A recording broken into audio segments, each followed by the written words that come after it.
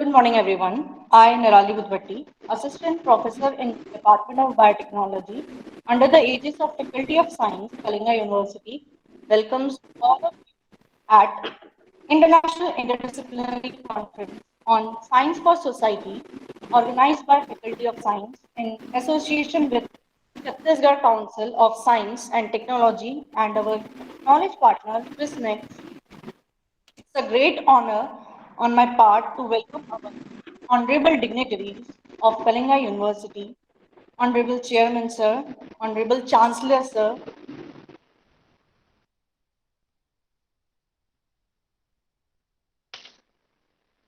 respected Dean Academic Affairs, respected Deans, respected Head of the Department, members of Kalinga family, students and participants across the country and globe. I welcome you all. We feel glad to have with us today our Honorable Chairman, Sir, Dr. Rajiv Kumar, Kalinga University. Sir has always made us proud through his outstanding contribution in education industry. He has always acts as a torch bearer guiding students towards success and a golden future. Dr. Rajiv Kumar is a veteran with an experience of more than 30 years in educating students. He is a PhD in mathematics from Chaudhry Charan Singh University, Meerut, and a recipient of triple master degree in mathematics, mass communication, and management. I extend my warm greetings to Chairman Sir. Welcome, sir.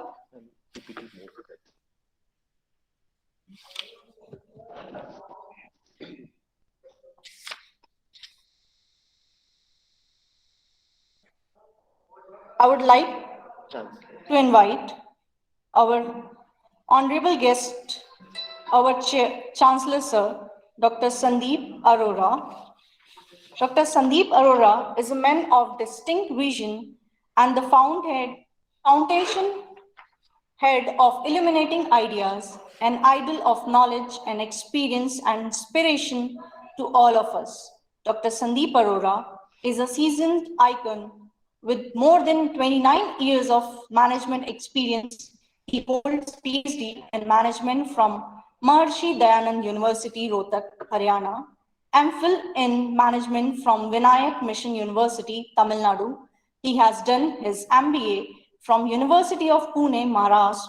He is a golden medalist in MBA and has acquired 38th rank in All India MBA entrance examination of Pune University.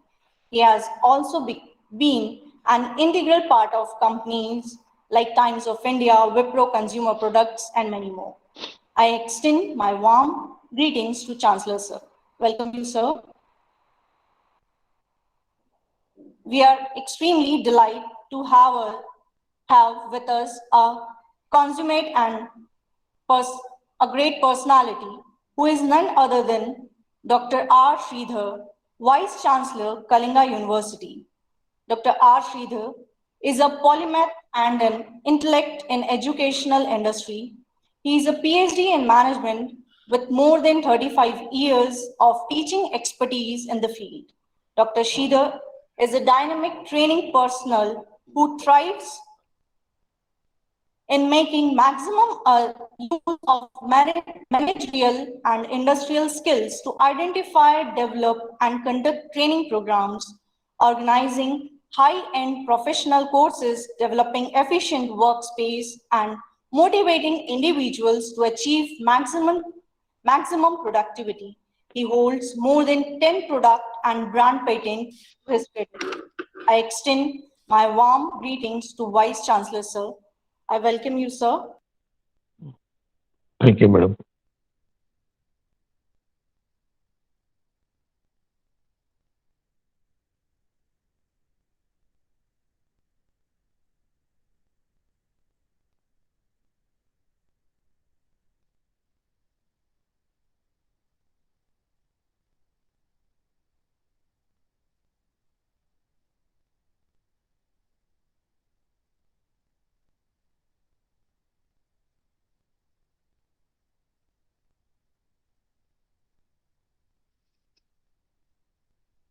Executive Fellow in Management from IIM, and he also holds a PhD degree in Management in the area of organizational behavior and HR. He has published 5 books to his credit and also served as an active member in NAC in higher education sectors. Sir, I welcome you in today's program. Now, I would like to introduce and welcome our Honorable Registrar, Sir, Dr. Sandeep Gandhi. Dr. Sandeep Gandhi has over 20 years of experience in educational sector. His researching mind, enthusiasm, and thirst for knowledge has driven him to embrace some of the highly prestigious and strategic positions in several renowned institutes in India as well as in abroad.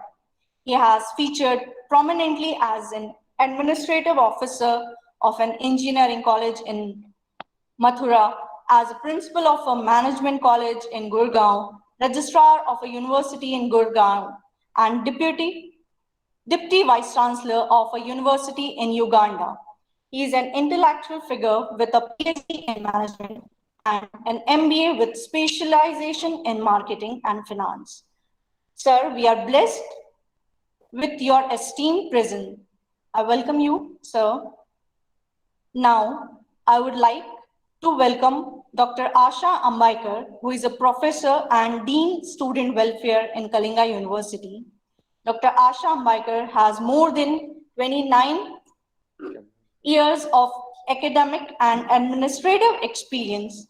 She holds PhD degree in computer science engineering. She has 5 patents in her credits.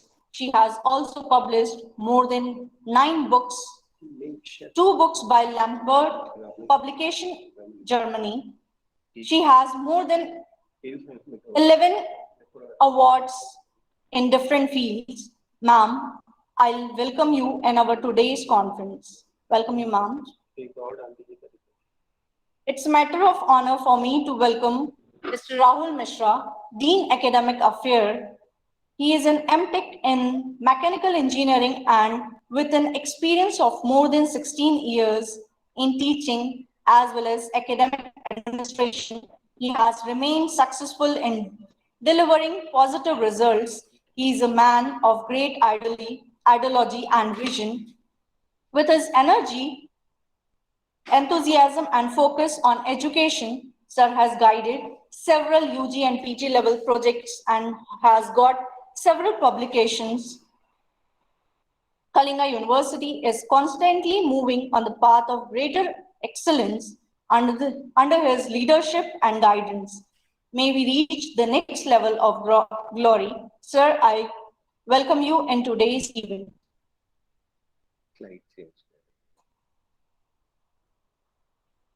Now, I would like to introduce our Dean of Science, Dr. Varaprasad Kola, and he is here with us, and he is also the convener of today's event. Sir, I would like to welcome you in today's event. Thank you, Nirali ma'am. Thank you, sir. Now, moving forward, it's a great honor on my part to welcome our guest of honor for today's event, Dr. P.K. Patra, Director General, Sickle Cell Institute of Chhattisgarh. Sir, I would like to invite you for today's event. Hello. Hello, Dr. Patra, sir. Yeah.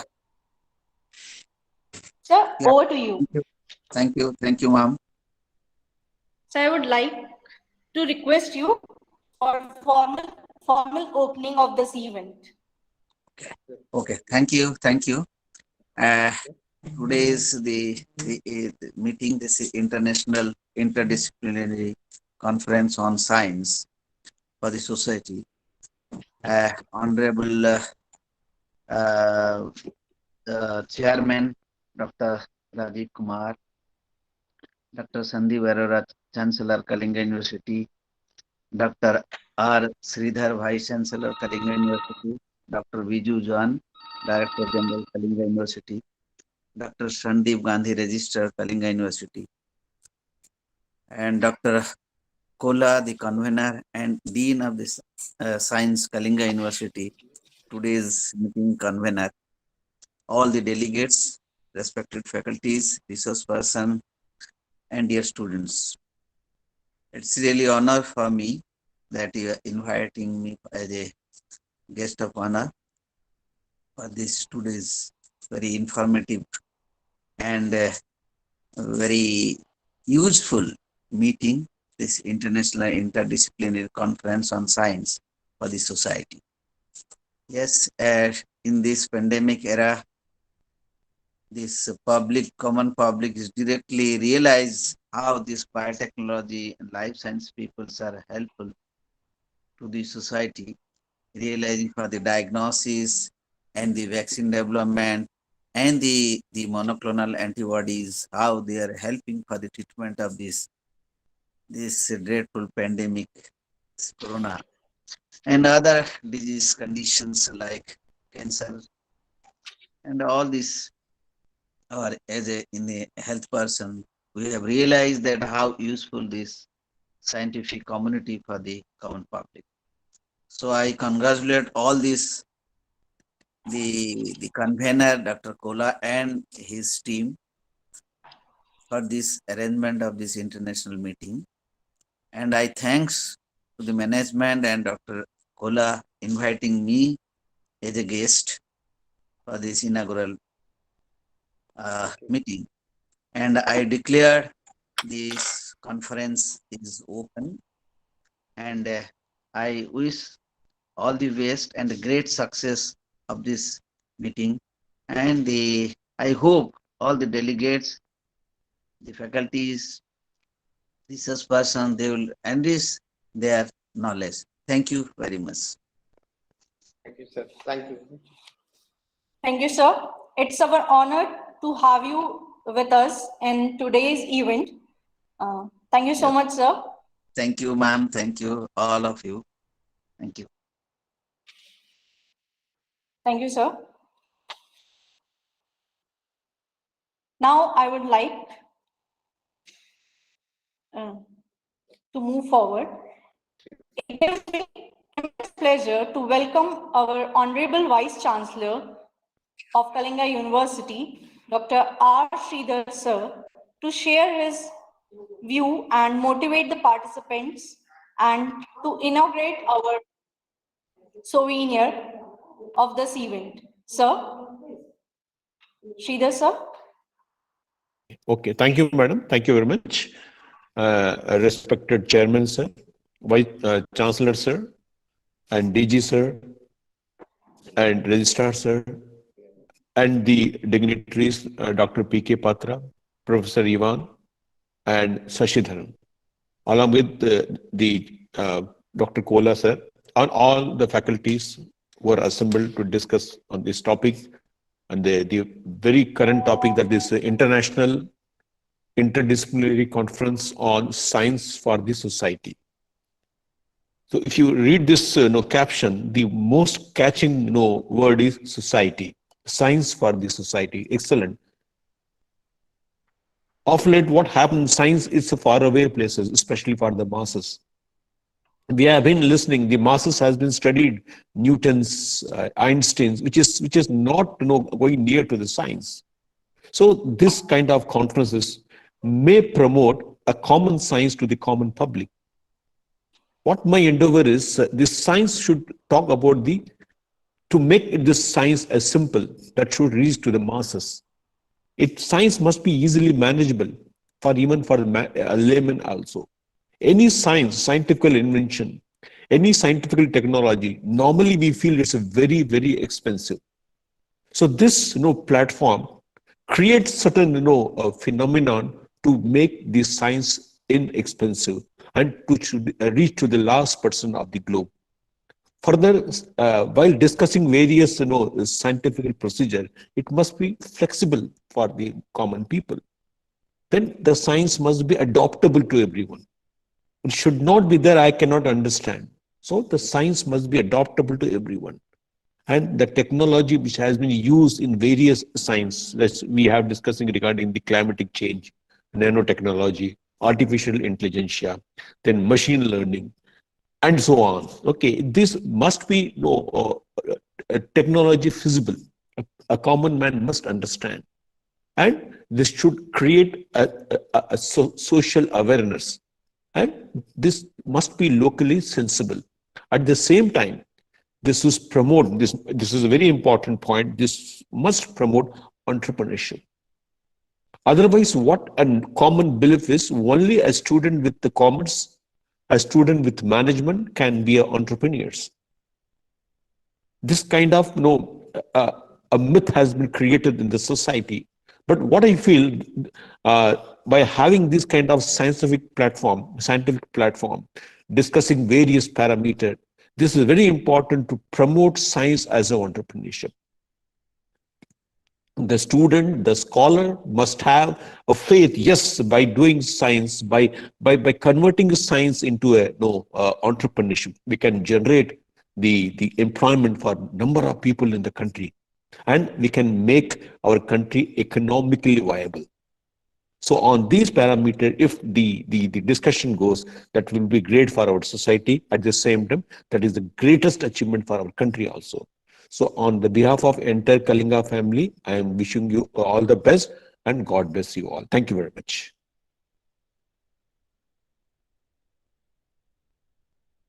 Participants, and for your blessings for our occasion, for this event. Thank you so much, sir. Okay, thank you, madam. Thank you.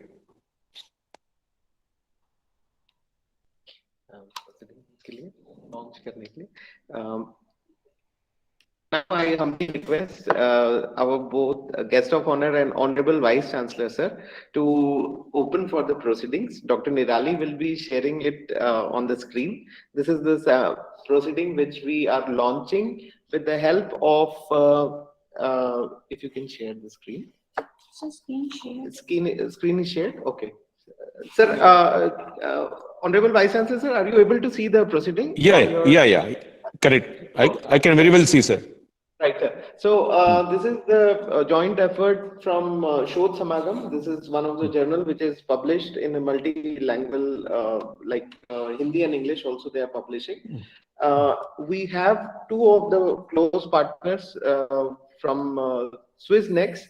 This is the company which is bringing the researchers and the universities together, and this is based in India, but this operates from the Swiss embassy in New Delhi.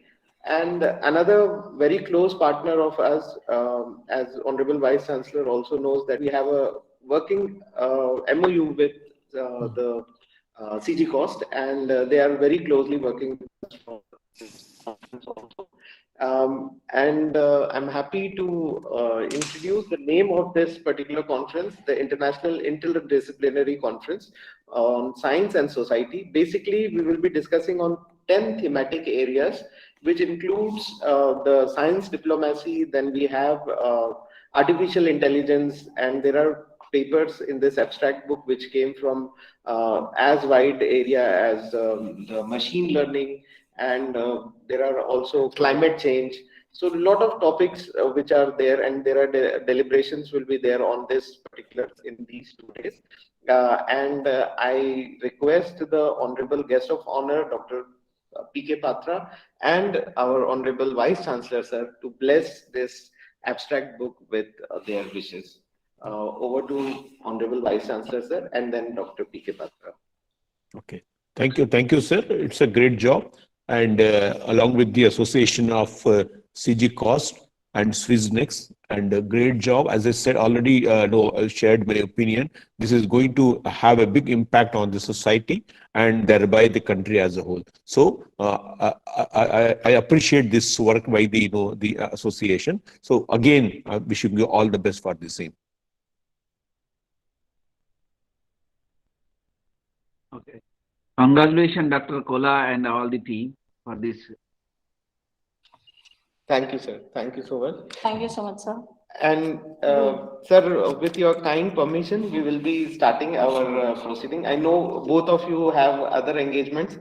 We have little bit overshooted your time. I thank from bottom of my heart, and over to Ali of thank our dignitaries.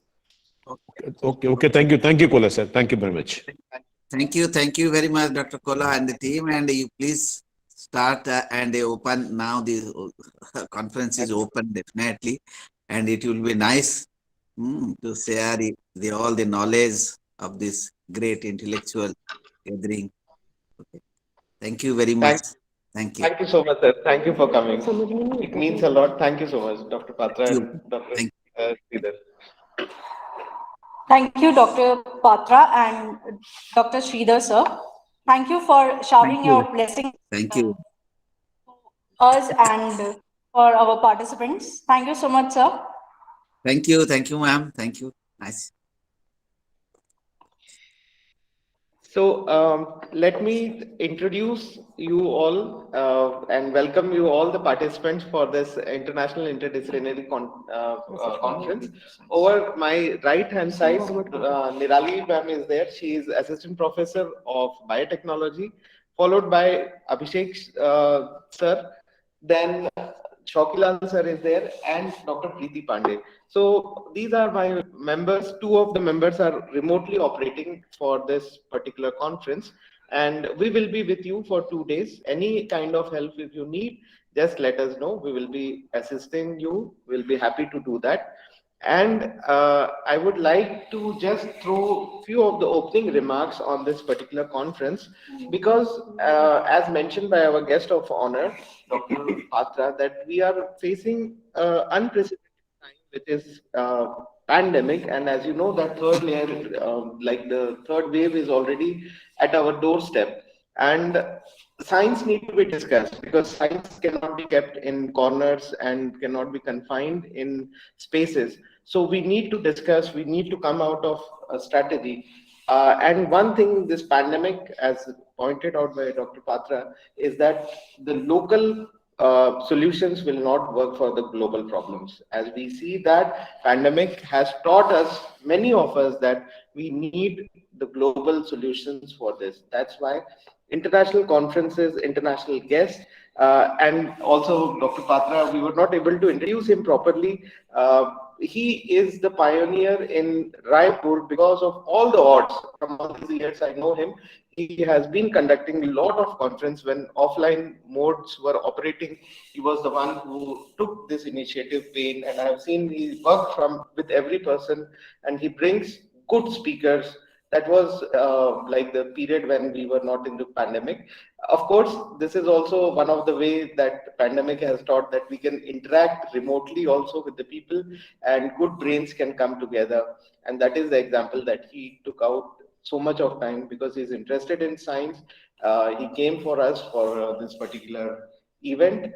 So without wasting time, because we need to think and proceed in science and scientific way, I hand over the mic again to Dr. Nirali for taking us through the proceedings of this particular 2 days event. She will be also, I think, one of our keynote speaker, Dr. Ram Pariksha, is already there I can see him. He will be quickly starting his deliberation on this particular topic of international conference. Over to you, Nirali ma'am. Thank you, sir. So moving forward on the first session of International Interdisciplinary Conference.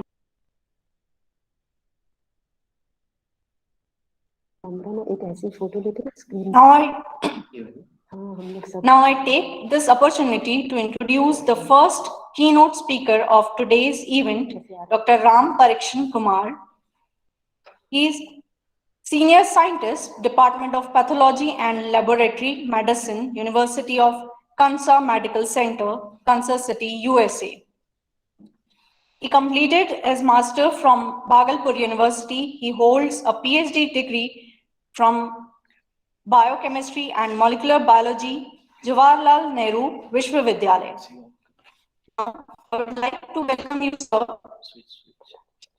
Hello. Over to you, sir. Dr. Ram, sir.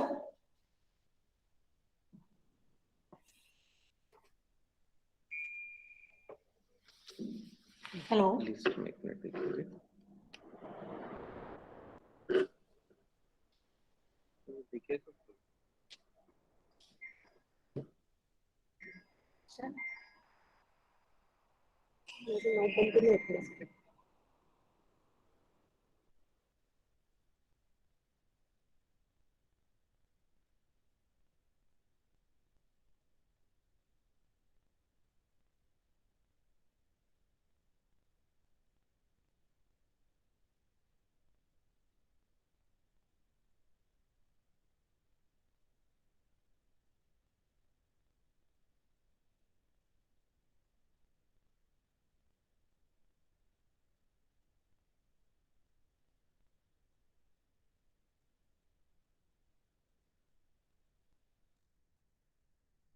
In few minutes.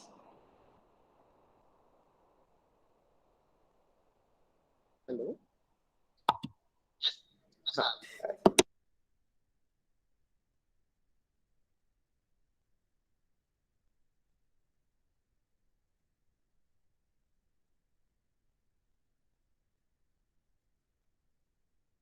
Connect होता है.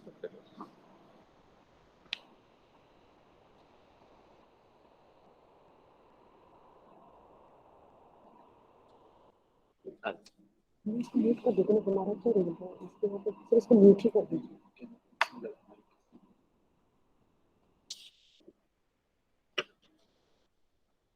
Hello, everyone. Sir has connected with us. So again, I would like to introduce our first keynote speaker of today's event, Dr. Ram Pariksha Kumar, Senior Scientist from Department of Pathology and Laboratory Medicine, University of Kansas Medical Center, Kansas City, USA. Sir has completed his master from Bhagalpur University. He holds a PhD degree from Biochemistry and Molecular Biology, Jawaharlal Nehru University, and contributed a lot in our field of science. Sir, I would like to welcome you to our today's event. Sir, Dr. Ram, sir, are you there?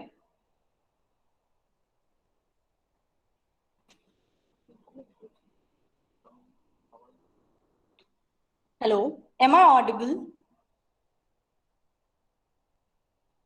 Yes, ma'am. Yes, ma'am. Ma'am.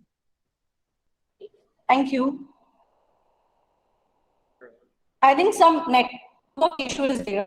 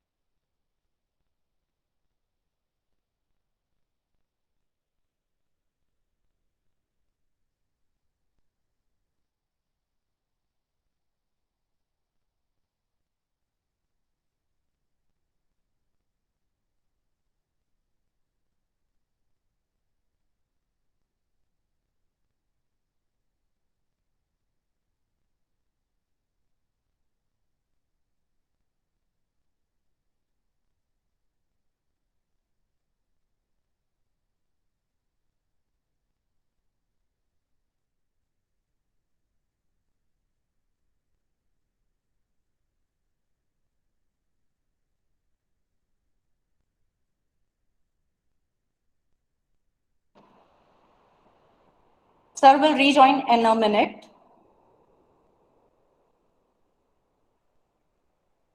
ताकि हम लोग की आवाज आएगी.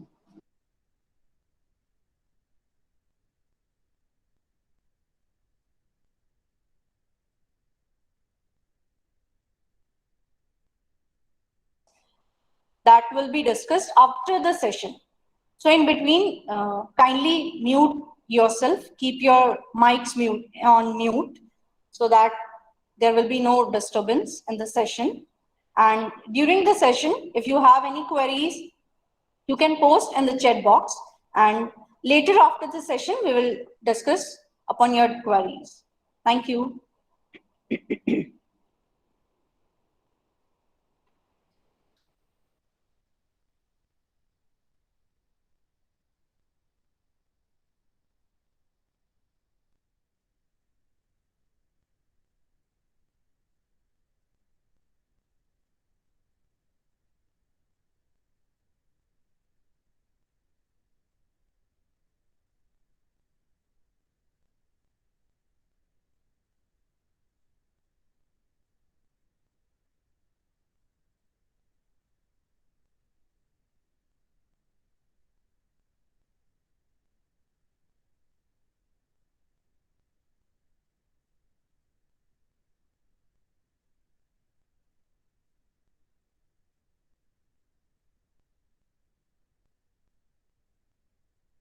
कर देंगे ना मेरी वॉइस बंद हो जाएगी। हाँ तो हम लोग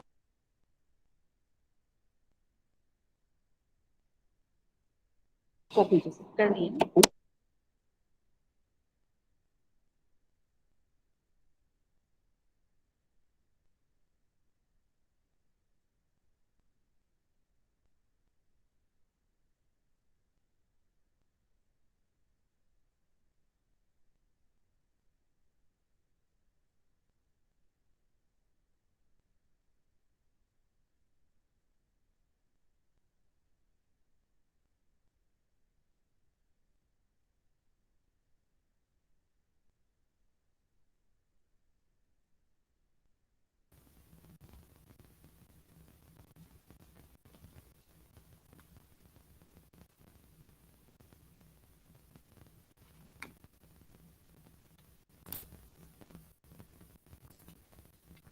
Hello.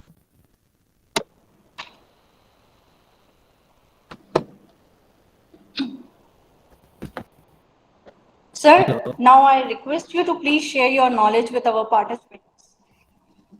Hello. No, yeah, it's not connecting at all.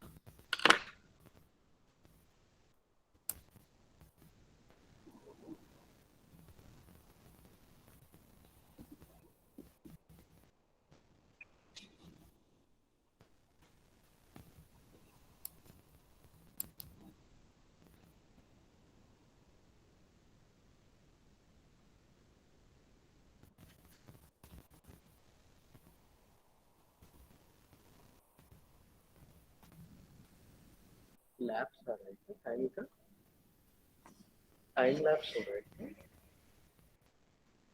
Hello.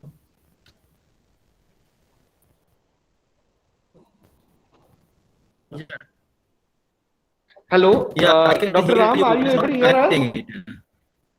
Okay, so I think Okay. no, we can hear you also. You can share the screen. Your screen you can share.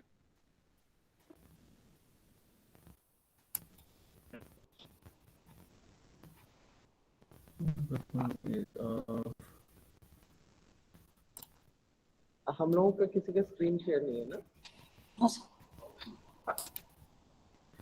Yeah, I'm doing.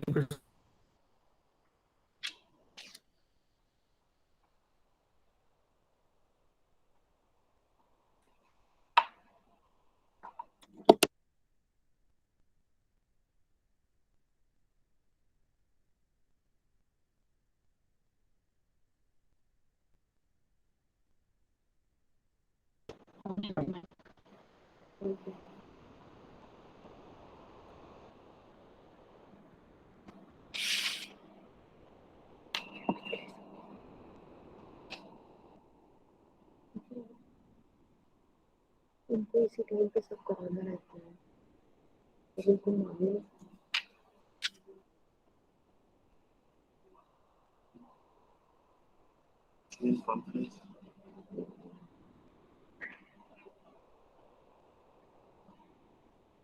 मेरी screen share नहीं है ना।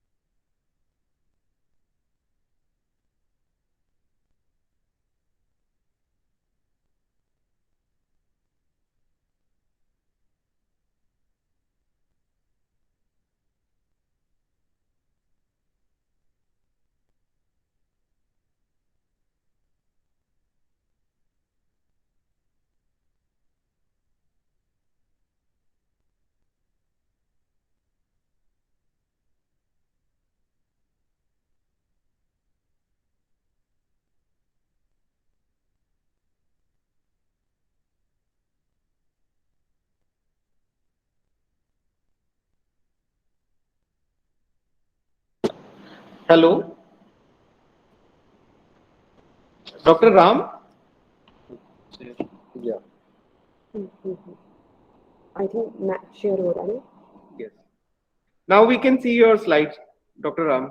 आप उनको personal chat भी आपके पास number होगा तो आप व्हाट्सएप भी कर सकते हैं. Sir is not talking.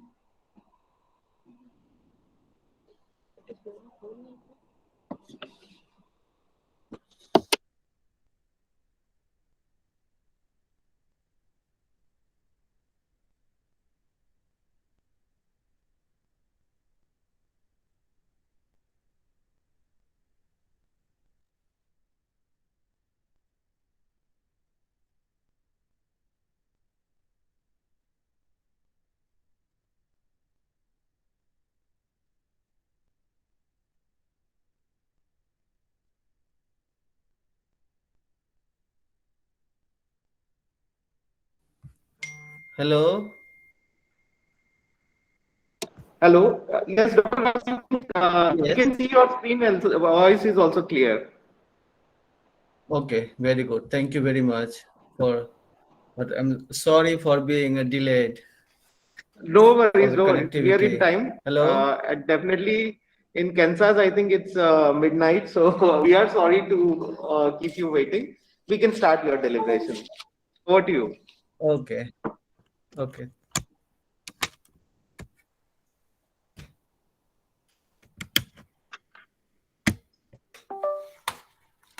Okay, so good morning, everyone. Thank you very much for inviting me for this presentation. So today I'm going to talk to you all about the epigenetic regulation of organ system development and so as all of you know, the most fundamental problem in the developmental biology is the biology of genetics and epigenetics. So the most fundamental aspect is the growth is the one of the most fundamental process during development and disease, and in which there are a group of cells, those are called the progenitor cells, which proliferate and differentiate. And during this process, there are a group of specific set of genes that are expressed and determines what will be the fate of the cells. And this fate is often reflected in terms of how the genome is packaged.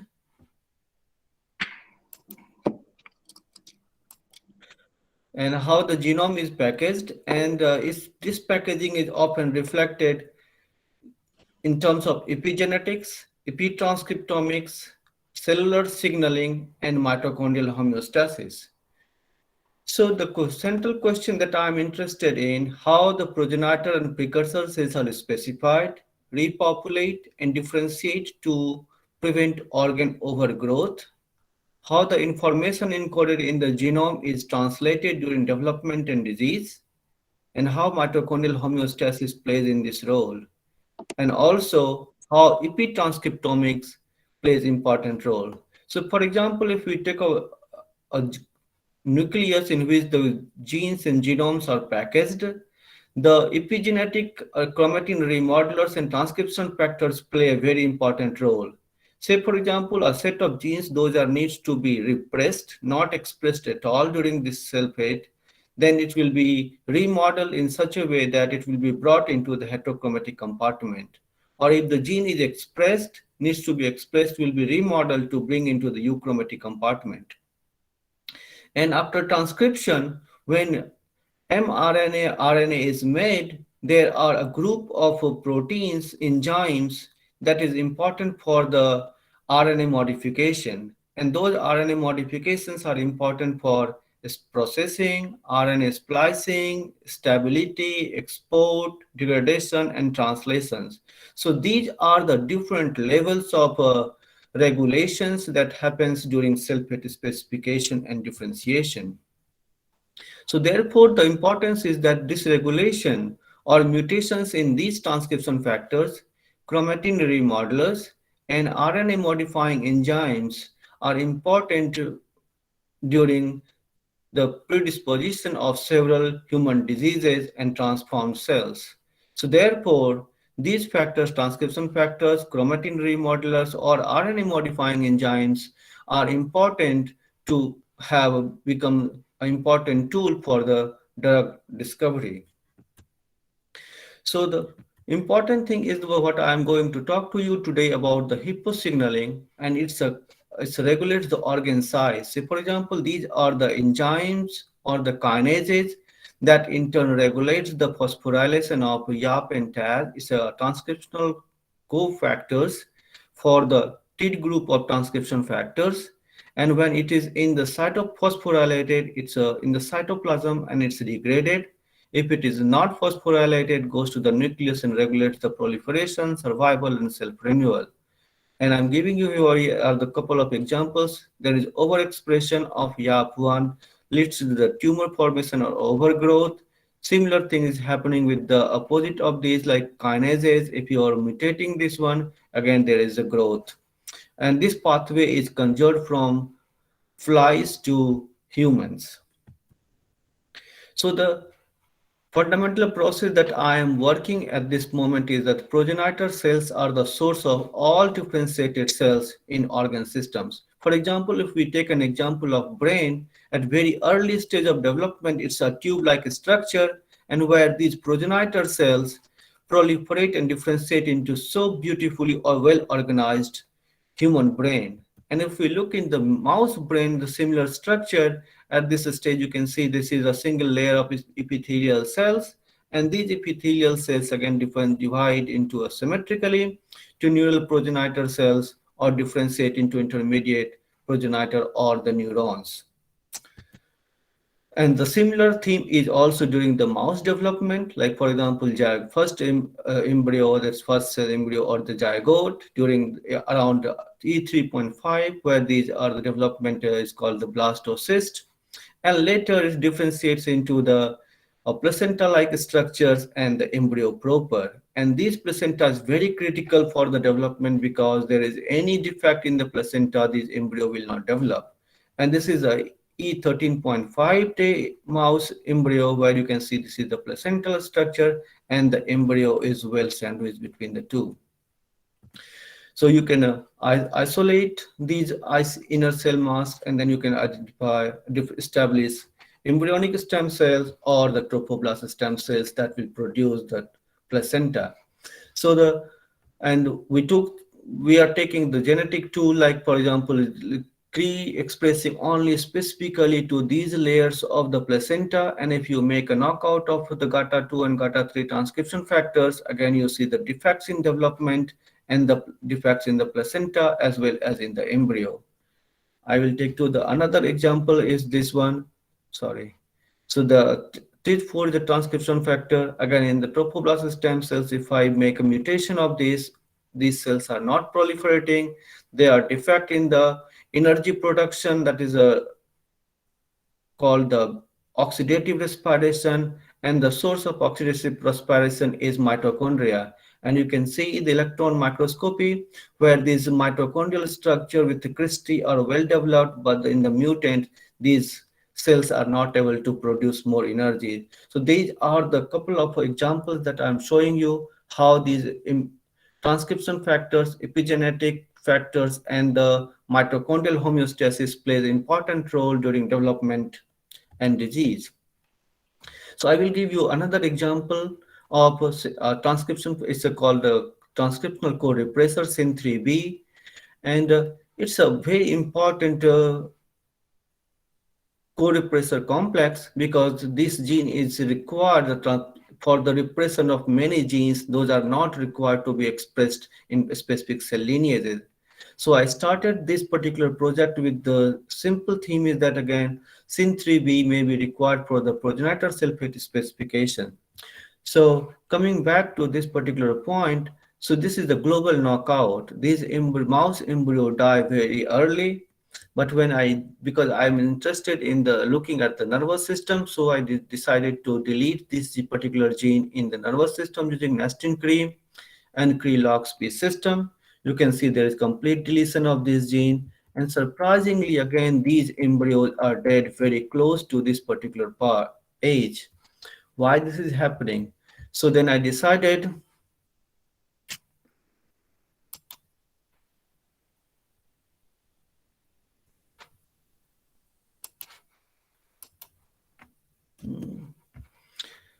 so then I decided to take these embryos and look whether these embryos were dead before and after the delivery. So you can see these are the live embryos, and when these embryos are taking respiration, but one of these embryos, these two are the knockout. One of them was dead very early, and the second one was dead after some time and breathing very slowly. So the next question that we asked, so the important thing is, as I said, the development of these embryos, daunting task is from the aqueous respiration to the aerial respiration. And in the brain, there is specific part of the brain, there are dedicated neurons, and it's important for initiation and maintenance of breathing. So then I looked at the molecular level, like for example, tyrosine hydroxylase is an enzyme for neurotransmitter, it's highly upregulated. Transcription factor FOX2B is also disorganized, and CFOS and marker for apoptosis also upregulated. So indicating that there is a defect in the neuronal differentiation. So the simple hypothesis again is that SYN3B expression is required to maintain the neuronal network important for breathing and respiratory homeostasis.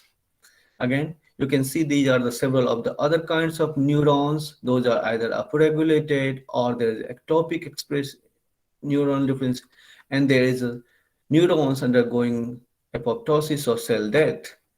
And if you can take these neurons and the progenitor cells, culture in the in vitro, and you can differentiate into neurons and see. So generally, when you differentiate progenitor cells into neurons, none of these two markers are co-expressed because nestin is the marker for neural progenitor cells and TUJ1 is a marker for differentiated neurons. But often in the knockout, you can see the two factors expressing together, indicating that these neurons are immature, and because of those immaturity, most probably these embryos are dying. I also take a different kinds of approaches, like for example, as I said, neural progenitor cells. You can take the SOX2 expressing cells or the intermediate progenitors TBR2 and follow the FACT sorting. And the genomics, as I said, epitranscriptomics like S3K27 acetylation, it's a marker for active genes, S3K4 trimethylation, again, histone modification that is indicating that this gene is active. This gene is also active, but here is the mixed population or the genes, those are not expressed at all. So these are the genetic tools clearly indicates that we can figure out what is happening in these cells or these types of neurons. The another important feature that I observed here is the maternal behavior. Like for example, mouse, after delivery, you can see that these pups are brought together and alive, they're fed. But when I look for the SYN3B knockout, these mothers are not able to take care of these pups, and all these pups die immediately after birth. And again, there are specific parts of the neurons, a specific part in the brain that is important and for the maternal behavior. So I am also interested in this particular phenotype. Like for example, you can look, these mothers are having the lactation mammary glands active, all these.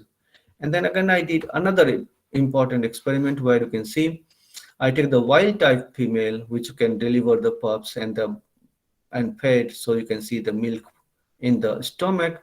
But these conditional knockout mice were not able to feed any pups. And if you bring these pups together with this mother, they will survive and happily, indicating that these mothers are defective in maternal behavior. And have several other directions I have taken, indicating that, as I said, this particular protein is also interacting with epitranscriptomic regulators. And you can see one example, I'm showing you how important is in the placental development. Like for example, human control, you can see this particular factor is in the nucleus. In the knockdown samples, you don't see, but double-stranded RNA is upregulated. And this is an indication that there is immune response and that triggers miscarriage. So in this direction, I can also establish several types of transcription. Stem cells can differentiate into and look for the SYN3A, SYN3B, how these factors are regulating this process. And I'm also taking several the directions. What is the molecular mechanism by which SYN3B regulates cell specification? And these are the different directions that I take to achieve the molecular mechanism, how the SYN3B or transcription factors, epigenetic factors, as well as epitranscriptomic factors important to play during the development and differentiation. With this, I will be happy to take any questions you have. Hello.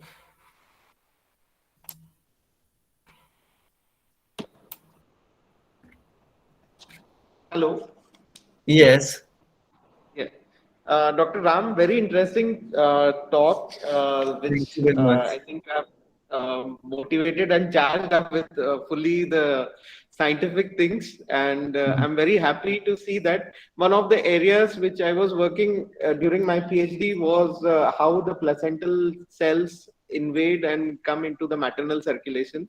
So Yeah. we were working on trophoblast things. So what I want to ask, okay, sorry, I want to give others first chance because I will keep my questions for later on. Anyone wants to ask a question, the floor is open for them. You can ask and interact with them. Dr. Anju Meshram wants to ask some questions. Go ahead, Yeah. ma'am, please. Hello, sir. Am I audible? Yeah. First of all, I would like to thank you, sir, for the wonderful presentation. It was really enriching and enlightening. Thank you. As far as this topic is concerned, sir, there is no direct question related to this topic, but I surely have some query related to the epigenetic studies. Of course. I would like to know, sir, that Yeah. whether we can carry out this type of work in understanding the neurological disorder like Alzheimer. Yes. So that's why I am also so if you look particularly, so yeah, I am also doing some kind of a similar kind of a study where I'm trying to take patient derived samples. So you can take for example, in this particular slide, if you take those cells, you can isolate the neural progenitor cells, and then you differentiate and then do the epigenomics. Like this particular kind of study, what you can do, definitely you can do those epigenetics. Okay, sir. Thank you so much, sir. Yeah.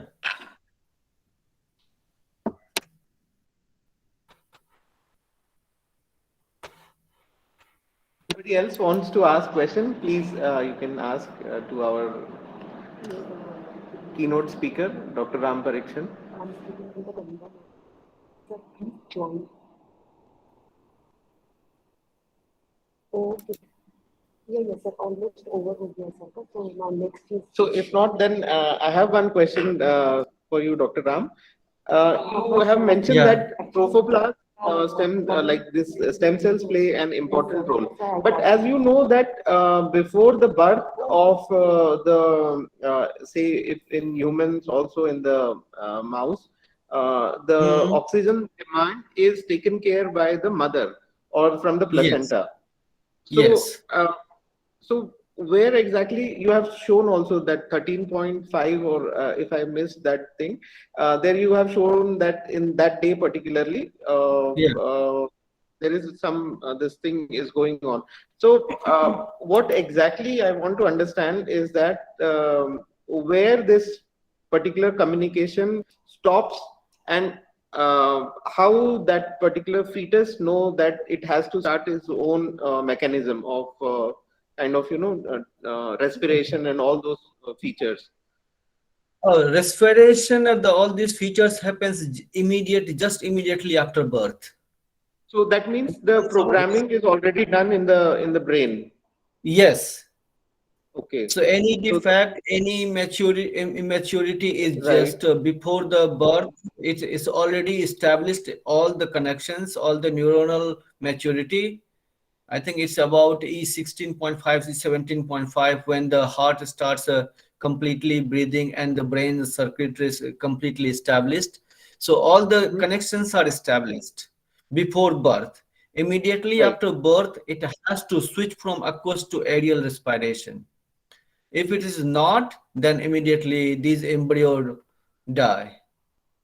These embryos are dying. So now this leads to a second question. So if there is a genetic defect and this Yeah. rewiring is not happening right way, then is there a way to find out that the Yeah. embryo which is forming is not the correct one and it will not be able to survive after the birth? I'm going little ahead of the things, but is there any mechanism where we can find out this thing? Mechanism, it will be very difficult to answer you because we don't know which part of the brain is regulating that particular aspect. Right, right. First thing. Second thing is that now what I am trying, because I used the whole brain, whole nervous system specifically. So what Right. I am trying to do is going to the specific part of like FOX2B, I said. So that particular Right. FOX2B cree, and then particularly I ablate that particular neurons, and then take out all those neurons and see whether I can recapitulate the phenotype or not. If I Right. recapitulate, then it will be easier for me to go for the molecular mechanism. Right. उसके लिए So I think the in coming days we will be like expecting some answers from you on these lines. Uh, Definitely, it was very Yeah, interesting talk, and we really enjoyed it. Uh, and I really see that you're working so hard in this field, and definitely some thank you good very answers much. will be Yeah, coming from knowing you from.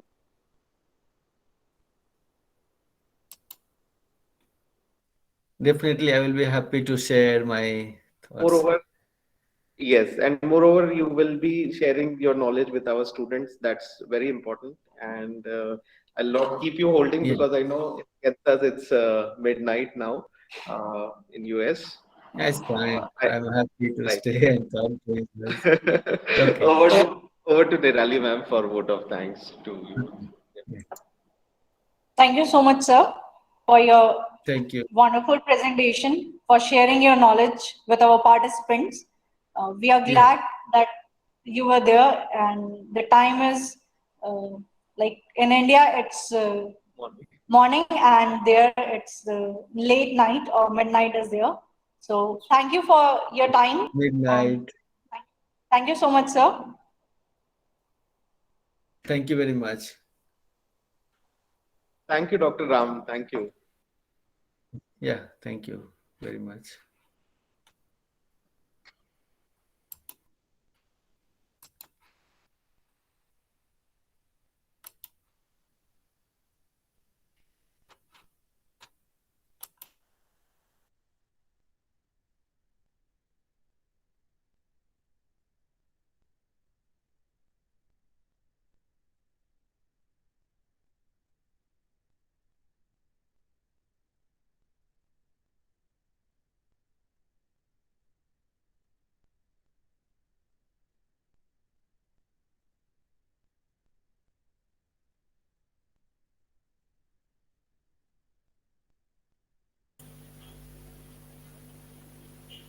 Excuse me, Nirali ma'am. Sorry to disturb you.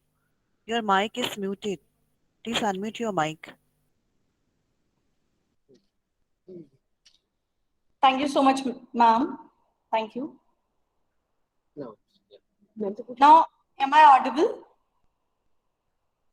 Yes, ma'am. Right now you are audible.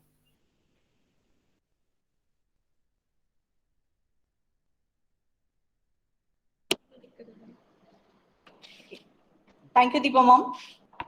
So moving forward to our next speaker, and I would like to introduce our next speaker, Dr. Manjunak Joshi, Associate Professor, Department of Aging Research, Manipal School of Life Science, Manipal Academy of Higher Education.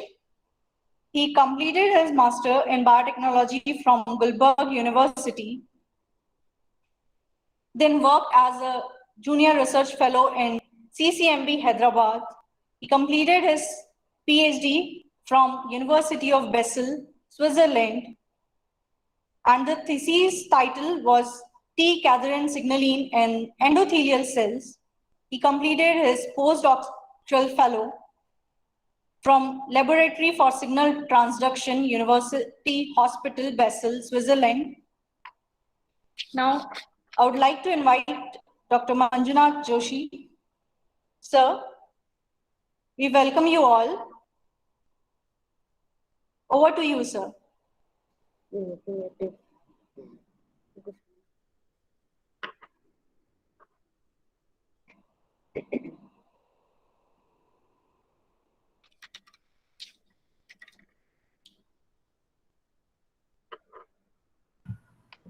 Are my slides visible? Yes, sir. Okay, thanks.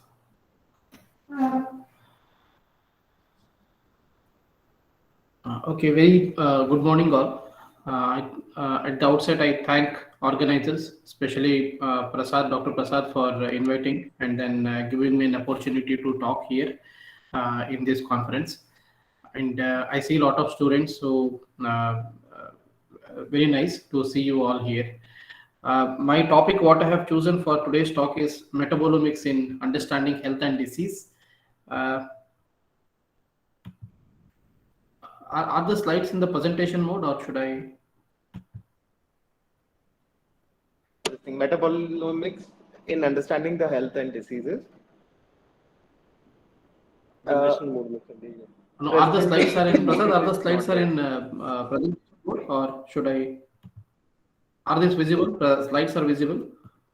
Yes, slides are visible. We are at the first slide.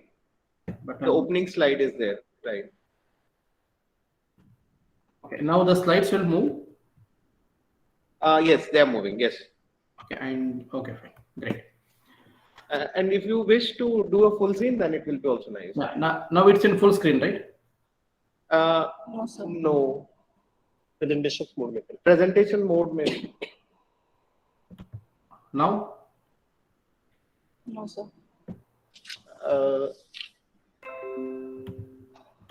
No, now it is not there. But I think we can continue. Not a problem.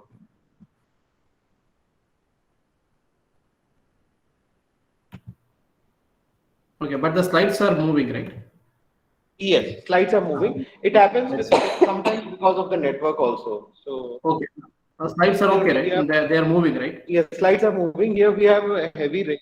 That's why.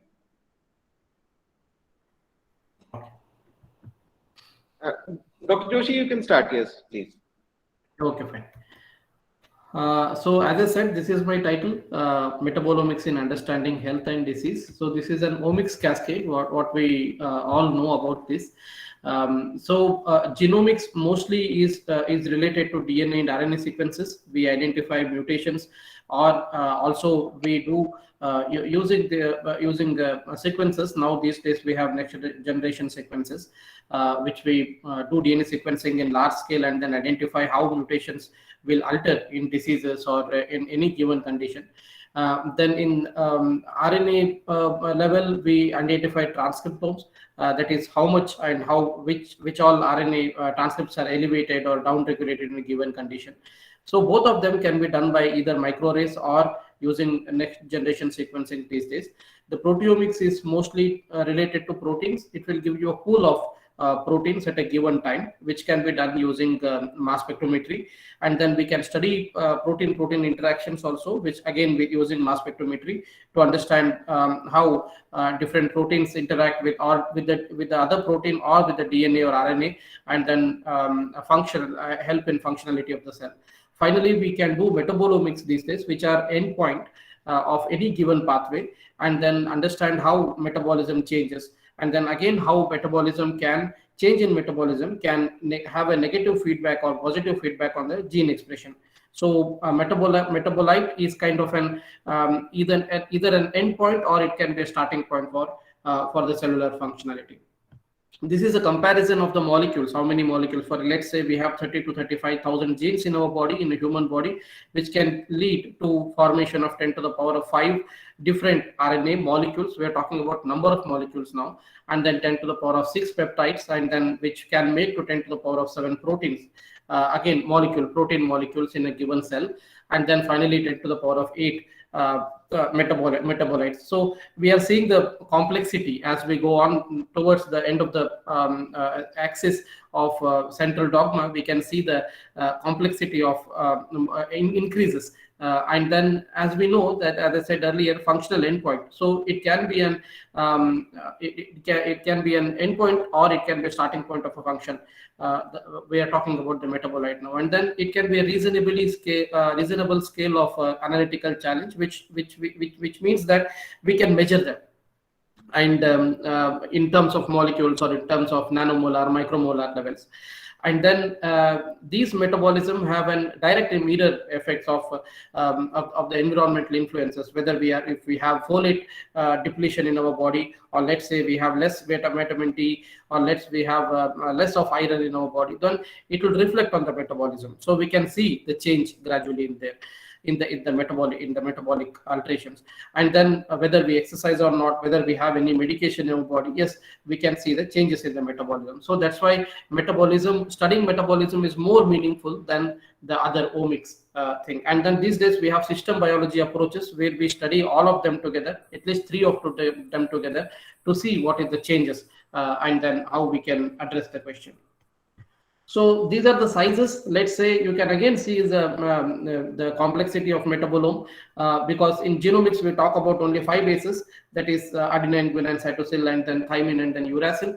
And then in proteomics we talk about every protein is made up of 20 amino acids, and also we talk about post-translation modifications within the proteins.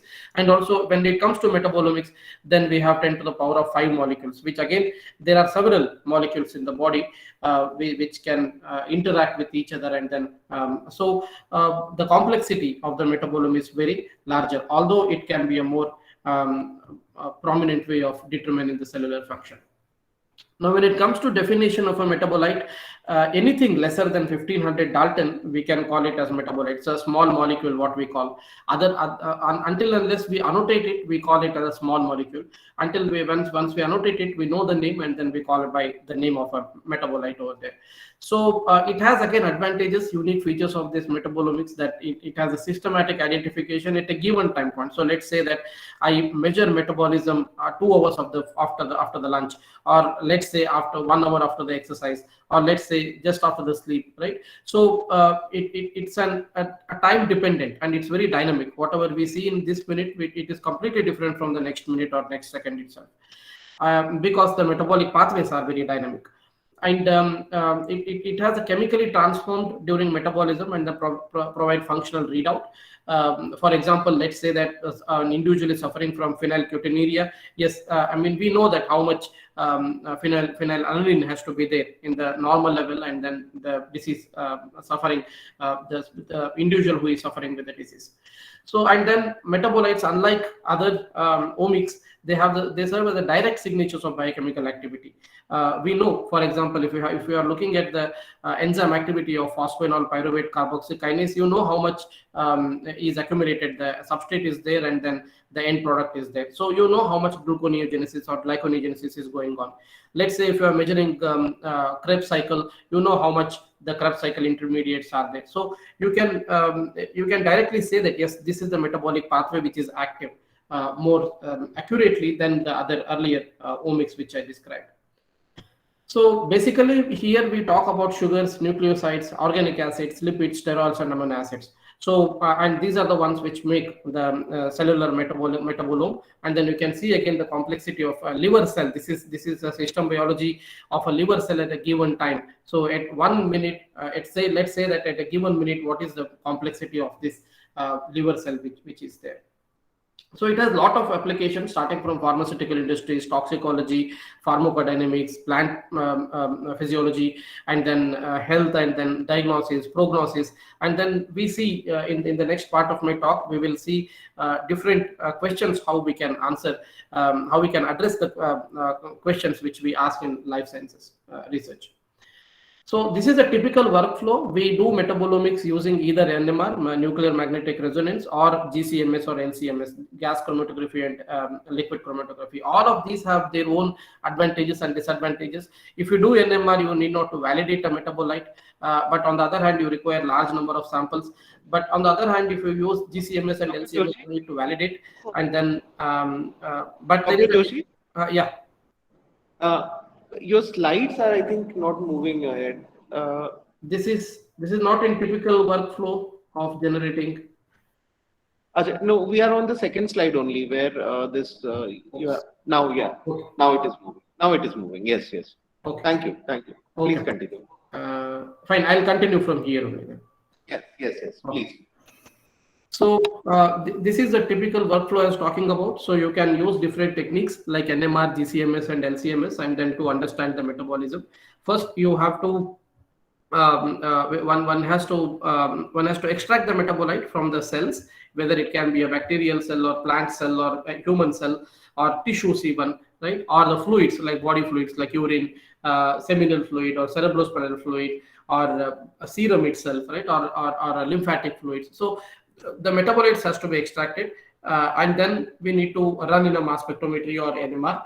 We'll get a list of embedded ratios or the molecules, and then later we'll also get the quantity of these molecules, and then use the databases to search these, annotate them, what are these based on the molecular weight, and then later we can make an enrichment analysis to show which are the pathways which are affected in a given condition. So this is a typical workflow of metabolomics. So the first question is, how do we extract the metabolite? Now there is no universal extraction method, but on the other hand, it's always a trial and error. So we can use either aqueous extraction, just mix up with the water and then see, centrifuge it and then see how many metabolites are getting solubilized in the water itself. But on the other hand, we can do an organic extractions also. So using petrols or chloroform or methanol or acetone or ethanol itself, and then you can extract the metabolites. So depending on the complexity of the organism again. So plant metabolites are very volatile. Extracting plant metabolites are very difficult because they have several kinds of metabolites like alkaloids, terpenoids, polyphenols, and then again nucleotides and several ones. Most of the human metabolites are soluble, so we can do using, except lipids. So we can do an LCMS rather than GCMS. So we have to do a trial and error and then see in which extraction method we'll get a lot of larger metabolites, and then what we are looking for, whether we are looking for amino acids or whether we are looking for lipids or very specific classes of the molecules, whether we are interested in. So based on that, the chemical nature of this, we can you can use an extraction methods. So once it is extracted, then we use mass spectrometry. In my slide, in my talk, I'm more explaining you about the mass spectrometer rather than NMR, because the examples which I have given you later are more using LCMS. So there are several. Now how do mass spectrometry work? This is a simple flow of a mass spectrometry. So it has an inlet which is conjugated with either LC or GC. Depending on the solubility of the molecule, we use LC or GC. So if they are soluble in nature, then we use liquid chromatography. If they are volatile in nature, then we use gas chromatography. Something lipids. Lipidomics has been more done in GCMS, and then and then if you want to look at amino acids or let's say smaller lipids or nucleotides, amino acid derivatives, right, or gut microbiome features, then you can look for LC. So in both of it, you will have a column. It's a HPLC based one. So you have you have an solvent phase, and then stationary phase, and then mobile phase, and then which is connected to ion source. Ion source we can use again several ones like ESI or MALDI. Usually proteomics is done using MALDI. ESI is more for metabolites. You can also do proteomics using ESI, because ESI will have multiple charge on a given compound. So in the ion source, the ionization of the molecules happen, and then they enter the high vacuum. So where they will migrate from the based on the size. So how exactly it happens in electrophoresis? from first we see, if you do an agarose electrophoresis, the smaller molecule will move first and then later the larger molecule. Similarly in mass spectrometry also, based on the mass they will move. But the principle is different, quite different, which we'll see later. And then the detector system, you can have a UV detector, or you have color, you have several detectors there, fluorescence detectors. We can you can get the signatures of this, and then the data system, the algorithms are written, so where they will translate from the peaks to the M/Z ratios, that is mass by charge ratios of the molecule. So this is how electrospray ionization, ionization happens in electrospray ionization. So you have, so let's say we have a nebulization gas. So nebulization gas is usually N2, nitrogen. So why nitrogen? Nitrogen is an inert gas. It doesn't act with any other molecule like oxygen. Oxygen, if you use oxygen, probably oxidize everything. So nitrogen is more inert. It is freely available in nature. So you have the nitrogen filters where the machines will only pass through the nitrogen to the machine, but not any other gas over there. So we heat it up to 400 degrees Celsius, right, giving again the potential difference here, and around 300 to 400 kilowatts, and then the nitrogen gets heated up, and due to this heated nitrogen, these soluble. Now we have to imagine that your molecule, let's say you are doing a plant extract or a serum extract. Let's say you are doing an analysis in serum, human serum. So your serum metabolites you have extracted during methanol, and then they are dissolved in acetonitrile. So you have to imagine that an acetonitrile droplets are there, and each droplet will have some metabolites. So what happens here is, when you do an nebulization of the when you heat up the nitrogen nebulizes. So nitrogen breaks down. Nebulization means breakdown. In your when we are children, or when you have asthma, probably you had a nebulization course in the hospital. So which means that breaking up the mucus. So similarly here we are breaking up the into small pieces. So here the droplets containing analyte A, analyte may be an amino acids or lipids again. So here it is covered by acetonitrile solvent SH, and then that solvent will give one proton to the molecule. It will ionize now, and then later the molecules will be ionized over there, AH plus. So here you have SH plus, A is the analyte which is in the droplets. These droplets have a Coulomb explosion due to again the energy over there, and then you have we have the ionization of the molecule. A plus or A minus will happen depending on the solvent. You can run ESI in both modes, negative mode and positive mode.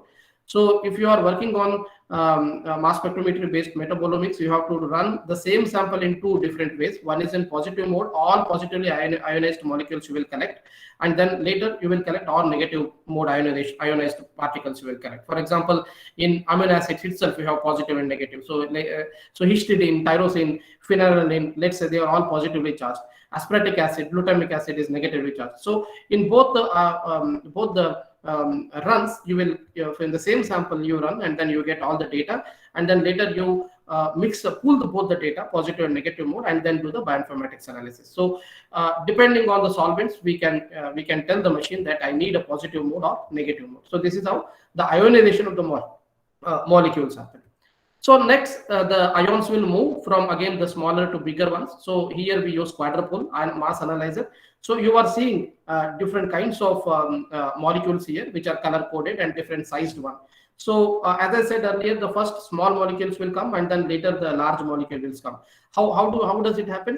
So it happens due to Newton's second law. So F is equal to ma. So you have F at the same pressure, the same force is there. You are applying same force to all the molecules or the color balls you are seeing. Some are big and some are small, and then some are different color coded. And then you are hit. They are ionized, so they are more lighter now. And then you are giving same force. So if you give to same force to different sized molecules, the small molecule will move first, and then the second molecule will later the larger molecule will move. So here this is how the analyzers will work, and it's in a vacuum over there. So this is a multiple reaction monitoring. So this is again, this mass spectrometry will have two types of two analyzers. MS1 will only analyze M/Z, and then in the collision chamber you have argon gas. So where again the molecules will collide with each other, they will make the fragments, and these fragments will move up based on their molecular weight, and these will be detected by the detectors over there. So we call MS1 as a precursor ion and MS2 as a daughter ions. Now, how does it help? I'll give you an example. So let's say there are molecule A and molecule B, right? Both molecular weight is 182 Daltons. Molecule A is 182 and molecule B is also 182. So if you enter 182 in any metabolite database, you will get 100 numbers of metabolites. So which one to choose? Which is the right one now? So how do we detect? Then we do this multiple reaction monitoring. So 182 is a MS1. 182 is MS1, molecule A and molecule B. So A will break into 182 will break into first A, where 182 will break into 100, 95, 67. So let's say MS2, sorry, that will be MS2, 100, 80, 67, and then 91. That is one fragmentation pattern. Now, in case of molecule B, which also has 182, will break into, let's say, 52, 63, and then 55, and then 100. So here, although the molecular weights are same, their fragmentation patterns are different. So why their fragmentation patterns are different? Because their chemical compositions are different. Their functional groups are different. So that's why in a given condition, let's say if you have given 5 electron volts to collision in cell, and then you have MS2 is 162, out of 162, you have 100, 52, and 53. And then another molecule 95, 43, 44, fragmentations are different. So that's why your molecules are different. So you can annotate them, you can label them, you can give the name to the molecules based on their fragmentation pattern. So that is why this multiple reaction monitoring is very important. So this is how peptide sequencing is also done. So here is an example. So progesterone in an hormone, right? So its molecular weight is 315. So it's when you break up into MS2, you will get the product ion or daughter ions 109 and 97. So given the electron volts has to be let's say 5 electron volts. So if you give 5 electron volts to another molecule which also has 315, it will never give you 109 and 97. It will give you something other products. So why? Because their chemical compositions are different. So this is how we do MS and MSMS in given mass spectrometry. This is all our data where in the bipolar disorder serum, where we see again MSMS patterns of different molecules. So we have several databases. Some are procured and some are freely available. We can use these databases and then annotate the mass and then see, okay, these are the metabolites which we have.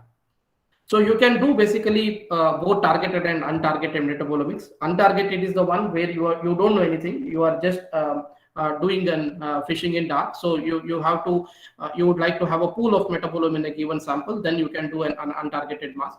If you already know what you are looking for, then you can only select that one and then do. For example, in inborn error of screening, you will do 20 amino acids and 10 acyl carnitine levels. So you know what you have to look at in the inborn errors, right? So similarly, if you are looking for any other metabolic disorder, you know, okay, I would like to understand how much serotonin content is there in the serum at a given time point. Okay, I will only measure serotonin. So in that case, we call it as targeted mass spectrometry. So now we will try to answer address the questions. What can we do with mass spectrometry and metabolomics analysis? So this is one of our study which we do, which our lab does, my lab does, where we are trying to understand why do type 2 diabetes individuals have recurrent infections. Your grandparents or your parents or might have type 2 diabetes at home, and they would always have some or the other inflammation, chronic inflammation. They have fever, they have elevated WBCs all the time, they have infections, foot ulcers, they have retinopathy, neuropathy. So why is that? So whether we can use a metabolomics analysis to address this question. So this is more of in the lab we study more of neutrophils. Neutrophils, as we all know, they are most abundant WBCs in the body, in the human body, and then they kill the bacteria. They are part of the innate immune system. They kill the bacteria by 3 ways. One is phagocytosis. They engulf the bacteria, and another one is they produce antibacterial or antiprotozoal components by degranulation. They will kill the bacteria. Other important thing is they produce nets. What we call it as nets, that is neutrophil extracellular traps. This is why we call it as Spider-Mans, because they once the neutrophils gets stimulated, they expel their DNA outside along with the antibacterial proteins or anti-pathogen proteins and the histones, and then they trap the bacteria and then they kill them. So that is why we call it as neutrophil extracellular traps. So this is the video which we have made. I hope we can see there. We have treated the neutrophils with the IL-6 and inflammatory molecule, and then see how the nets are formed.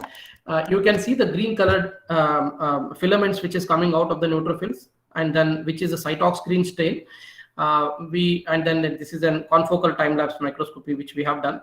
So you can see how the neutrophils are expelling their DNA outside, and then they would kill the bacteria or the protozoans or the virus, and then they trap. This is just how it happens, like a fisherman. Fisherman throws his web and then catches the fishes. Similarly, the neutrophils will expel the DNA outside, chromatin, and along with the histones and bactericidal proteins, and then they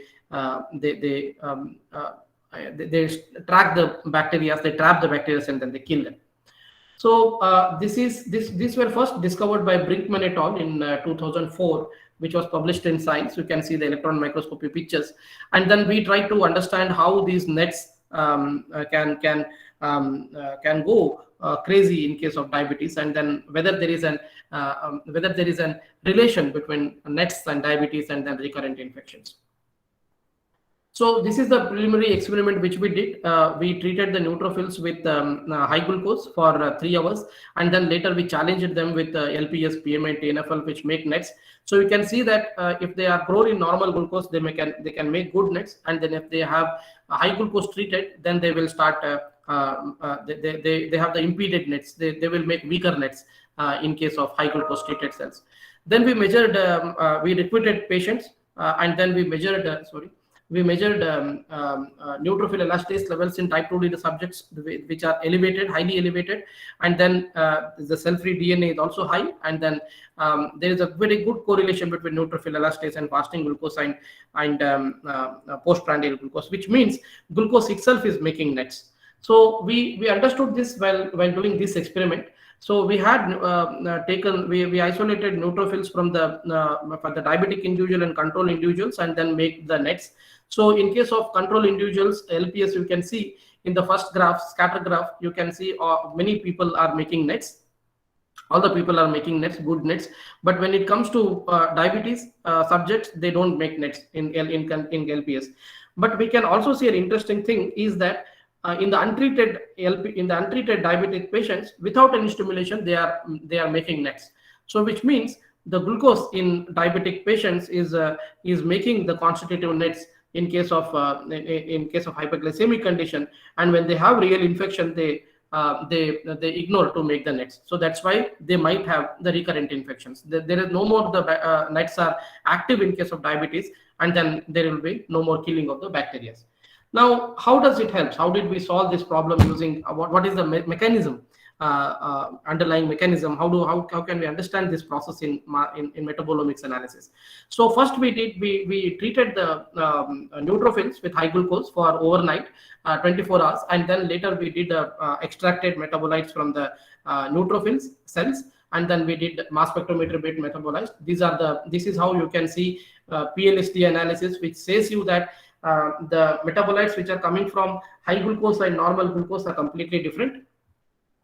This is a global analysis, and then classification of the metabolites you can do, which are how many percentage of amino acids you have, what are the phytochemicals, what are the aliphatic, what kind of nucleotides you have. So you can functionally classify them, and then later you can annotate. As I said earlier, I have shown you several databases, so using them you can annotate them. And then here we see something interesting, that in sugars and nucleotides, if you see, there is the last one, that is anhydrous orbital, which is high in case of diabetes. Of course, we could have followed all other metabolites which are up and down regulated, but we thought we will follow this one, anhydrous orbital. Why, I'll tell you later.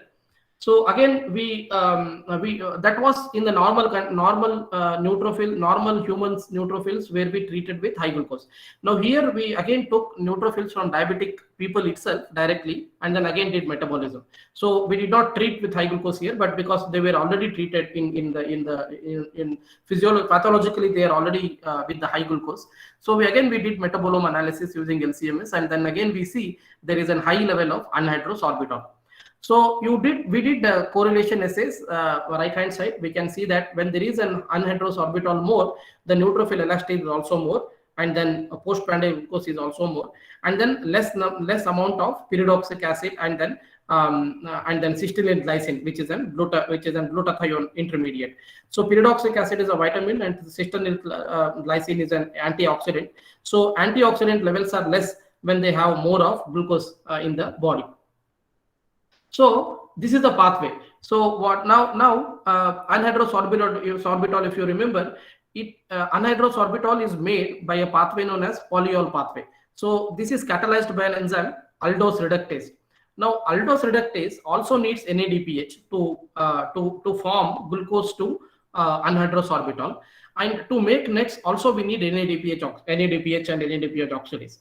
So we think that when we have high glucose levels, whatever the glucose is there, high glucose is there, it is converted into anhydrous orbital, and then all the NADPH is already used. There is less of NADPH. There is an insufficiency of NADPH, and then when the real pathogen comes into the body, there is no NADPH to make the nets, because to make nets NADPH is important.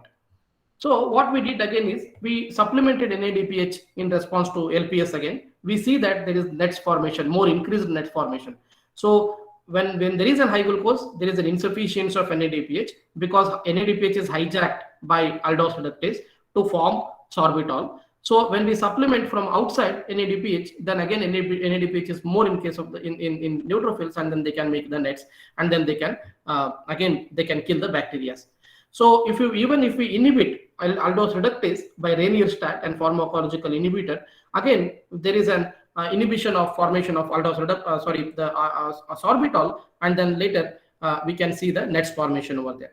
So this is how we address the molecular mechanisms using the metabolomics there. So this is the proposed model. What we have high glucose, normal glucose, and then we have more of PPP, that is pentose pathway, where there is an formation of NADPH in the normal glucose. All the glucose may be used for nucleotide formation, but on the other hand, when we have high glucose, this is stopped. The PPP is stopped. NADPH is no more produced, because all NADPH, whatever is made, is used by aldose reductase to form the sorbitol, and then there is no more nets over there. So you can see in normal levels, you can see bigger nets, and then in high glucose level, you can see smaller nets. And then we challenge with LPS, they do not make the nets.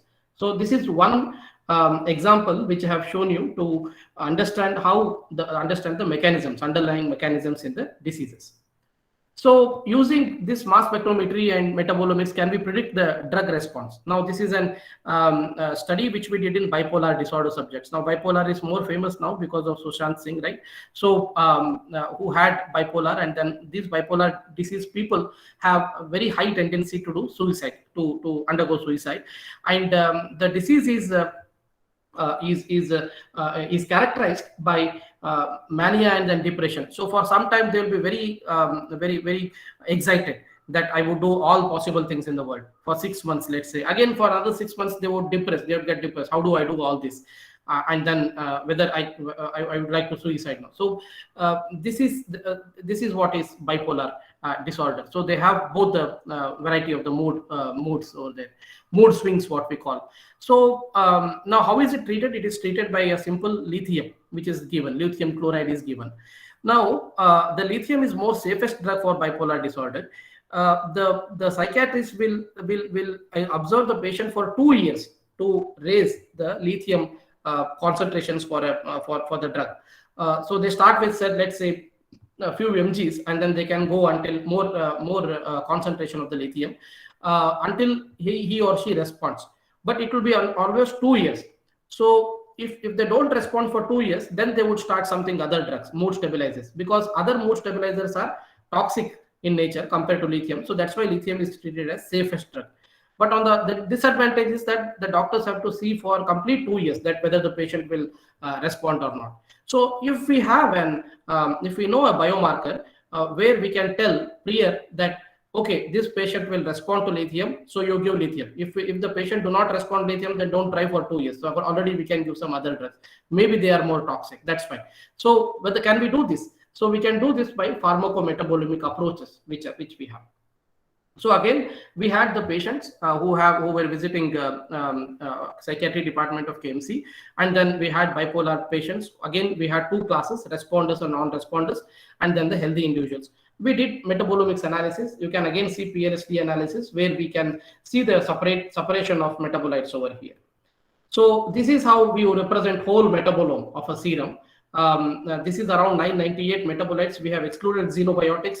Xenobiotics are the one which will come from the food or the drug or anything which comes from the outside in our body. So these are all endogenous metabolites which are produced inside our body. You can classify them based on the knowledge which we have you do to databases here. And then this is how you can represent the whole metabolome. And then this is box whisker plot where we do statistical analysis. And here we can see that there are several amino acids and lipids which got up and down regulated, but we concentrated more on 3 amino acids, that is phenylalanine, tyrosine, and then dopamine. So dopamine is formed from tyrosine and phenylalanine. So phenylalanine is the mother molecule which makes the dopamine. So all of the molecules are reduced in bipolar. When we dissect the bipolar into responders and non-responders, we see that compared to controls, responders have less phenylalanine, dopamine, and tyrosine. But in non-responders, they are still decreased compared to responders and non-responders. Non-responders will have still lesser amount of phenylalanine, tyrosine, and dopamine. So if you have if we can check the levels while giving the lithium itself, all these 3 amino acids, and then say that, okay, the levels are less here compared to the control, way less, and then probably you can one can treat them with some other drug rather than lithium over there. So this is how we can, using metabolomics, we can identify the drug responses prior giving the drugs over there. So this is again the correlation essays, Pearson correlation essays, where we can see, you can see control and bipolar. The plots are completely different. So wherever there is a blue, which means that there is a positive regulation, and red is negative regulation. Sorry, blue is negative regulation and red is positive regulation. So you can see the differences here itself, responders and non-responders. Wherever it is blue, it has completely gone to red ones. So here there is a change in the metabolite. So based on this, one can identify these patterns over there. So this is something toxicometabolomics. So where now there are several people who work in lead industries. Lead is more in case of paints, and then lead is also there in the batteries. So all these industry people who work in industries, they are exposed to the lead. So whether they have toxicity, and then of course they have there are studies which have shown that people who work in these industries will have early neurological disorders or vascular disorders. So that is due to the toxicity. So it's kind of a very low level of lead gets accumulated in the body, and then they would have consequences later. So we made the models to understand how lead exposure can change in the metabolism. We used rats, and then we treated these rats into groups of different lead levels, that is intermediate levels, and then low levels, intermediate levels, and then high levels. And then we see the first thing we measured is lead levels. Yes, they are working. After 1 month, the rats were treated for 1 month, and then we see the lead levels were high. And then alad activity is an enzyme which is involved in lead chelation, which is related to the hemoglobin related enzymes, and then we measure so that there is also less activity is seen, so which means the lead exposure is working here. And then again we did metabolomics of these serum, and then found there are several metabolites. There is a changes in the global levels of metabolites. Again, PLSDA shows that there is global level of changes within among the groups. And then these are the heat maps showing changes. You can see that when you have low lead and then high lead and then medium levels of the lead, there is completely black and white. So which means that there are changes in these metabolites. we identified the metabolites, and then we looked at 3 or 4 different lipid originated metabolites which are related to the brain injury, like ganglioside GD2, right? And then several ones here. Again, we did correlation assays. So if the lead levels are high, what happens to these metabolites? And then we say that the pathways, there are pathways like butyryl carnitine and then acetylcarnitine, and then these gangliosides which are important for neurological disorders, which have been seen in neurological disorders, can change their levels in response to the drugs. So this is how we do something known as exposomics or toxicometabolomics, how toxicity can induce the metabolism changes. This is another study which now these days we have the light sources, different light sources. We all live in the artificial light in the evenings, which are made, and then recent studies were there. All these metabolic disorders, or which we have seen since 70-80 years, they are all due to the light sources which we change. Because the frequency changes. Earlier, we did not have any artificial lights. Only after once we have the bulbs or the tube lights, and then later now the LED lights which are there. So in the night times, we have completely artificial light. So in that context, if we change the wavelengths of these lights, so the most dangerous light, the wavelength is the blue light. So we thought of one of the groups in the optometry in KMC wanted to do this research to understand what happens with the blue light on the vision health.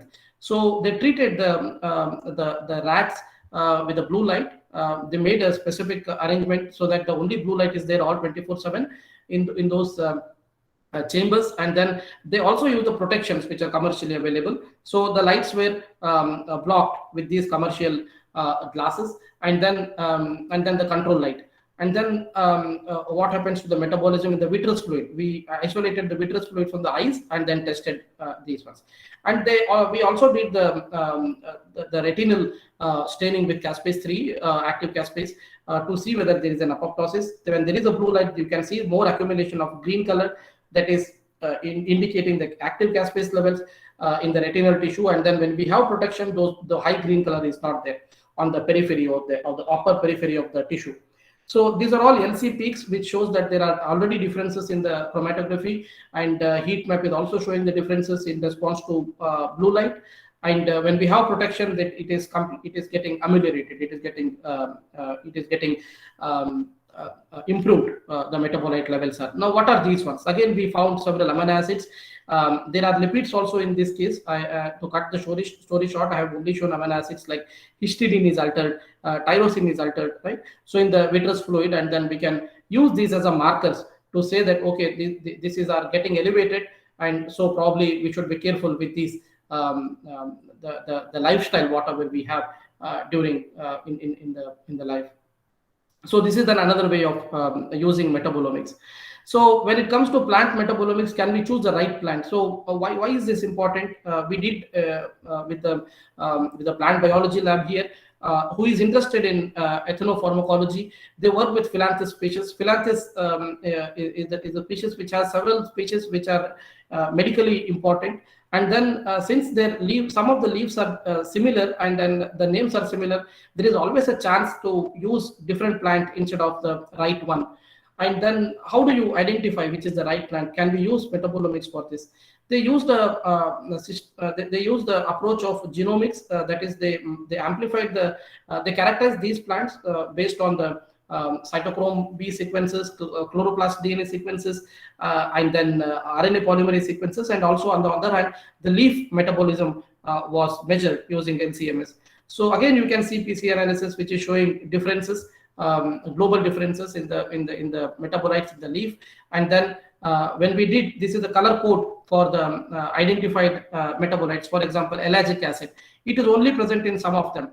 Quercetin glucoside, which is present in all of them, the light green. So based on this, one can measure.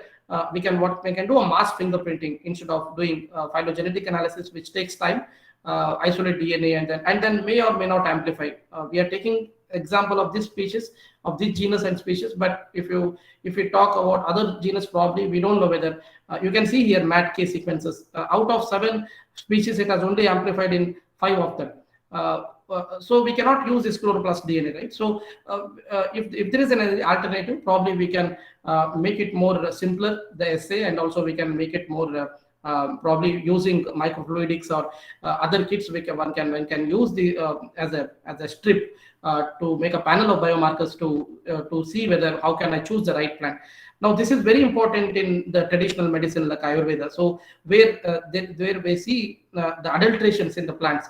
So instead of plant A, people mix plant B because of probably it is a knowledge, or probably it is the expensive ones, or we don't know why do adulteration happens. But you can detect the adulterations using these kind of techniques. If you make the panels of metabolites, and then can be seen in the thing. So we can use metabolomics in these contexts too.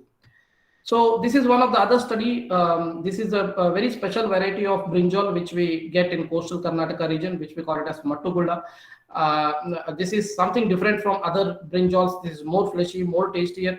And now how do we increase the yield of this plant? So again, the same plant group wanted to, they already have in earlier papers, in earlier work, they have observed that laser irradiation can induce the yield of the plant, and the yield of the brinjal, and also increase the size of the leaf. So we tested what is the metabolome changes. So whether, and also it was important, brinjal has several these not aflatoxins. They have irritating compounds, right? So allergens. So if the yield is increased, whether this content of allergens are also increased. So so that was an important thing to see. So we did the metabolomics analysis of the seedlings which are treated with lasers. And then we have 1 day after irradiation, so 7 day, 14 day, 21 day, and then 28 days. So every week we collected the seedlings after irradiation and then did the metabolomics analysis. We see that there is an increase or decrease in the metabolome changes. So overall, we say that it is the glucose, it is the carbohydrate metabolism which is altered in case of when we do the laser irradiation in these things, and then that is the reason why we see the more yield of these plants, and then it increases the germination, it increases the size of the fruits, all of it which we can see. So I have only shown you the metabolomic part of this study. So this is again another way of using metabolomics in life sciences research. So these are all few examples. There are several examples. I thought only to show you some of them, not to confuse him. So finally, I acknowledge School of Life Sciences, and then our director, Dr. K. Satyamurthy, and then these are all our collaborators. And then we are funded, our lab is funded by SERB, ICMR, DBT, and then also by Manipal Academy of Higher Education. And then I thank you for listening, and then if you have questions, we can try to answer. Thank you.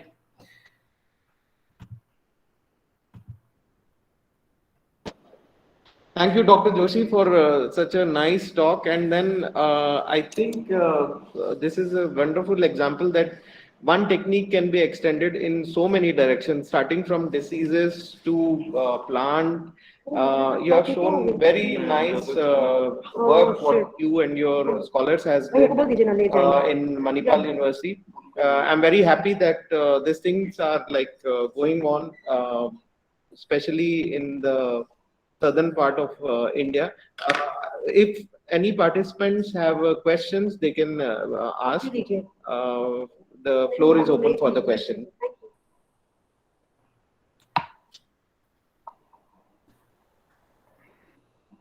Participants, if they want to ask any question.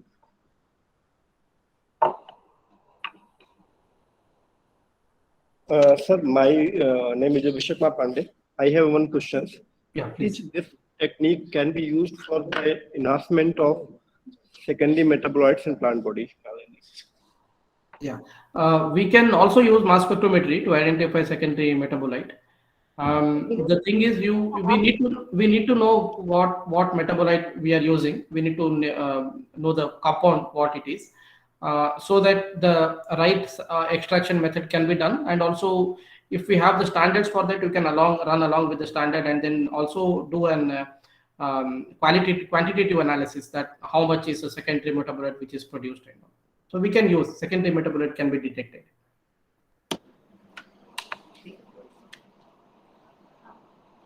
Participants, any other questions? Any other queries from participants? So, Dr. Joshi, I have one question for you regarding. Do you believe that this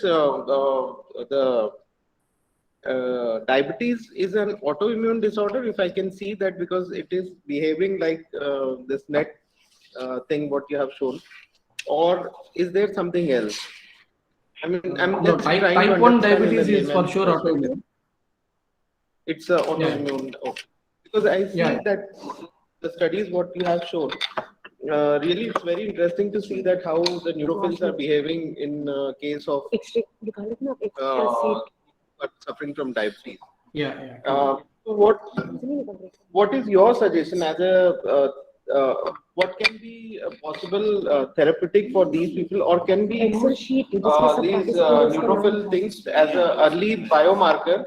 Can we predict also, like you see a lot of people are suffering from this diabetic things in early on age. So can we do a profiling of these people using metabolomics? That is my question. We can, yes, Prasad, thanks. We can do this. See, there are several studies in metabolomics of diabetes. People have shown there are also kind of an longer studies like longitudinal studies. So where people have collected the blood 20 years back, and then now they are seeing who are diabetic and who are not diabetic. And people have done very nice studies in EDIC consortium in US and UK and other places where one can predict the diabetes before 11 years or 12 years. Yes, he or she is going to get the diabetes. When it comes to NETs and diabetes, there are two things. There are two schools of thoughts of diabetes. The one school of thought says that inflammation is the cause of diabetes. Before some 100 200 years back, there is a very classical study where this salicylic acid was given to diabetes people, and then they saw that the glucose levels are reducing. So which means inflammation can trigger glucose levels.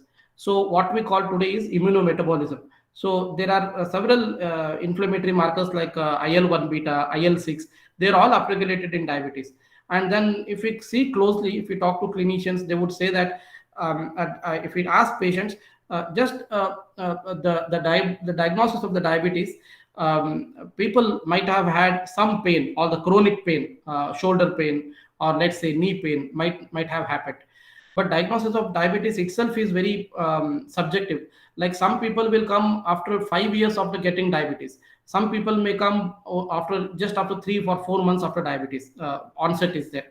So patient to patient it varies, because the tolerance of, so why do patients come to diabetes a clinic is that they would have either their eyesight problem, or wound healing is slowed down, or they have recurrent infections, or they have kidney problems, or they have having very frequent stomach ache, or hungry stomach.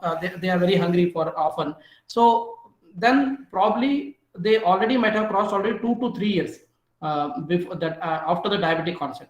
Some people may come only after 3, 4 months. So it depends on patient to patient. Number one. Number two, inflammation is the one which can cause. There are papers to show. The other school of the thought is glucose induces inflammation, as we have seen now. The glucose induces NETs production.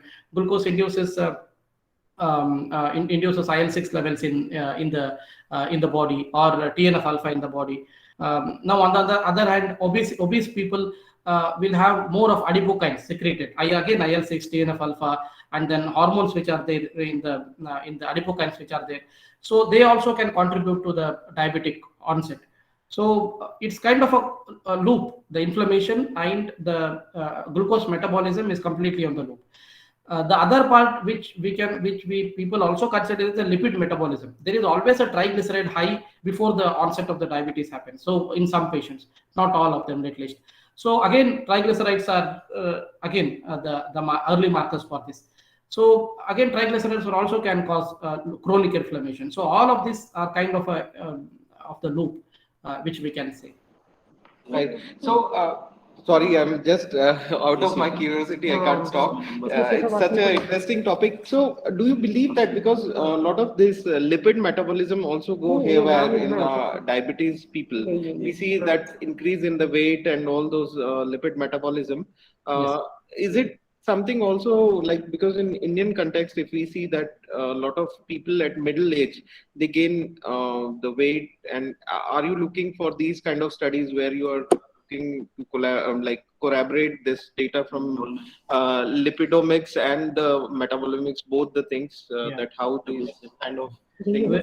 Yes, Prasad, we can do this. Lipidomics has a different platform itself. Using GCMS, one can do. People have done, but not in India. In India, unfortunately, we are second largest in diabetes after China. But there are not many diabetes metabolic studies are there. So we are thinking of doing a bigger study. Will involve you too, And because we need someone from central India. Right. So what I will be also like interested in collaborating with your group if we can do some of the things. What brings the interest of my this thing is that because we have a lot of tribal population, and what we have seen is that over a period of time, this tribal population has migrated from their original places for work, and different types of migration has occurred. Now these people are settled in urban or semi-urban places, and these people, when they are originally are there in their native places, we don't see such kind of diseases or this metabolic diseases, if I can say, diabetes, because so our interest is that what has changed definitely after listening to your talk. This is something our metabolism has changed, or the eating patterns, what they are doing. So this will be really interesting to collaborate with you and looking at this particular aspect. I'm really looking forward for this. Yeah, we can do, we can do, Prasad, we can do. We are actually looking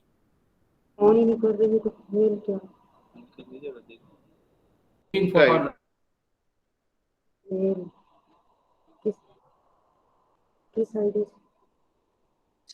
the bigger project. We thought right.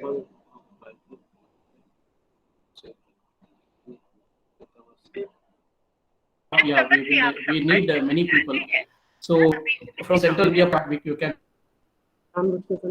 definitely. We will be one of the kind of small collaborators we can sort of, and we can do this kind of study, because diabetes is also something which fascinates me. And definitely.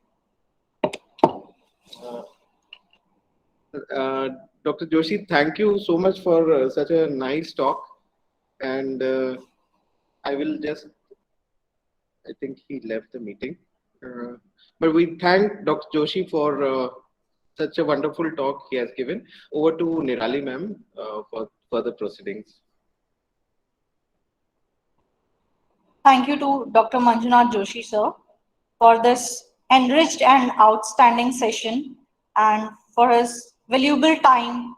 He has shared a lot of things with our participants. Thank you so much, sir.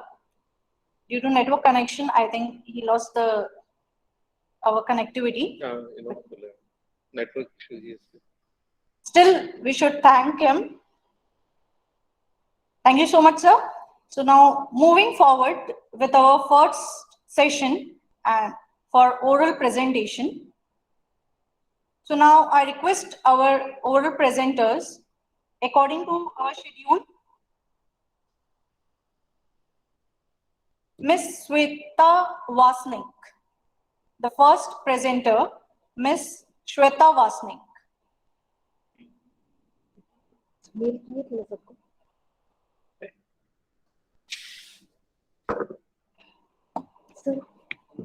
Hello.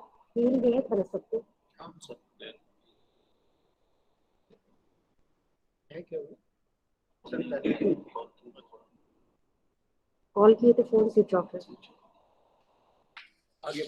Okay. Payal Goswami. I think Shweta ma'am is not here. Shweta Varshney. Yes, ma'am. But Manjunak sir has joined us. Sir, we would like to thank you for your enriched and outstanding session and for giving your valuable time for this event. Thank you so much, sir. Thank you. Am I audible now? Okay. Yes, sir, Thank you. Thank you, Prasad and others, organizers, for inviting, and then it was nice to talk. Sir, yeah, please. Sorry. Sir, one more question is there from Dr. Andrea. Yeah. She wants to ask you something, if you allow. Yeah, please. Thank you. Ma'am, are you there?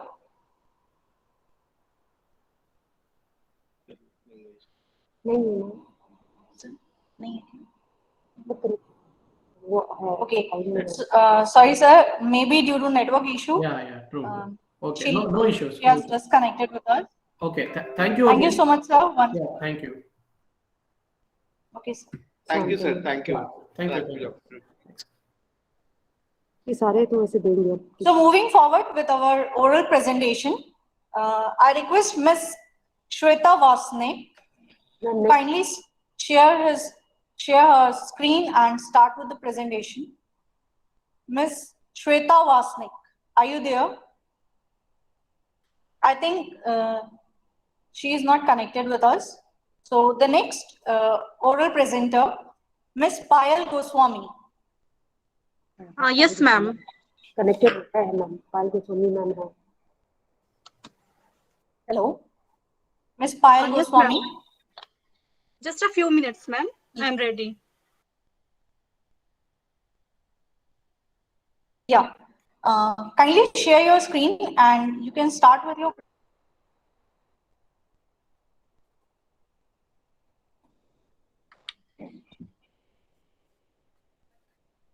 Yes, ma'am, your screen is visible. Yes, ma'am, your screen is visible. Okay, ma'am. Good morning to all of you. I'm the research scholar of mathematics, Kalinga University, Naya Raipur. Excuse me. My topic and Hello. Excuse me, ma'am. And swing system analysis. Hello. And induction. Can you listen me? Hello. Now my introduction, my words are mechanism of string theory, model description, mathematical formulation, conclusion and reference. Now, definition. String theory is the mathematical study of waiting length or streams. A quick model is constructed so that string length and waiting time can be predicted. String theory is generally considered a branch of operations research. Hello. Excuse me, Payal ma'am. You are not clearly audible to us. About the resources needed to provide a service. String theory has its origin.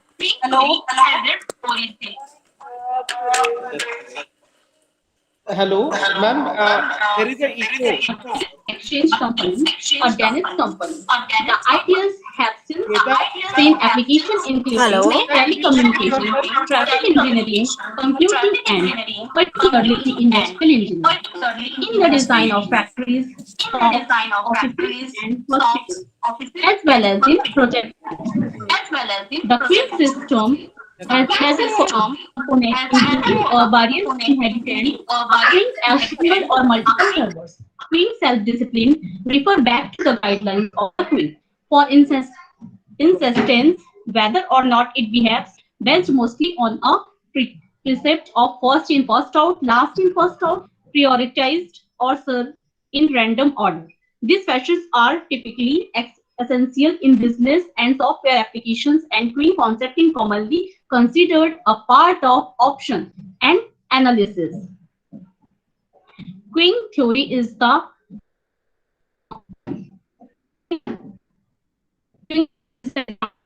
system and the way operating in develop the amount of service wanted to get of Queens. setting ideal all queuing models embrace or representations of the service cashier or the routers. For instance, and the available demand on the service at any given time. The level of the demand varies not only with the number of requests for service, but how lengthy each request take to process. This is the figures or typical queuing system. Figure shows a typical queuing system. Customers arrive, wait for the service, receive service, and then leave the system.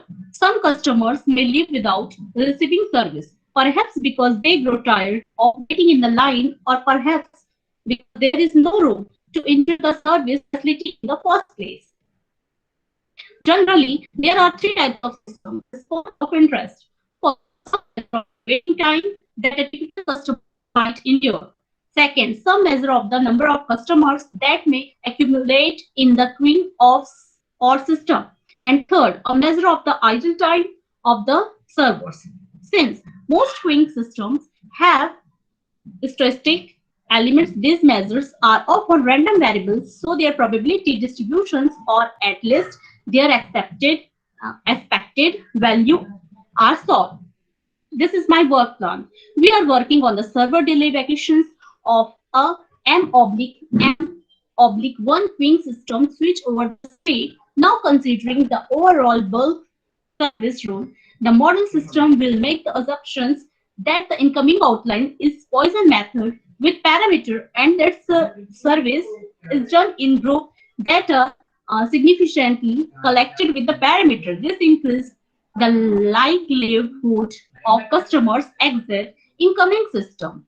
The large, the vacations, and the level X can indeed be selected conditions on the incoming ratio, the service ratio, the cost per unit of waiting time, and the cost of actually trying to transfer the server as of vacation to work. Second, a server permitted a significant lag. This is mechanism of queuing theory. A queuing effective communication is a history respectively service provider and customers.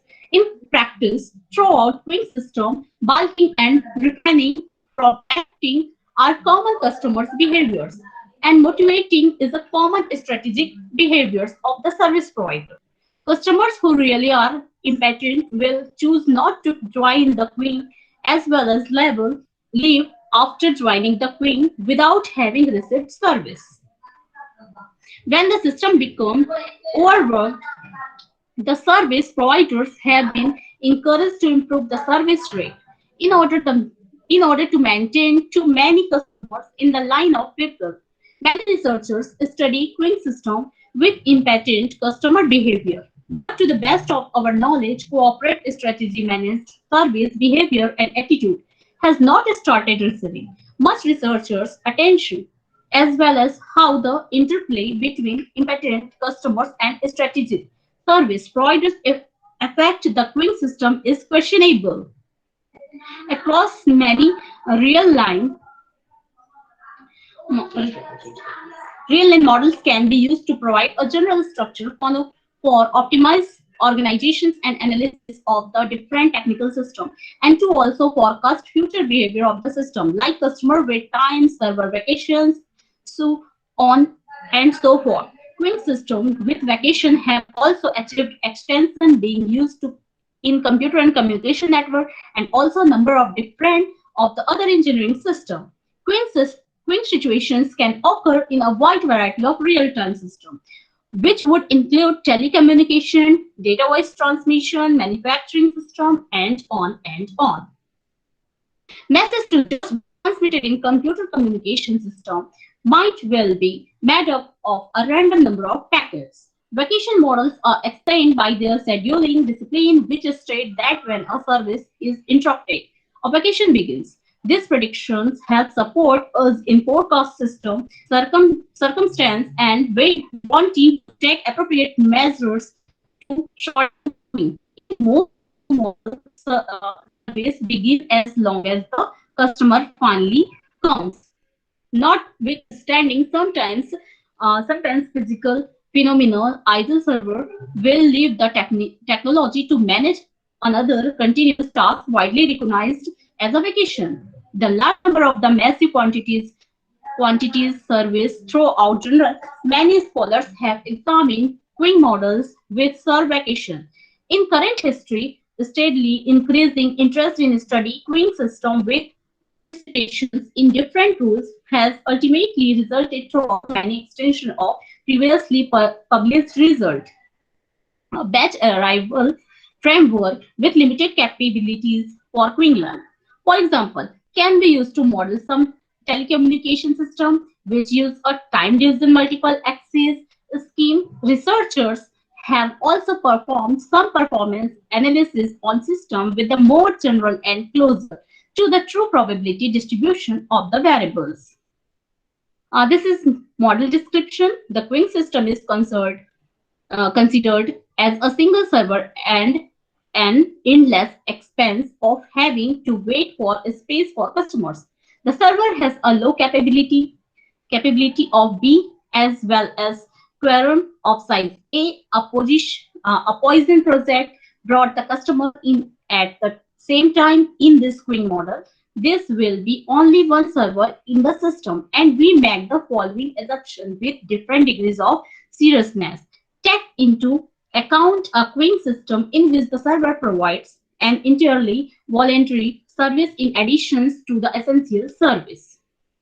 The server is the hypothesis to the server is hypothesized to be unbearable, and server breakdown may happen during regular customer experience, and unpredictable server failure may help stop having arrived customers from entering the system for service. The failed service server is instantaneously sent to the repair facilities, but the repair of the failed server may take some time due to the inability of the technician or each factor and other factors. Additionally, the repair may be done in phases based on the condition of the server to recover it into a working state. The server condition may have an impact on the customer flow when it's being repaired.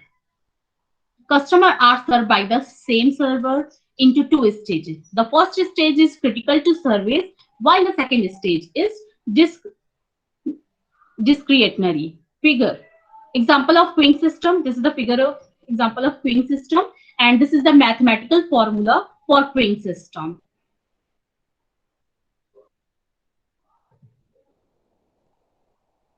Where in this formula, where I is idle period, B is busy period, and DI is delay in repair, and RI is denoted by repair period. Finally, we calculate BI, that means busy time period. This is my data, and this is my conclusion. That work must provide a solution to the server delay vacation problem using the Queen theory model. Analytical solution to bulk service Queen models are in general extremely complicated. An attempt has been made to investigate the analytical solution of the single server Queen model, in which one server is allowed to go on vacation at a time to avoid customers' inconvenience. This model can be applied to a wide range of real-world statistic service. And this is my references. Thank you. अलग से क्यों पूछ रहे number of publication? Thank you, ma'am. Thank you, Pal ma'am. Any queries? आप लोगों को नहीं आया?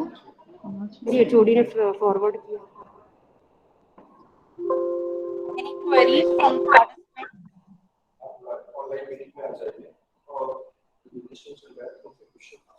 Okay. So our next oral presenter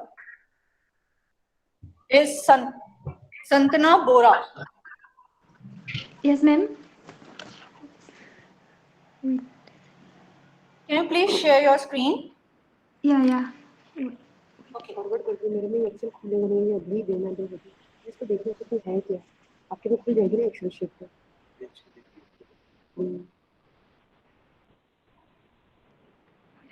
मेरे में आगे खुल रही तो मुझे समझ में नहीं आ रहा. नहीं सर. ये देखो. 3000 हो रहा है. Hello, ma'am? Hello? Yes. Yeah, Yes. is the screen visible? Yeah, your screen is visible. Can you please rotate? Yeah, yeah. Mobile से तो कहाँ होगा हाँ Yeah, now it's fine. You can start. मेरे घर पे बैठने के लिए इसकी Thank you for being here today. I'm Santana Bora from North Lakhimpur College, Assam. Today, I'm here to talk about the toxicity evaluation of nanoparticles. But before delve deeper into the topic, first of all, we have to understand a few things like what is nanoparticles and what is quantum dots. Nanoparticles are basically small particles having sizes within the range 10 to the power minus 9 meter. 9 meter, which is because of their unique qualities such as physical properties, chemical properties. It has become an interesting topic of study, mostly in the domain of medical and non-medical field. Now, talking about the quantum dots, it was one of the most important type of nanoparticles. These are nanoparticle scale semiconductor nanocrystalline material with diameter range from 2 to 10 nanometer and having physical dimension less than Bohr's excitron radiation. Both quantum dot and nanoparticles hold enormous variety in a variety of discipline. However, along with their positive impacts, there are a number of negative impacts on human health and environment, which cannot be ignored. The synthesis of quantum dots can be explained by two mechanisms, namely top-down synthesis process and bottom-up synthesis process, which can be further categorized in many categories such as electron beam lithography, focused ion beam techniques, wet chemical methods, vapor phase, etc. Now coming to its application. Now coming to its application, as I have mentioned earlier, because of their various properties like adjustable optical properties, electrical properties, quantum dots have been used frequently in various fields. In fact, it was one of the first nanotechnologies to be merged with biological science. Its biomedical application can be classified into three categories, which are in vitro imaging, in vivo imaging, and other applications.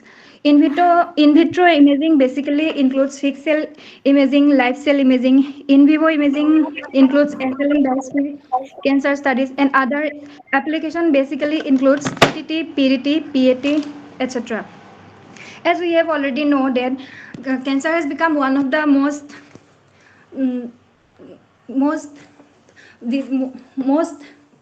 causes of mortality. Each type of cancer has a number of treatments.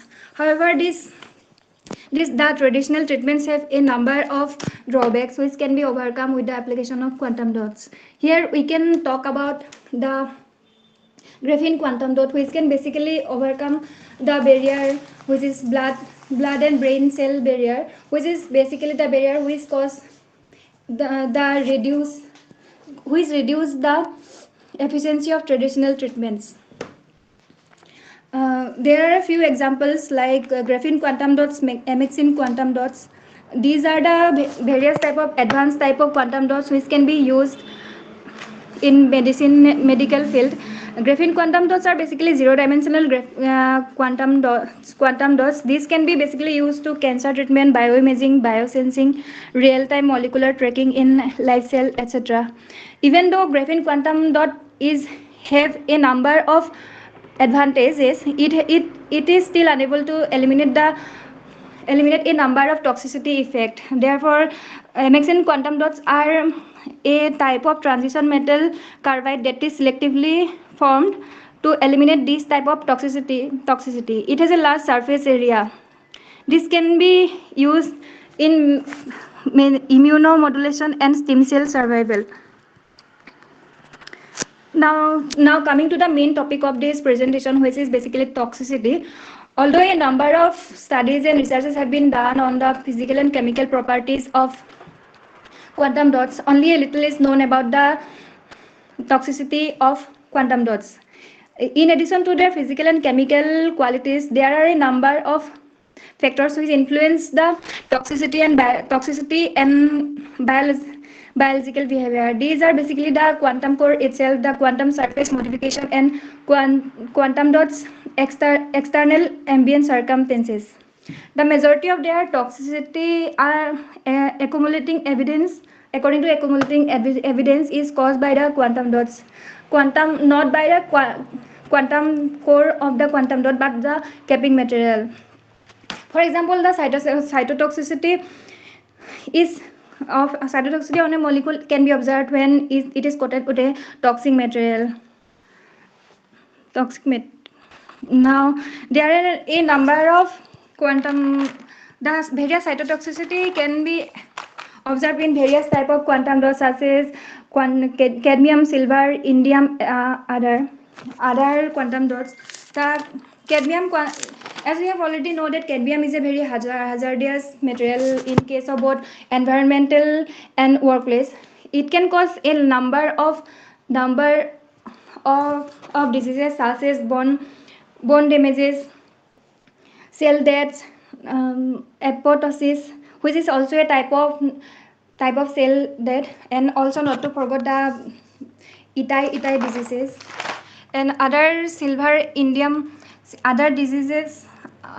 Such as other cytotoxicity such as oxidative stress, xenotoxicity, inflammation, etc. can be produced by silver, indium, and other quantum dots.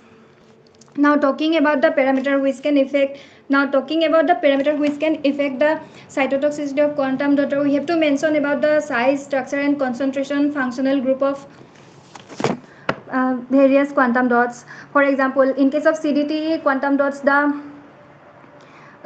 smaller the size, the greater will be the cytotoxicity. Similarly, while talking about the SARS, the positively charged quantum dots have greater cytotoxicity as compared to the negatively charged quantum dots. As I have mentioned earlier, quantum dots are used in a number of treatments in case of human and animals, and these quantum dots are introduced to our body with inhalation and in various injection, and this can cause a number of toxicities such as hepatotoxicity, nephrotoxicity. Quantum dot. While talking about the dot hepatotoxicity, the liver has been discovered to the primary organs of quantum dot accumulation. Using primary hepatocytes as liver model, it was discovered that CDAC core QDs were indeed adequately hazardous under specific conditions. Even though the small amount of CD can be eliminated by the methylthionein protein in the cytoplasm of hepatocytes, the higher dose of CD is still cannot be eliminated. CDAC QD generates considerable oxidative stress in the liver. Cadmium binding to the sulfhydryl group of key mitochondrial protein cause liver damage. Now, these are the schematic diagram of heptoglobules, which is basically the smaller division of liver in microscopic scale, which is consists of hepatocytes and central vein and portal thread. Here we can see the here this diagram explains the hepatotoxicity of hepatocytes. Now talking about the nephrotoxicity of quantum dots, black phosphorus QD induced effect on insulin insensitivity and ER stress in HK2 human renal tubular epithelial cells. There are distinct mitochondrial changes in the PCT epithelial cells in the PCT cell of QD treated animals. Loss of mitochondrial orientation and swelling were detected. Even though this toxicity effect of quantum dots cannot be eliminated completely, we can take a few measures through which we can eliminate the toxicity to an extent, like non-toxic heavy metal quantum dots such as graphene quantum dots, carbon quantum dots. Yeah. Yes.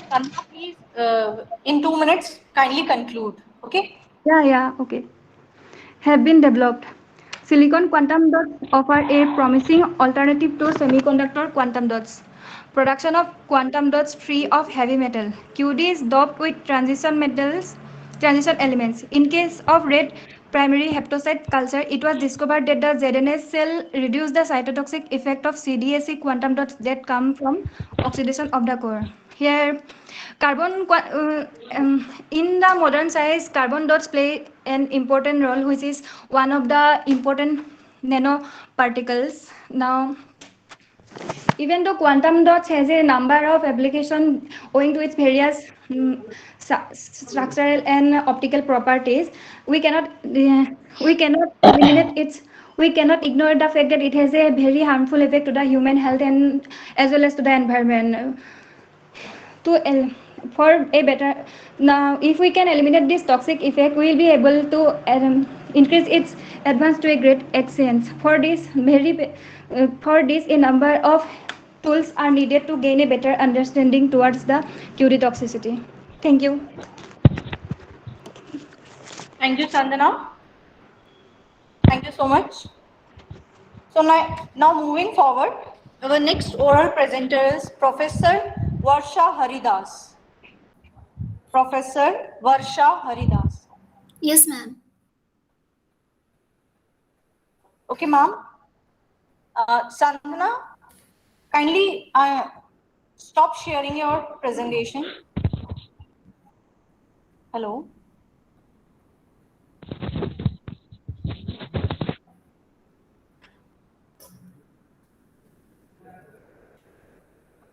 Hello, Santana.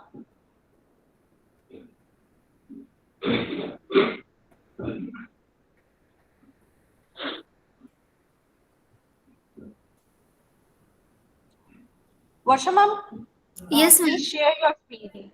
It is not possible to share. You are not able to share your screen? Because that sharing is stopped.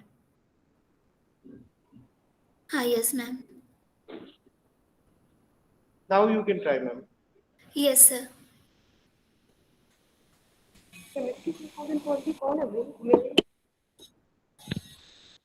Very good afternoon to all the dignitaries. I am Professor Varsha Sadrani from Science Engineering College, the Dean IQAC, and I am one of the research scholar from Mathematics Department of Kalinga University. So it's my really great privilege that I have got this opportunity to present my paper in international conference. I have just chosen the area of Vedic science and mathematics, and my title is Combining the Vedic and Traditional Mathematic Practices for Enhancing the Computational Speed in Day-to-Day Scenarios. As we know all, this Vedic mathematics is a branch of mathematics in which total 16 sutras are there. These sutras are nothing but the formulas which are used for simple calculations by the children, and there are 13 sub-sutras also. So actually these sutras are used for simplifying whatever the existing calculations are there, and it also helps for high-speed mathematics. And these sutras are applied. For applying these sutras, we require a great knowledge about their working and their usage in complicated day-to-day life scenarios. On the other hand, the traditional methods are also good, but they are lengthier and it is time consuming. So I have proposed a method which in which we are just choosing whether we have to use Vedic method or traditional method, so that it will improve the speed of calculation. So these are the total 16 sutras of Vedic mathematics, like Ekadikina Purvena. In this method, what we are doing, this method is applied for multiplication. For example, if I will take 24 into 26, then what we have to do? We have to do the simple calculation by taking 2 and its next successive number 3. 2 into 3 will give you 6. And the last digit 4 and 6 multiplication is 24. So we will get 624 as the multiplication.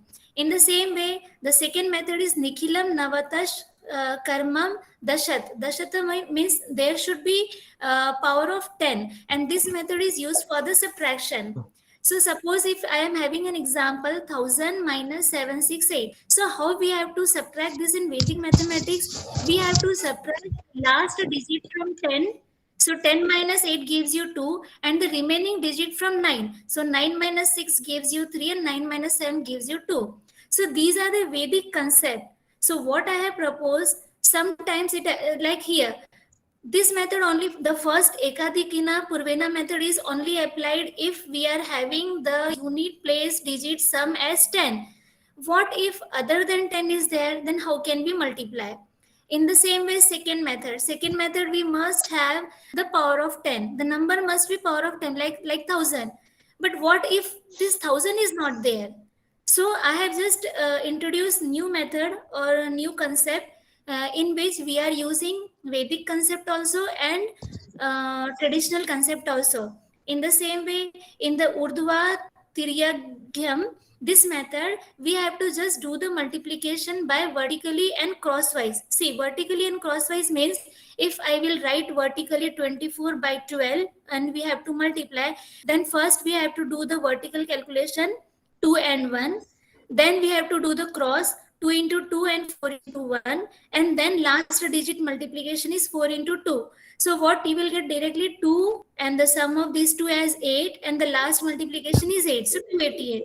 So for this calculation, we cannot apply for all the numbers. So I have proposed, I will go directly with the proposal.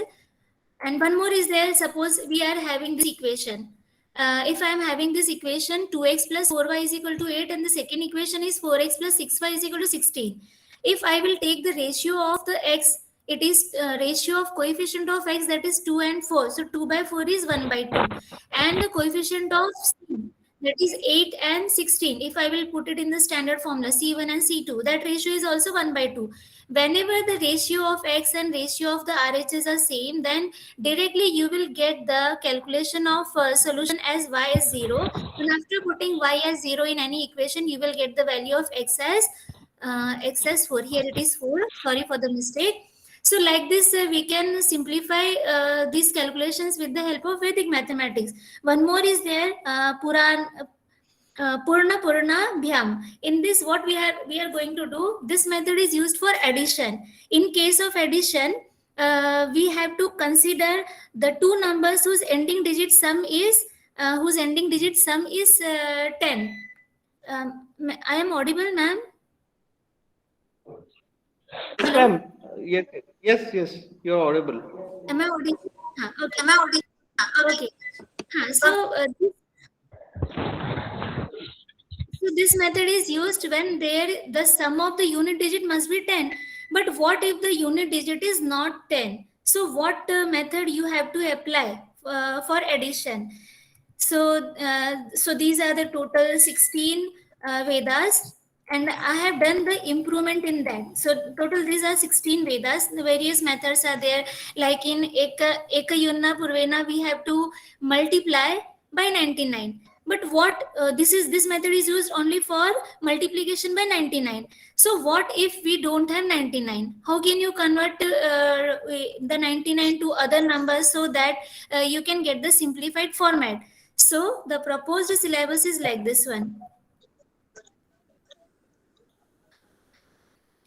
See, the proposed syllabus for combination of Vedic and traditional method mathematics practices so that our speed should increase. So first one is the Ekadikina Parvena. This Ekadikina Parvena is used only when the unit place digit sum is 10. So what if the unit place digit sum is not 10? So in that case, what we have to do? So we can just do, I will take one example orally. Suppose I am having the number 29 multiplied by 12.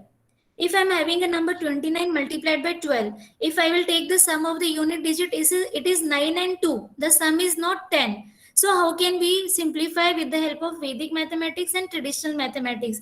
So for that purpose, I can write 29 into 11 so that your unit digit plus will be 9 plus 1 is 10. And remaining 29 into 1. So your simplification will be 29 into 11 is 319 by applying the Vedic rule of multiplication by 11, and 29 into 1 is 29. So we will get the sum as 319 plus 29 as 348.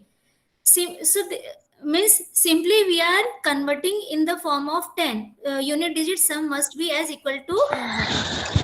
Similarly, we are having another improvement in case of Nikhilam Navastha Saramam Dashat. Dashat means there must be a power of 10, and this method is used for subtraction. At least one of the number must have the power of 10, like 100, 1000, 10,000. Then only we can apply this sutra.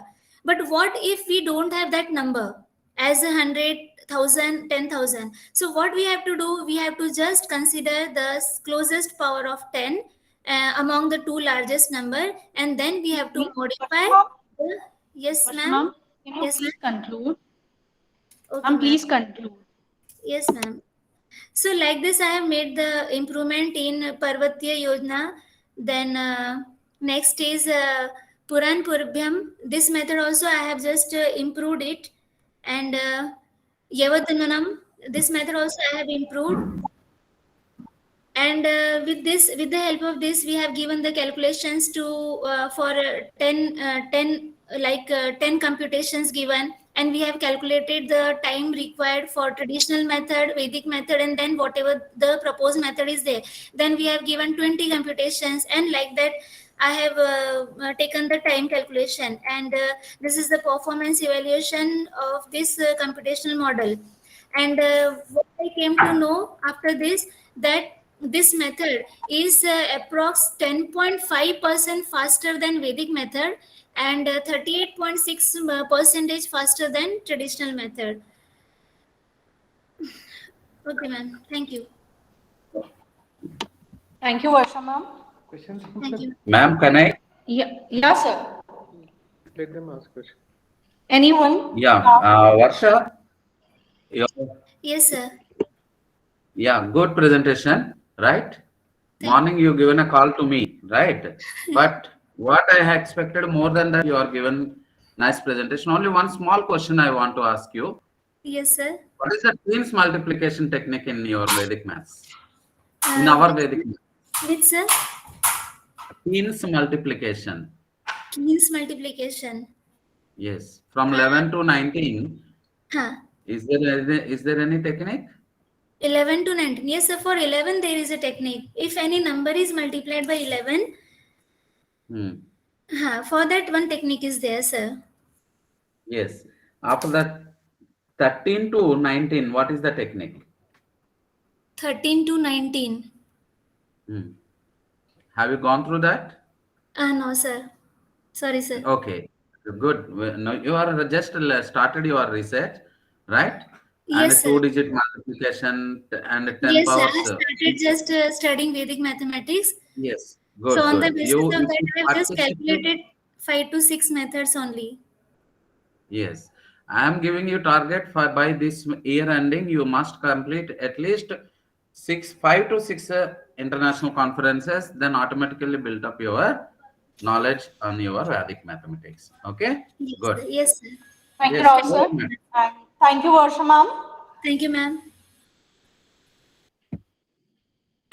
So now I would request Ms. Ranu Rathod to kindly share your screen and start with your presentation. Our next oral presenter, Ms. Ranu Rathod.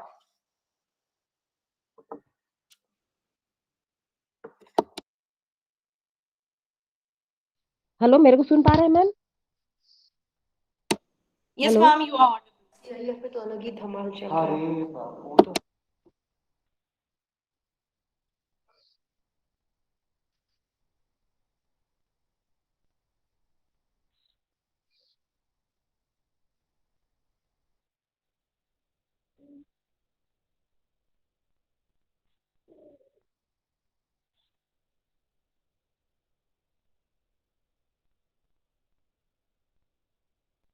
Ma'am share नहीं हो पा रहा है।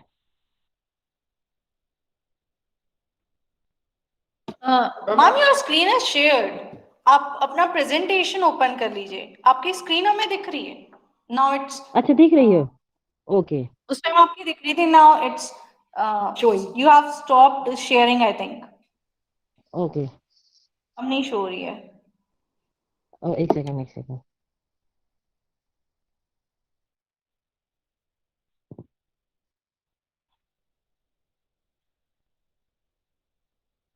या your ma'am दिख रही screen है? Is, हाँ आपकी स्क्रीन दिख रही है, आप अपने, हाँ योर जी presentation is also visible, please rotate जी कर लीजिए क्योंकि ये, आप रोटेट ओके कर मैम लेंगे तो बेटर होगा। ओके, मैं कैमरा ऑन करता हूँ सबको। हाँ इस हाँ good morning everybody. Study on 20 traditional medicinal plants in Achanakmar forest region. Actually ma'am मेरा आवाज आप लोग को क्लियर नहीं हो पाएगा, मेरा भी 102 डिग्री मेरे को फीवर है। हेलो इट्स ओके, एंड आपकी वॉइस आ हाँ रही है। जी जी abstract my the tribal inhabitants of the Achanakmar Amarkantak Biosphere Reserve ATR call Central India used to 20 plant species, 10 genera and 7 families ethnomedicinal purpose. These plants are mostly used to different types of disease like fever, diarrhea, dysentery, piles, joint pain, asthma, bronchitis, cough, etc. And introduction is Achanakmar Amarkantak Biosphere Reserve is named after Achanakmar Forest Village and Amarkantak, a holy place from where the Narmada, Johila and Son rivers emerge. Achanakmar Amarkantak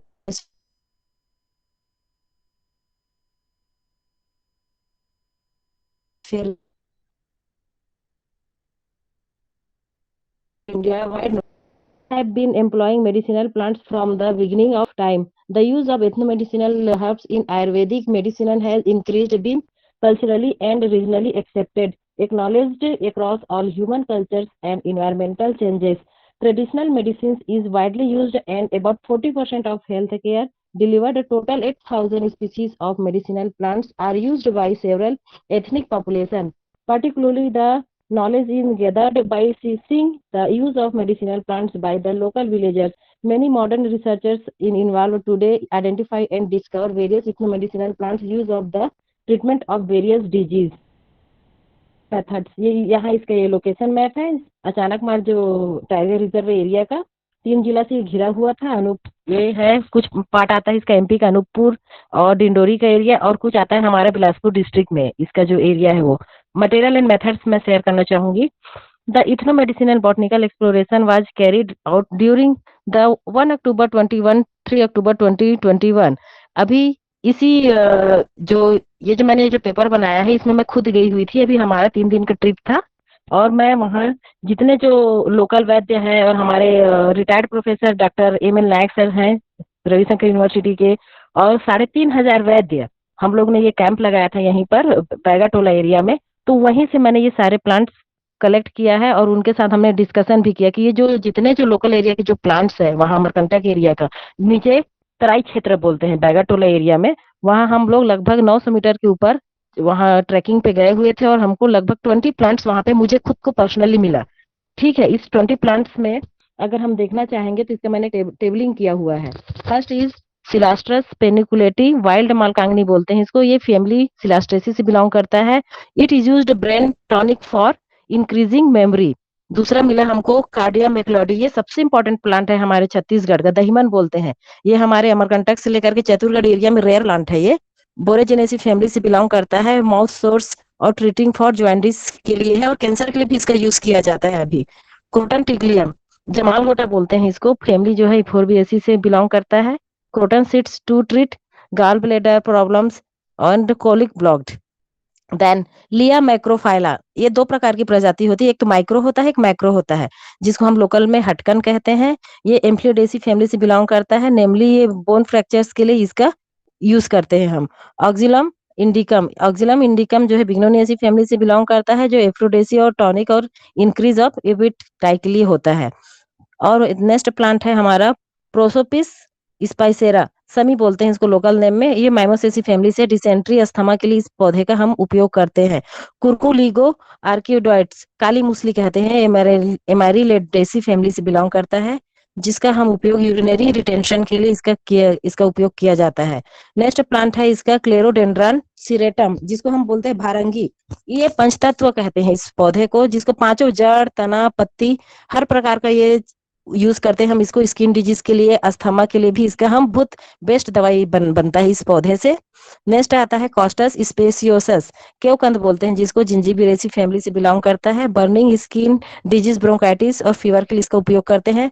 next होता है यहाँ पर gardenia ल्यूसिडा, डिकामाली कहते हैं। जैसे पुराने जमाने में जो हम बिंदी लगाते थे तो इसी से चिपका करके बिंदी को लगाया जाता था। और wound healing, sprains and muscles के लिए इसका उपयोग किया जाता है। ग्लोरियोसा सुपरबा, इसको हम बोलते हैं कलियारी लोकल नेम में, और लिलिएसी फैमिली से बिलोंग करता है। स्नेक बाइट के लिए हम इस पौधे का उपयोग करते हैं। जिम्नीमा साल्वेस्ट्री, इसका उपयोग, इसको हम गुड़मार भी कहते हैं, एक्सुकेडेसी फैमिली से बिलोंग करता है ये पौधा।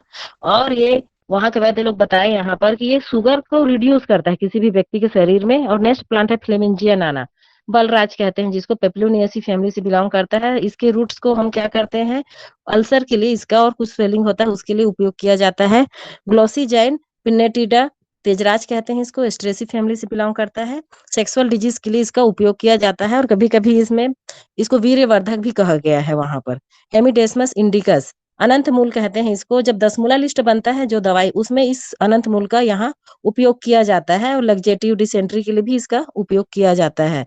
आइपोमिया मॉरिटियाना, पताल कुम्हड़ा बोलते हैं, ये कॉन्वोलेसी फैमिली से बिलोंग करता है। फीवर, स्वेलिंग, रिमेटिज्म, इन सब चीजों के लिए इसका उपयोग किया जाता है। टिनोस्पोरा कार्डिफोलिया गिलोय बोलते हैं जिसको, ये मेनली मेनिस्पर्मेसी फैमिली से बिलोंग करता है। पाइल्स, आई प्रॉब्लम, जॉन्डिस और अभी फीवर के लिए भी इसका उपयोग किया जा रहा है। वाइटेक्स निगुंडो, ये जो निर्गुंडी का पौधा होता है, ये क्या होता है, जैसे पुराने जमाने में जो डिलीवरी होती थी महिलाओं को, तो उस इसके छाल से उसको नहलाया जाता था इसका, और टूथ एक के लिए भी इसका उपयोग किया जाता है। स्माइलेक्स जेलिनिका, शेरकंद कहते हैं इसको हम, और लोकल नेम में ये लिलिएसी फैमिली से बिलोंग करती है ये पौधा। और स्किन डिजीज और लाइक ब्लड प्यूरिफायर के लिए भी इसका उपयोग किया जाता है। नेक्स्ट है स्टरकुलिया यूरेंस, कुल्लू बोलते हैं इस पौधे का नाम, लोकल नेम, और स्टरकुलिएसी फैमिली से बिलोंग करता है। और ल्यूकोडर्मा और पेप्टिक अल्सर के लिए उपयोग किया जाता है। ये हम अभी इस टीम में गए थे, उसके कुछ फोटोग्राफ्स हैं। ये हमारे टीम मेंबर्स सारे वैद्य हैं, और नायक सर भी इसमें हमारे साथ हैं, कुछ बीएमएस डॉक्टर हैं, विवेक सर डॉक्टर, ये सब लोगों का। और ये पौधे मैंने खुद से कलेक्ट किया था, जिसका हर्बेरियम भी अभी मैंने बनाया है। ये फोटोज आप देख सकते हैं। कॉस्टस स्पेयोसस, स्माइलेक्स जेलिनिका, गार्डेनिया रेजिनिफेरिया, होलेराइना, सिलास्टस पेनिकुलेटा, एकरेंथस एस्पेरा, क्लेरोडेंड्रन सिरेटम जो भारंगी पौधा है ये। और इस तरह से ये मेरा रेफरेंस है, इनके रेफरेंस के थ्रू मैंने ये पेपर बनाया। Thank you Kalinga university. Thank you ma'am, आपकी तबीयत खराब है फिर भी आपने मतलब प्रेजेंटेशन दिया, थैंक यू। कुछ क्वेश्चंस हैं वो जी जी मैम, आपने पार्टिसिपेंट का सिलेक्शन कैसे किया था? जी सर, किस तरह से सिलेक्शन? पार्टिसिपेंट थे जिनसे आपने प्रिपेयर हाँ किया है, हाँ सिलेक्शन आपने कैसे किया था? सर, एक्चुअली मैं विज्ञान सभा टीम में काम करती हूँ, और अभी वहाँ कलिंगा यूनिवर्सिटी में पीएचडी भी कर रही हूँ। हेलो। और हमारी टीम जो है हर साल 3-4 दिन के लिए कैंप लगाती है अलग अलग एरिया में, छत्तीसगढ़ में जा जा करके। तो इस तरह से मैं भी उसकी मेंबर हूँ, तो मुझे कॉल आया था, तो फिर मैं वहां जा करके ये यहाँ पार्टिसिपेट की। क्वेश्चन ईयर के लिए रिपीट करिए सर। टोटल कितने पार्टिसिपेंट आपने सिलेक्ट किए क्वेश्चन ईयर के लिए? कितने पार्टिसिपेंट का इंटरव्यू लिया आपने? वहाँ लगभग 50 कितने थे? 50 एज ग्रुप क्या था? डिटेल 50 वैद्य आए हुए थे। कुछ लोग 60 से 70 एज ईयर था, कुछ लोग का 40 से 45 और 50, जैसे doctor Awasthi sir, Arjun Shrivas, local वैद्य थे वहाँ के, 40 किलोमीटर दूरी से आए हुए थे। उन सबको मैंने लोकल वहाँ पर इंटरव्यू लेकर के ये सब डॉक्यूमेंट तैयार किया। कोई इन्वेंट्री तैयार की है? जी इन्वेंट्री तो आपने शेयर नहीं की। एक्चुअली सर, उसको मैं इसमें शॉर्ट टाइम में मैंने बनाया, इसलिए मैंने शेयर नहीं कर पाई। ठीक है, thank you. Okay, thank you, Ranu ma'am. Okay. Thank you for your presentation. Okay, thank. Now our next Okay. oral presenter is Venkat Sai Renuka. Are you there? Yes, ma'am. Good afternoon, ma'am. Good afternoon. Please share your screen and you can start. Yes, ma'am.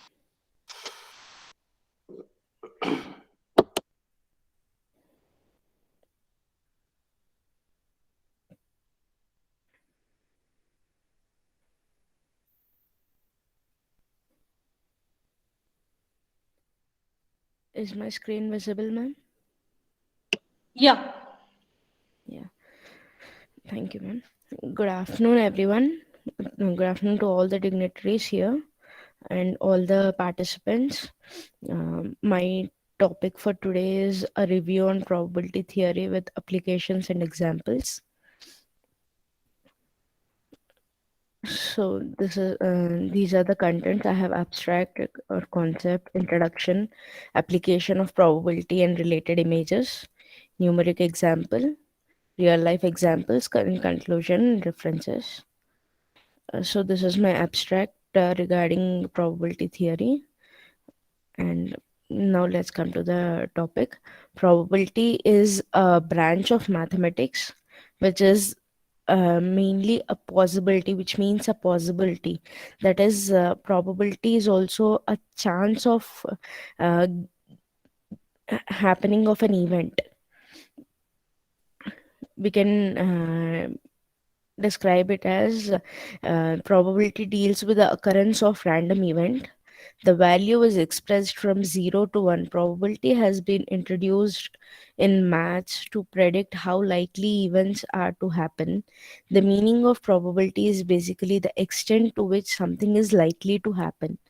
This is the basic probability theory, which is also used in its distribution. To find probability of single event to occur, we should know the total number of outcomes it has. That is the basic formula for finding probability of an event to that is to be happened is probability of event to happen, PE, is equal to number of favorable outcomes by total number of outcomes. This is the basic formula which is undergone to find the probability of anything or any event that happens. So here there are wide variety of applications of probability in our day-to-day life. Some simple applications come up as choosing card from the deck of cards, flipping of coin, throwing of dice in air, and drawing balls from a sack or a bag. And some, if we go into the depth, there are some major probability related applications in real life. That is, it is used for risk assessment and modeling in various industries, weather forecasting or prediction of weather changes, probability of team winning in sport based on players and strength of the team, in the share market, in insurance policies, in politics. There are n number of such applications where we deal with the probability in day to day life. And here are some basic examples which I have put here. This is of dice rolling, coin tossing, and this is of probability while playing cards. This is drawing of balls from a sack. This is regarding the weather forecast, and this is regarding the share market.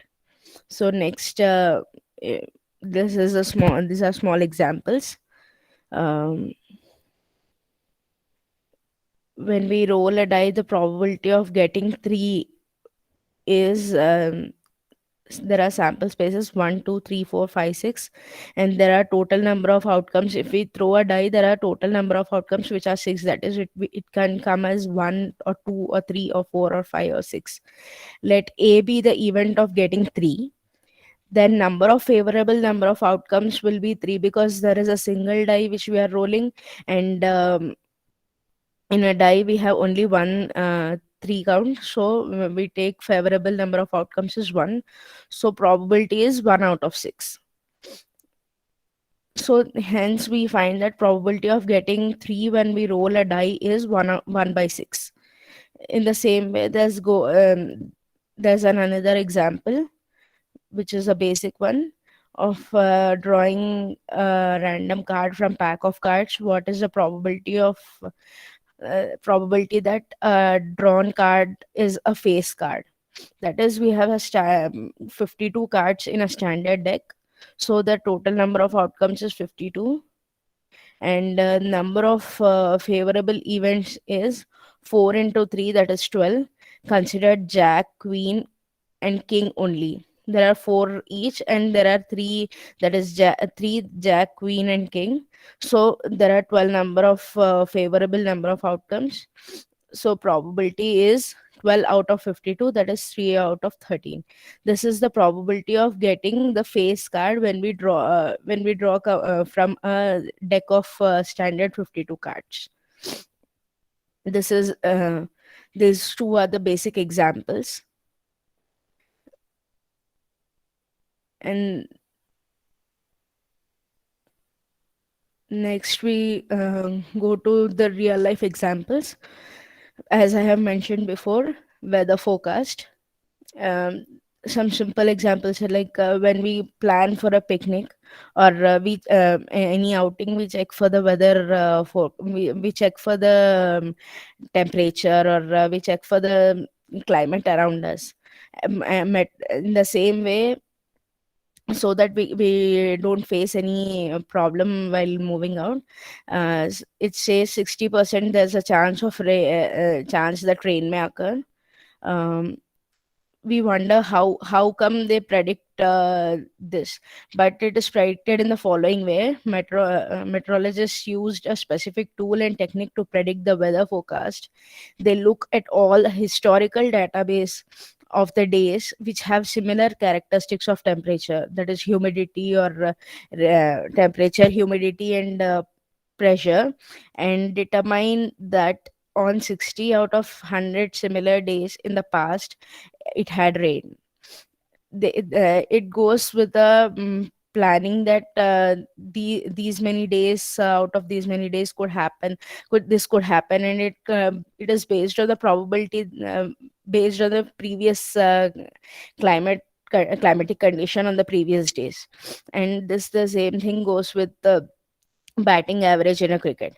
Batting average in cricket represents how many runs a batsman would score before getting out. For example, if a batsman had scored 40 runs out of 100 from boundaries in the previous match, then there is chance that he would. Hello, Renuka? Yes, ma'am. Renuka, can you please conclude?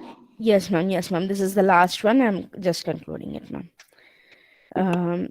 There's 40% of his chances that he could score 40% of his runs in the next match. This even that's such same probability is related in even in politics, that they just predict how a certain political party come into power on based on the exit polls which they have received. And in lottery tickets, winning and losing, this also comes under the probability. um, and then we come to the conclusion that probability plays a vital role in day-to-day life, in weather forecast, sports, gaming strategies, buying or selling insurance, online shopping, and there are even in determining blood groups and analyzing political strategies. Probability helps people understand which choices are safe and which choices are risky. Of course, this task is much easier when we have fluent knowledge about probability. By learning about probability, we learn about the likelihood of future events and prepare accordingly. So I have chosen this topic, so which tells us what can be which can be a safe choice, which can be a risky choice. This is probability. It comes into existence in daily life. So it's thing which we can relate it to our choices which we make. So I have chosen this topic, and thank you for giving me the chance to all the professors of my college. Thank you very much. And one small thing, this is my first presentation, so I kindly request if I have made any mistakes, so please forgive me for that, and give me the suggestion so that I could improve my skills and You have presentation done way. good, Renuka. It's really nice. And one of the key aspect was to encourage our master students as well, because research people get a lot of platform to present, and you have done really well. So we are very proud of you. And I can see that a lot of students are there. This is really a good sign that a lot of master students have participated in this conference. So thank you so much for your talk. Thank you very much, sir. Over to Nirali, ma'am. Thank you, Renuka. Thank you, ma'am.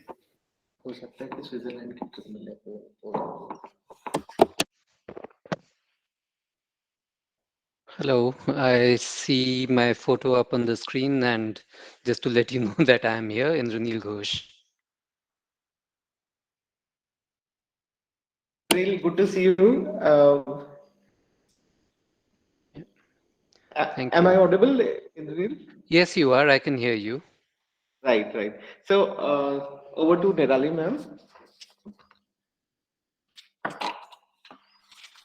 So moving forward with our next session of International Interdisciplinary Conference on Science for Society. Now, I would like to introduce our first speaker of this session, Dr. Indranil Ghosh, Senior Advisory Education, Research and Innovation, Embassy of Switzerland, India. He completed his master's in geology from University of Mumbai. He holds PhD degree in marine geosciences, worked as research associate in National Institute of Oceanography. So I would like to welcome you, sir, in this event. Thank you. Over to you, sir. Yeah, thank you very much. So let me get my presentation up. Yes, sir. Just give me a second. This is.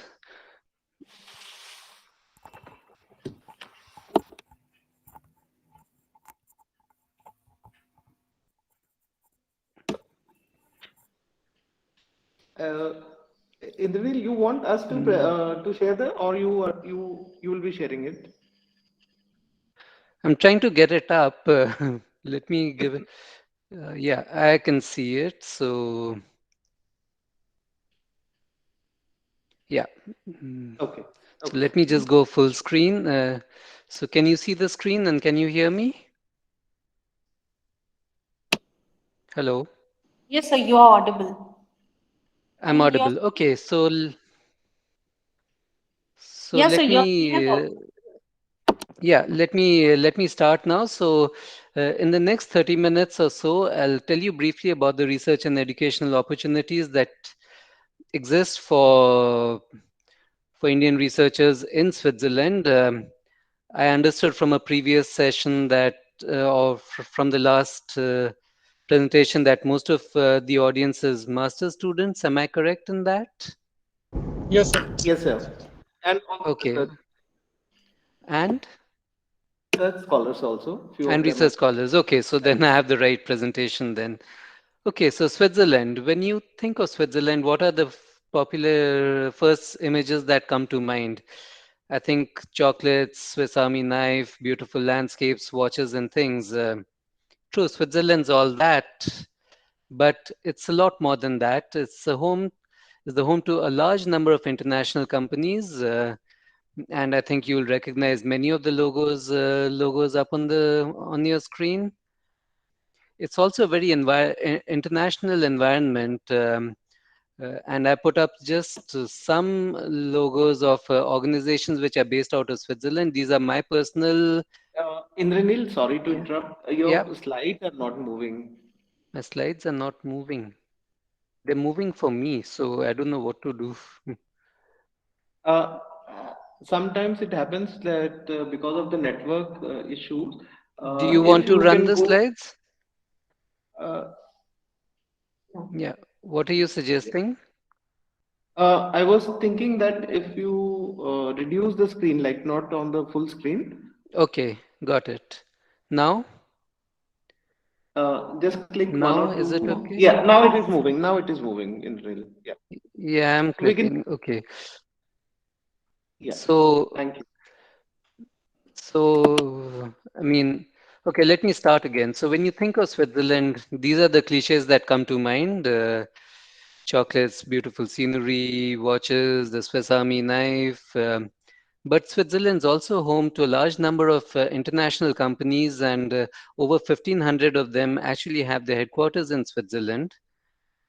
It's a very international environment, and I've listed some of the organizations based out of Switzerland.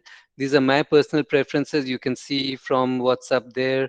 Sports is something that I enjoy, and you have the CERN in Geneva. You have the United Nations European Center. And in Geneva itself, there may be something like 40 plus international organizations, 750 NGOs and think tanks and others. So what is Switzerland? It's a small landlocked country in the middle of Europe. So on the bottom right, the gray that you see is Western Europe, and the small red elephant-like form in the middle is Switzerland. It's a small country with a area which is slightly smaller than the NCR, the region of India where I live in. It's a federal state, 26 cantons, multilingual. In 2020, there were 8.67 million residents, of which over a quarter were foreigners, and it has an extremely high GDP. 706 billion in 2020. This was down 2.4% from the previous year, but I think the corona pandemic was responsible for it, and a very high GDP per capita of almost 82,000 Swiss francs. That's about $82,000 per year. So what's of interest to you? The Swiss university system consists of 12 doctoral universities, 9 universities of applied sciences and arts, and 20 universities of teacher education. This is what's in the public sector, and hence the only ones which can give you a degree. Education, management, hotel management, and business management, and things are in the private sector, so we are not concerned by those. These universities are excellent, and whichever ranking system you look at, most Swiss universities figure in those rankings, and our estimate is that almost 50% of the Swiss students in the Swiss university system study in one of the top 200 universities in the world. These universities, again, I mean, Switzerland's international. These universities, again, are very international. About 26% of students in the public university system do come from abroad. More than half, 56% of PhD candidates are not Swiss, and almost half the professors are not Swiss. And on the right, I just have a small graph to show where India figures in all this. So there was something like 1,300 Indian students. There were 1,300 Indian students in the public system in Switzerland in 2020. This is quite a leap up because in 2005 there were about 250. So Switzerland's getting known as a destination for students from India. Switzerland's had a long-standing support for research and development, and the two federal institutes of technology, which again are the best-known universities in Switzerland, were established almost 170 years ago in different forms. The Swiss Innovation Agency to promote applied research was established in 1943, and the Swiss National Science Foundation, which funds basic research, was established in 1952. If you look at R&D funding in Switzerland, in 2019, about 22.9 billion Swiss francs were spent on R&D, which is about 3.15% of GDP, and 2/3 of it came from the private sector. And of course, if the private sector is putting in, spending most of the money, they're also doing the research in areas which are of interest to them. So food and nutrition, chemical, pharma, these are where a lot of the research takes place. As far as the money from the public money is concerned, from the federal level, some 3.8 billion Swiss francs were spent on the Swiss National Science Foundation and InnoSwiss, the two agencies which promote and fund research in Switzerland, the two federal institutes of technology, as well as meeting Switzerland's international obligations, and the cantons, which are equivalent to the states in India, support the cantonal universities. And this investment in research does have an impact. So on the left, the spidergram that you see, that's academic publishing, and in the impact of academic publishing, and for the period 2014-2018, the impact from Switzerland was 125% of world average, and Switzerland actually did better than the average in all domains of research. And on the applied science, on the right, you see the triadic patents per million inhabitants. And again, Switzerland's top. We do per million inhabitants because that's the only way you can compare countries of different sizes. I mean, Switzerland has 8 million people, Germany has 80 million, so almost 10 times. So of course, in absolute numbers, Germany has much more patents, but per capita, Switzerland has the most. And this investment does show. So if you take the best known innovation ranking index, the Global Innovation Index from the World Intellectual Property Organization, Switzerland, together with the Netherlands and Singapore, have been the only three countries to have been in the top ever since the rankings were established in 2007. And from 2011 to today, Switzerland has topped this ranking. So this was to give you an introduction to Switzerland, or to the research and innovation landscape in Switzerland, in case you have an interest. Now coming to how we can help you in getting there. So I belong to the Swiss External Education Research and Innovation Network. We are present across the globe, as you can see. What's in black are science counselors like me based out of embassies in Switzerland. And in red, you have the Swiss Nexus, which are the science consulates of Switzerland present where innovation is happening. And you can see that we have one in Bangalore as well. And you will actually learn more about Swiss Nexus in India from my colleague Lina Robra tomorrow. So Switzerland and India, there are many different ways in which we collaborate. I'm just going to skip this slide and get to the whiff of it. So the Indo-Swiss Joint Research Program is the official bilateral program for research collaboration. We do have, since 2003, a Science and Technology Cooperation Agreement, under the framework of which we function. It's operationalized through periodic calls for proposals, and we're actually in the process of evaluating a call which ended in November 21. And as you can see, the areas which have been funded across the board.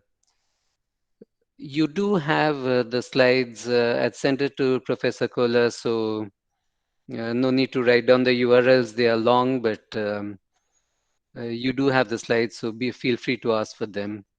SwissNext in India, the three pillars: university partnerships, startup partnerships, and to promote corporate innovation. They focus on 4 different areas. That's energy, deep tech, life sciences, and science for society. And you will hear more about it tomorrow from my colleague, Lina. The leading house for India. The concept of leading house is as follows. So if you look at the International Cooperation Office, in our research ministry in Switzerland, it's about 10 people. So they manage already a network outside, which is almost 200 people. So part of the promotion has been outsourced to different universities. The Zurich Universities of Applied Sciences is the leading house for India, and they do have instruments to promote collaboration through research partnership grants, and also they have mechanisms to promote symposia and workshops. Again, you have the URLs where you can consult more. The Swiss National Science Foundation, which I mentioned before, funds all basic research in Switzerland. So it's a private autonomous body which has a mandate from the Swiss government, and their current expenditure is about 1 billion Swiss francs, so about $1 billion per year. They have many different instruments. So for project funding, so all these instruments are basically for Swiss researchers to apply for, but then they can open it up to partners from abroad. For example, any Swiss researcher who's applying for a project can spend up to 25% of the money that they get for a partner who's not based in Switzerland. Synergia promotes international collaboration and others. Since most of your students and research scholars, I think this slide is more interesting for you, the SNSF mobility instruments. So the Ambizone project, Ambizone instrument aims to draw researchers to Switzerland a maximum of 4 years after your PhD. You can get it. You can be funded for up to 4 years. The objective eventually is for you to be able to apply for a faculty position, a full-time faculty position at a university in Switzerland. And the scientific exchanges promote short-term stays from 1 to 6 months, funds only travel and living costs. So Kalinga University could invite a researcher from Switzerland, and your dean is actually a graduate from Switzerland. So I would encourage you all to consider using, at least the faculty, to consider using this instrument, or even to going to Switzerland. The Swiss Government Excellence Scholarships is a scheme run for the last 60 plus years. India is a priority country for these scholarships, where we invite final year master students to apply for a PhD, for final year PhD students to apply for a postdoc, or for those who are doing their PhD in India to apply for a research scholarship to spend up to a year in Switzerland. These are announced every year, and the next call we expect will be announced in August of this year. So you have the email address where to write in case you wish to receive the application package. They are not available on any website, and you can also get more information on the other URL there. Of interest to the master students here is the Think Swiss Research Scholarships. Again, to spend up to 3 months in a Swiss lab, in a lab in Switzerland. So you should be either in your master's or in your final year of bachelor's. And there's a call for proposals currently open with a deadline 15th of March for a research stay, which can be more than 3 months, but we will fund you for 3 months between June and December of this year. And again, you have the URL for where to apply. Other funding possibilities, you have the different Swiss universities which have their own scholarship programs. So you have the URLs there, and then two websites which list scholarship opportunities, but also jobs. I mean, ETH Get Hired was actually started as a tool to match graduates from the ETH, the Federal Institute of Technology in Zurich, to prospective employees, to prospective employers, but now everybody advertises there. And myscience.ch actually also advertises jobs from outside Switzerland and Germany, for example. And if you wish to know more, this is a very cool website. I spend a lot of time on it. It gives you information about the Swiss universities, what the living conditions are, and a whole lot more. So I invite you to look at the site. And this is my last slide. So in case you need more information or you have questions, feel free to ask them now or send me an email. I don't know all the answers. I don't have all the answers, but in case I don't know an answer, I know somebody who does. So feel free to write to me. And yeah, now I'm open to questions.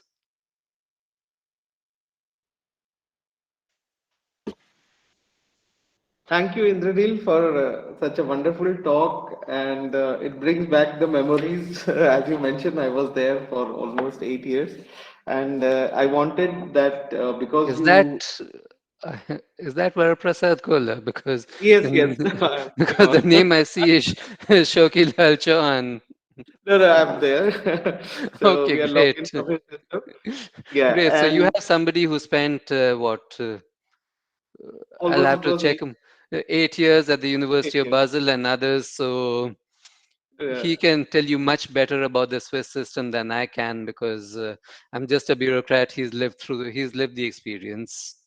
No, it's absolutely really. I feel that because I wanted this way that you address our students and they get motivated with this particular talk. And definitely there are ample of opportunities in Switzerland, and especially for the students who want to do good science and want to go to a good labs.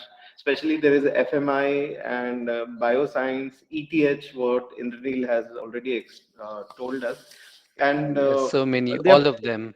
yes, yes, they are far from excellence. I can tell you that it's something which is a different world of scientific living over there. And also as you see that there are a lot of things which government of India and Switzerland is providing to the students.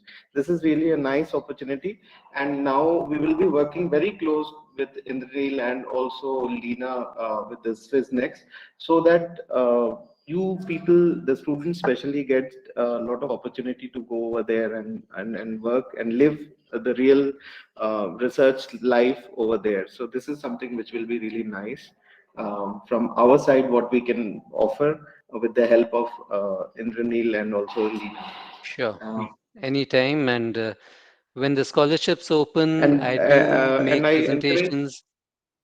right, I and say I encourage, when the scholarships open, sorry, we seem to be when the no, please go scholarships ahead. open, I have a more detailed presentation on the scholarships itself. So depending on the pandemic situation, I can make a presentation online to your students again.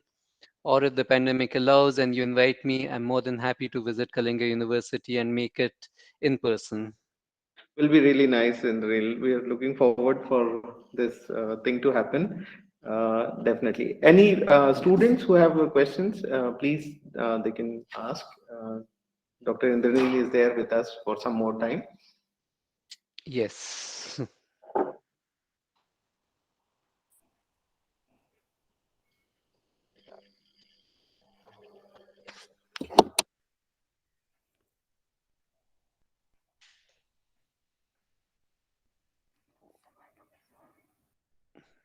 No questions?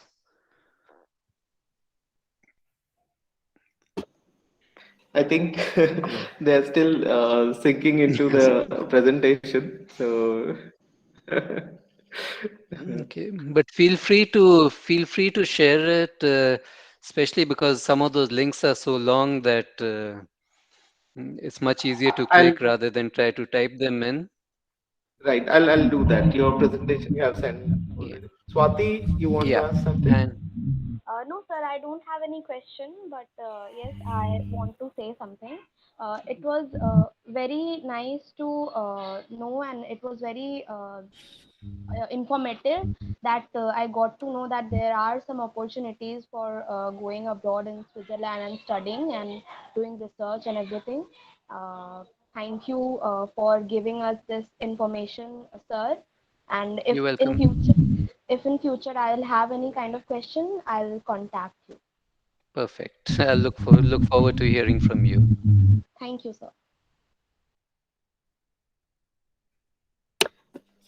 Thank you, Indranil. Over to Nirali ma'am for the further proceedings. Yeah. Thank you so much, sir. And thank you. Thank you so much, sir, for enlightening and enriched session from your side and for giving your valuable time. Thank you so much, sir. You're welcome. Thank you, sir. So moving forward with our oral presenters.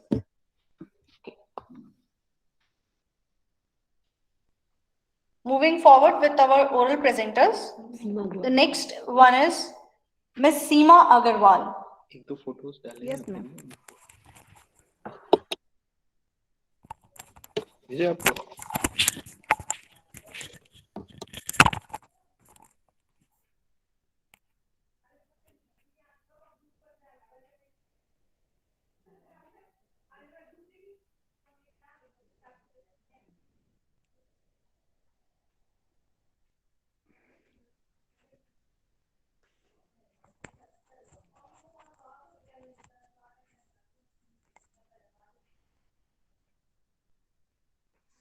Hello? Hello, ma'am? Yes. My slide is visible? Yeah, your slide is visible. Can you please rotate your screen? Yes, ma'am. Yeah, now it's fine. Yes, You thank can you, ma'am. start. Thank you, ma'am. Good afternoon, everyone. Myself, Seema Agarwal. I am research scholar of Bundelkhand University, Jhansi. I am very thankful to organizer. They gave opportunity to present my research work in international conference.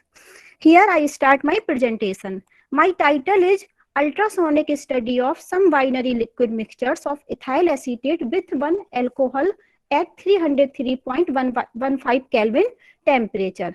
Here I discuss introduction. Ultrasonic technique has become a powerful tool for studying the molecular behavior of liquid mixtures. This is because of its ability of characterizing physiochemical behavior of liquid medium.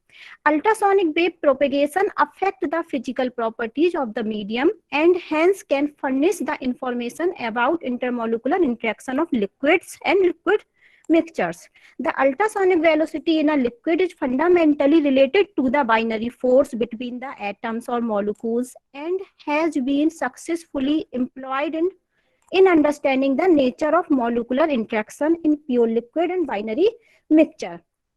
Thermodynamic properties obtained by density, viscosity, and ultrasonic velocity provided information about the nature and strength of the molecular interaction. Here I discuss introduction of ultrasonic. The word ultrasonic combines the Latin roots ultra meaning beyond, and sonic meaning sound. The sound wave has frequency above the audible range, that is above 20,000 Hz, called ultrasonic waves. Generally, these waves are called as high frequency waves. Just like ordinary sound waves, ultrasonic waves get reflected, refracted, and absorbed. They can be transmitted over large distance with no appreciable loss of energy. They produce intense heating effect when passed through a substance. Experimental materials. The chemical used in this present work: very high purity laboratory reagent grade sample of ethyl acetate, methanol, ethanol, propanol, butanol, hexanol, and octanol purchased from Mark Chemical Limited, India. All chemicals was stored over sodium hydroxide pellets for several days and fractionally distilled twice. All chemicals was purified by the method described by literature. All the chemicals were stored in dark bottles over freshly activated molecules to minimize absorption of moisture. Measurements. Each sample mixture was prepared on mass basis by mixing the calculate volume of liquid components in specially designed glass stopper bottles. The mass measurement was carried out using a single pan analytical balance. 5 samples were prepared for one system and their density, sound velocity and viscosity were measured on the same day. Here I discuss density. This is a single pan analytical balance. Density of the substance is mass per unit volume. Relative density for liquid system is defined the ratio of density of a liquid to that of water and therefore it a dimensionless quality. However, the temperature at which relative density is reported should be specified since the density is temperature dependent. Density of pure liquid and their binary mixture was determined by using a double arm pycnometer with a bulb of 25 centimeter cube and a capillary of internal diameter of about 1 millimeter is used to measure the density of pure liquids and binary mixtures. The pycnometer is calibrated by using conductivity water. The pycnometer filled with air bubbles free liquids is kept in a thermostat water bath for over 30 minutes to attain thermal equilibrium. Sound velocity. This image is interferometer, ultrasonic interferometer. This image interferometer. If we increase or decrease the distance by exactly 1/2 of the wavelength or an integer multiple of 1/2 wavelength, the anode current again becomes maximum if D is the separation between successive adjustment maxima of anode current, then D is equal to lambda by 2. We have the velocity of wave is related to its wavelength by the relation U is equal to F into lambda. Here F is a frequency of crystal. Sound velocity. Ultrasonic velocity of the sample were measured using F80D multi-frequency ultrasonic interferometer at a constant frequency of 1 megahertz. The sample were kept in the cell of interferometer and closed by rotating clockwise upper part of cell having micrometer. The micrometer was slowly moved upward and first reading was taken. When the current meter saw a maximum, the micrometer is further moved upward till 20 such maxima were passed on and the two reading gives total distance D. D is equal to D to be used in equation U equal to D into 10 to the power 3 meter per second inverse for the evaluation of sound velocity. The temperature of the experimental solution was maintained about 303.15 Kelvin temperature by circulating water around the cell with the help of pump from a thermostat regulated at required temperature. Viscosity. Viscosity describes the liquids resistant to flow. Mathematically, viscosity is the ratio of the shearing stress to velocity gradient in a fluid. This is image of UV-Huld viscometer. The viscosity of pure liquids and their binary mixture were measured using suspended UV-Huld type viscometer having a capacity of about 15 ml and the capillary having a length of about 90 millimeter and internal diameter is 0.5 millimeter has been used to measure the flow time of pure liquids and liquids mixture, and it was calibrated with triply distilled water, methanol and benzene.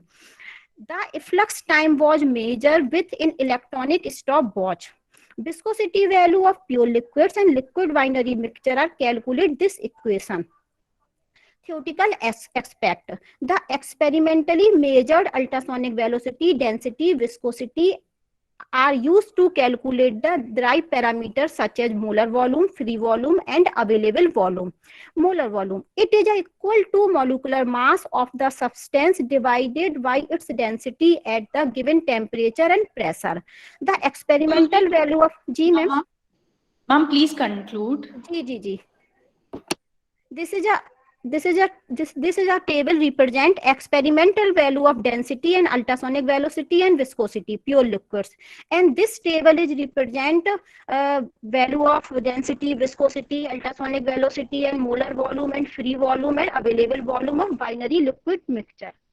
And this table is so axis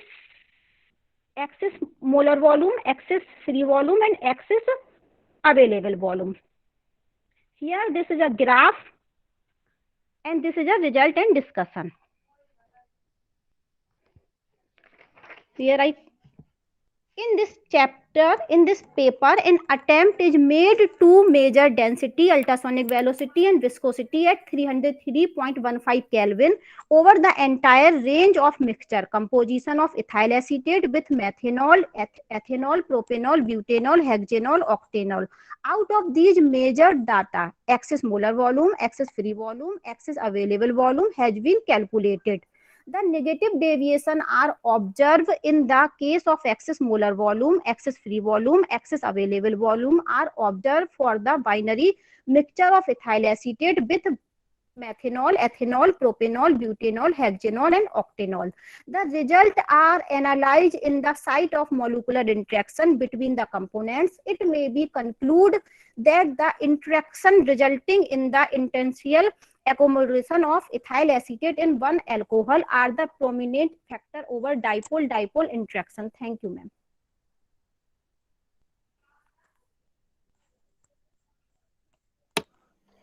Thank you, Seema ma'am, for your presentation. Thank you.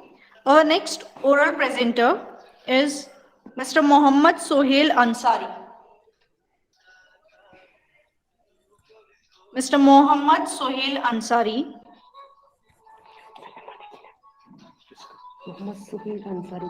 Okay, I think he is not connected with us right now. So our next oral presenter is Miss Mrinali Deori. Are you there? Hello, Miss Mrinali.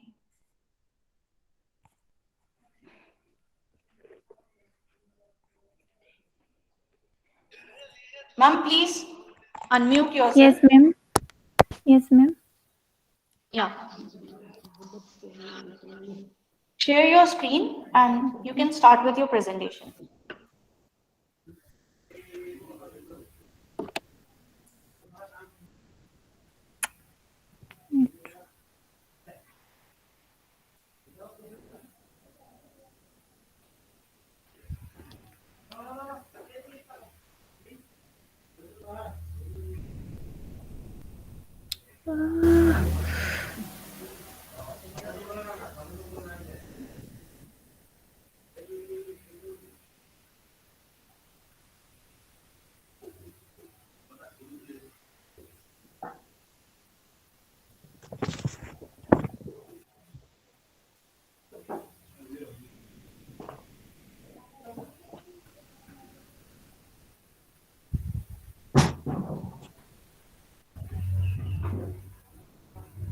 Hello, ma'am. Yes. Ma'am, kindly share your screen.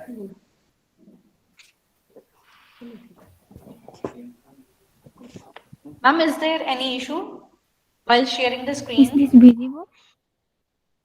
Is this visible? No, ma'am, it's not visible.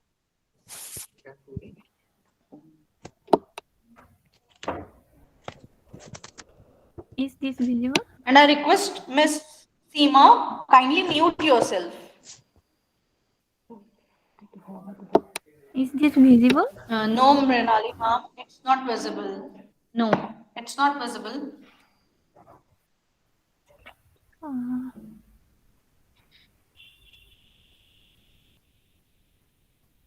Is this? No. Your screen is not shared.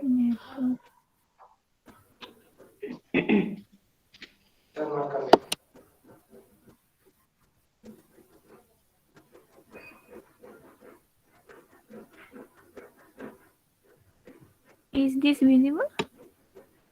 No, Mrinali, your screen is not visible to us. check your network. Please check your network and rejoin with us. Till that, I would like to call our next oral presenter, Mr. Praveen Shyam. Mr. Praveen Shyam, are you there?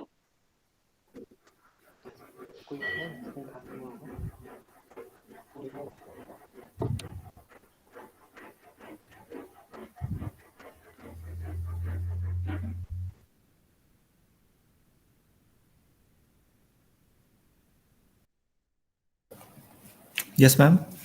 Am I audible?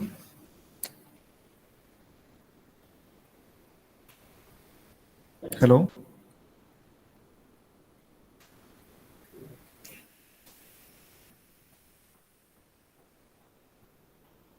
Yes, sir, you are audible. Okay, okay.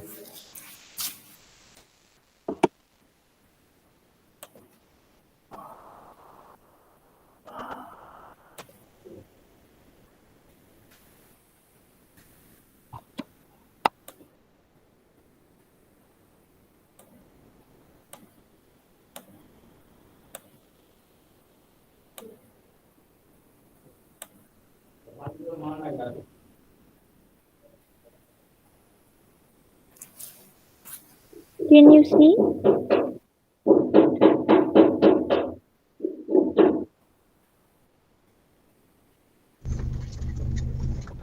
No, ma'am.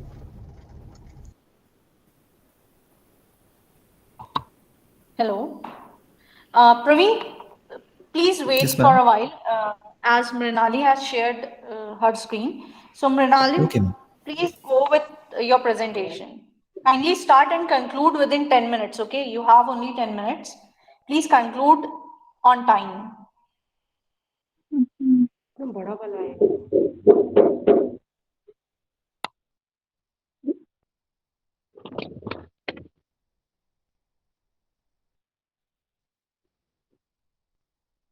Is this visible? Hello? Is this visible? Yeah, your slides are visible and moving also. You can start.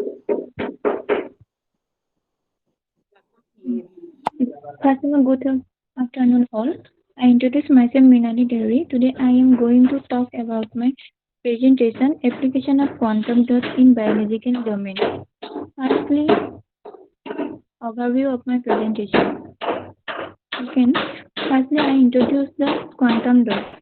Quantum dot was first synthesized by American scientist Louis E. Bruce in 1980. Quantum dots are semiconductor particles whose dimension is less than 10 to the power 10 meters. So quantum dots are tiny size and available to Bohr radius. Quantum dot has a single fixed point. That's why it referred as a artificial atom. In number of electrons is finite result is discrete quantized and also increase bond gap. This effect is called quantum confined effect. Quantum dot usually composed of group 3 to 6 element cadmium, selenium, cadmium, titanium, and group 3 to 5 Indian phosphine, Indian arsenic. Quantum dot have a zero dimension. Oxygen properties of quantum dot. When quantum dot absorbs light, it rarely turns electron gets excited from valence band to conduction band. As a whole behind, as energy discharged as a light is called fluorescent property. This is used for making laser. Quantum dot absorption spectrum exhibit.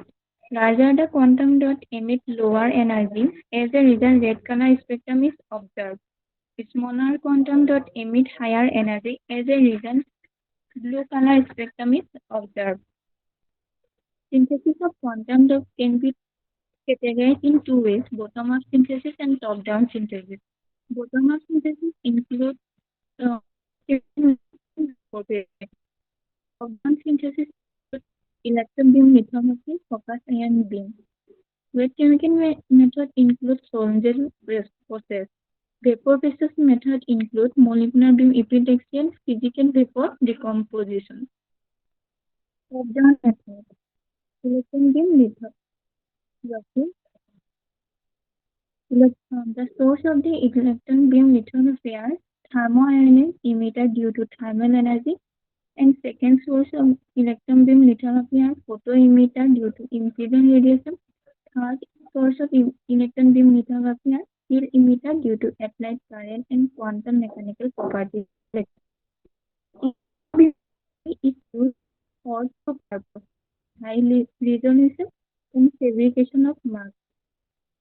This technique has a primary advantage that it offers a high degree of flexibility in the design of nanosystems.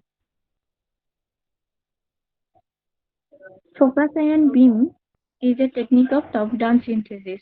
The sources of focus ion beam are liquid metal ion like gallium plus positive ion and also used in gold and iridium.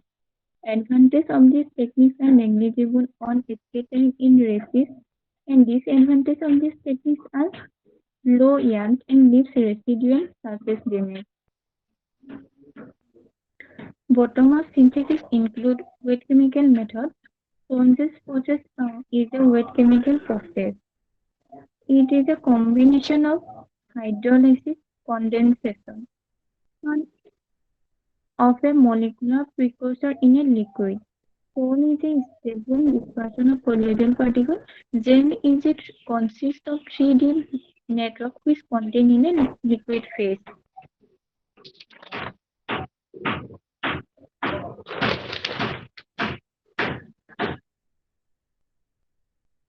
Vapor phase. Vapor phase is a bottom-up synthesis process which includes molecular beam epitaxium. Molecular beam epitaxium used for growing group 3 to 4 and 2 to 6 quantum dot semiconductor crystal. It is used for self-assembled of quantum dots. For example, indium arsenide on gallium arsenide has a 7% mismatch. Physical vapor deposition. Physical vapor technique used for solid material vaporizes to liquid and convert to low pressure gas. Characterization tool. Quantum dot can be characterized in two ways: optical characterization and quantum electrochemical characterization. Optical characterization of the size of quantum dot involves electron microscope, atomic force microscope, and transmission electron microscope method is used for investigation of cross-sectional structure of quantum dots. Electrochemical characterization of quantum dots can be identified directly and indirectly by oxidative dissolving metal in an aqueous metal ion. Then electrochemically detected ion by using electrochemical impedance spectroscopy. Application of quantum dot in biological domain. One is biological imaging. Biological imaging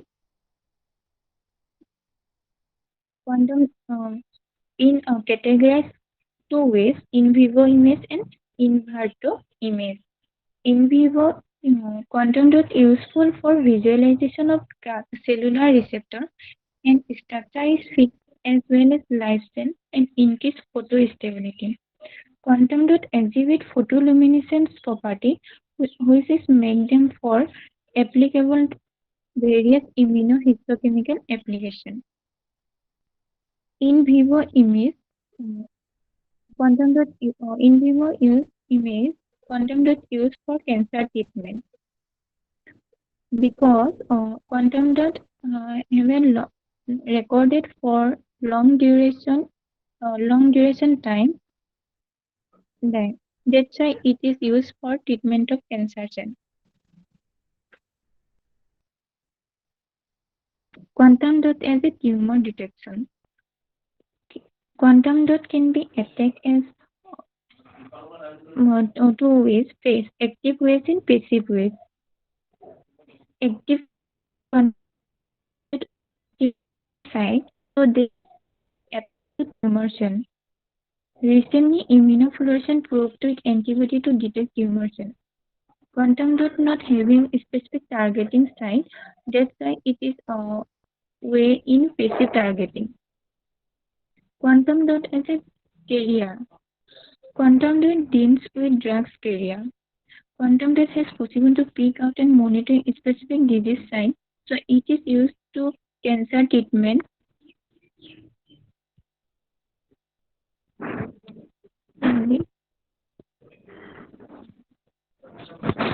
Used for cancer treatment. Now, secondly, gene therapy. Quantum dot conjugated with oligonucleotide sequence to bind with DNA or mRNA. Application of quantum dot in organ. Brain system. Quantum dot represents a revolutionary transformation tool for brain system. Recently, graphene quantum dot also inhibit the aggregation of a beta peptide, which leads to Alzheimer's disease. Cardiovascular system and transport blood from heart to peripheral region of the body and also vice versa. Recently, quantum dots makes an excellent tool for regionalizing and cardiovascular system. Yes, cadmium, selenium, zinc, sulfur has proved their utility in the study of sarcomere dynamic during excitation and contraction coupling in the empty and disease starting muscle in the whole heart. Muscular system. Cadmium, selenium, zinc, sulfur is scattered within quantum dots bound to biotin phalloidin, whose levels chemical actin filament has enabled rapid quantities and inexpensive imaging of sarcomeric movement, notatively step size measurement for low duty sexual muscle myosin. Quantum dots in Coastal resonance energy transfer. Quantum dots used in biological application. One is donor fluorophores in coastal resonance energy transfer. It is used for monitoring protein interaction in the holiday junction in an intermediate in the recombination of DNA that undergoes conformational change on addition of magnesium to plus iron. Quantum dots shows some great importance for living beings, human, plants, or animals, as it has both less toxicity and good biocompatibility. In medical field, it is used for treatment of cancer cells as an effective and secure non-viral gene for gene therapy. And in electrical field, it is used for LED solar cells. The spectacle is quantum dots shows positive as well as negative results. As positive obtain yet estimate the quantum in both biological and biomedical. However, as negative results some need to more toxicity, hence careful research will be necessary. References. Thank you for listening my presentation.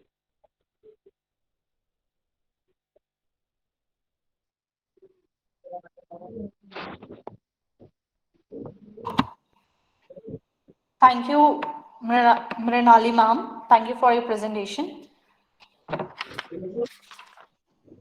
Now I would like to call our next oral presenter,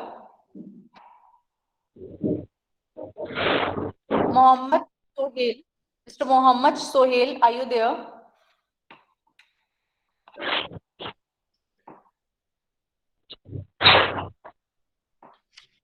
Ma'am, please stop sharing your screen. Okay. Okay. So, Mr. Praveen, are you there? Yes, ma'am. Okay, you can start with your presentation. Okay. Kindly share your screen and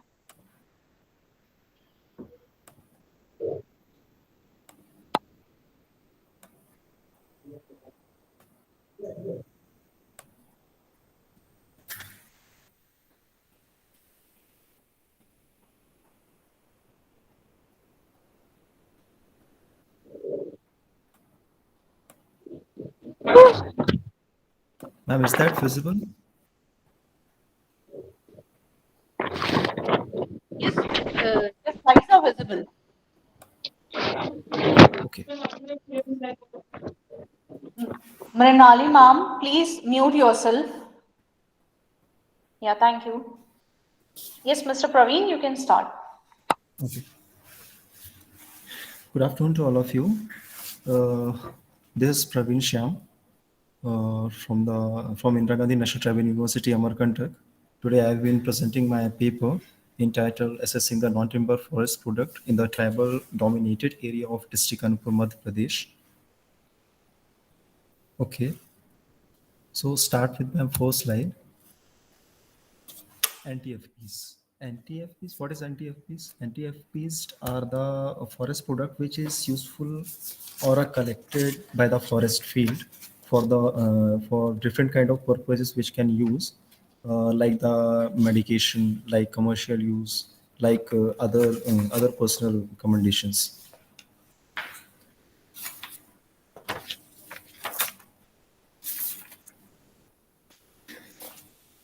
Okay, these are some NTFPs which can be shown here. First is Kulbakabli Erg. This is a medicinal use as a medicinal purposes. Second is a harra. This is a edible forest fruit. Second one is a jungli mongra. This is a use as a ornament to make a decorative purposes. And other one is a lag is also animal originated NTFP. Other one is bamboo art, which is make for different kind of purposes, carrying other things to these villages. And other is a edible fungus which can show here in white picture. Last is the least, not the least. Okay. So the kind of NTFPs, the conducting the research to present work is attempt to assess the NTFP of the district Anuppur, which is conventional resource of livelihood and livelihood for the rural tribal communities in the present context. Okay, so we can talk about what kind of NTFPs are present in the district. We have categorized into two categories. First is a plant-based NTFPs. These NTFPs collected by the forest villages or a tribal healers for a different kind of purposes, like a medicinal properties. They have having a medicinal properties, having some spices which can use for a vegetable and a food. Also a wild edible fruits. Other one is a utensils and other kind of NTFs having a ornaments. And other second one is animal originated NTFs which can they collect from the forest field for decorative purposes, utensils, for a resin, for a feather, for decoration. Okay. Why I'm choosing this this research or this research conduct in that particular district? Because of the Anuppur district. The Anuppur district is a part of a Chanakmarg Biosphere Reserve and a tribal dominated area, listed as a scheduled area in Schedule 6. The area being a part of a protected harbor-rich flora and fauna. Also, the district is mostly inhabited by the Gond, Baiga, and Kol tribes. Since in the time, immemorially, these tribal helmets are known as a harness. The ecosystem services, also the forest resources informed to a non-timber forest products for food, fodder, and other medication purposes. Okay, so however, a few studies have been carried out pertaining to the document of associated with plant species only. So this is the methodology workflow of assessing how to assess the NTFP. Okay. In this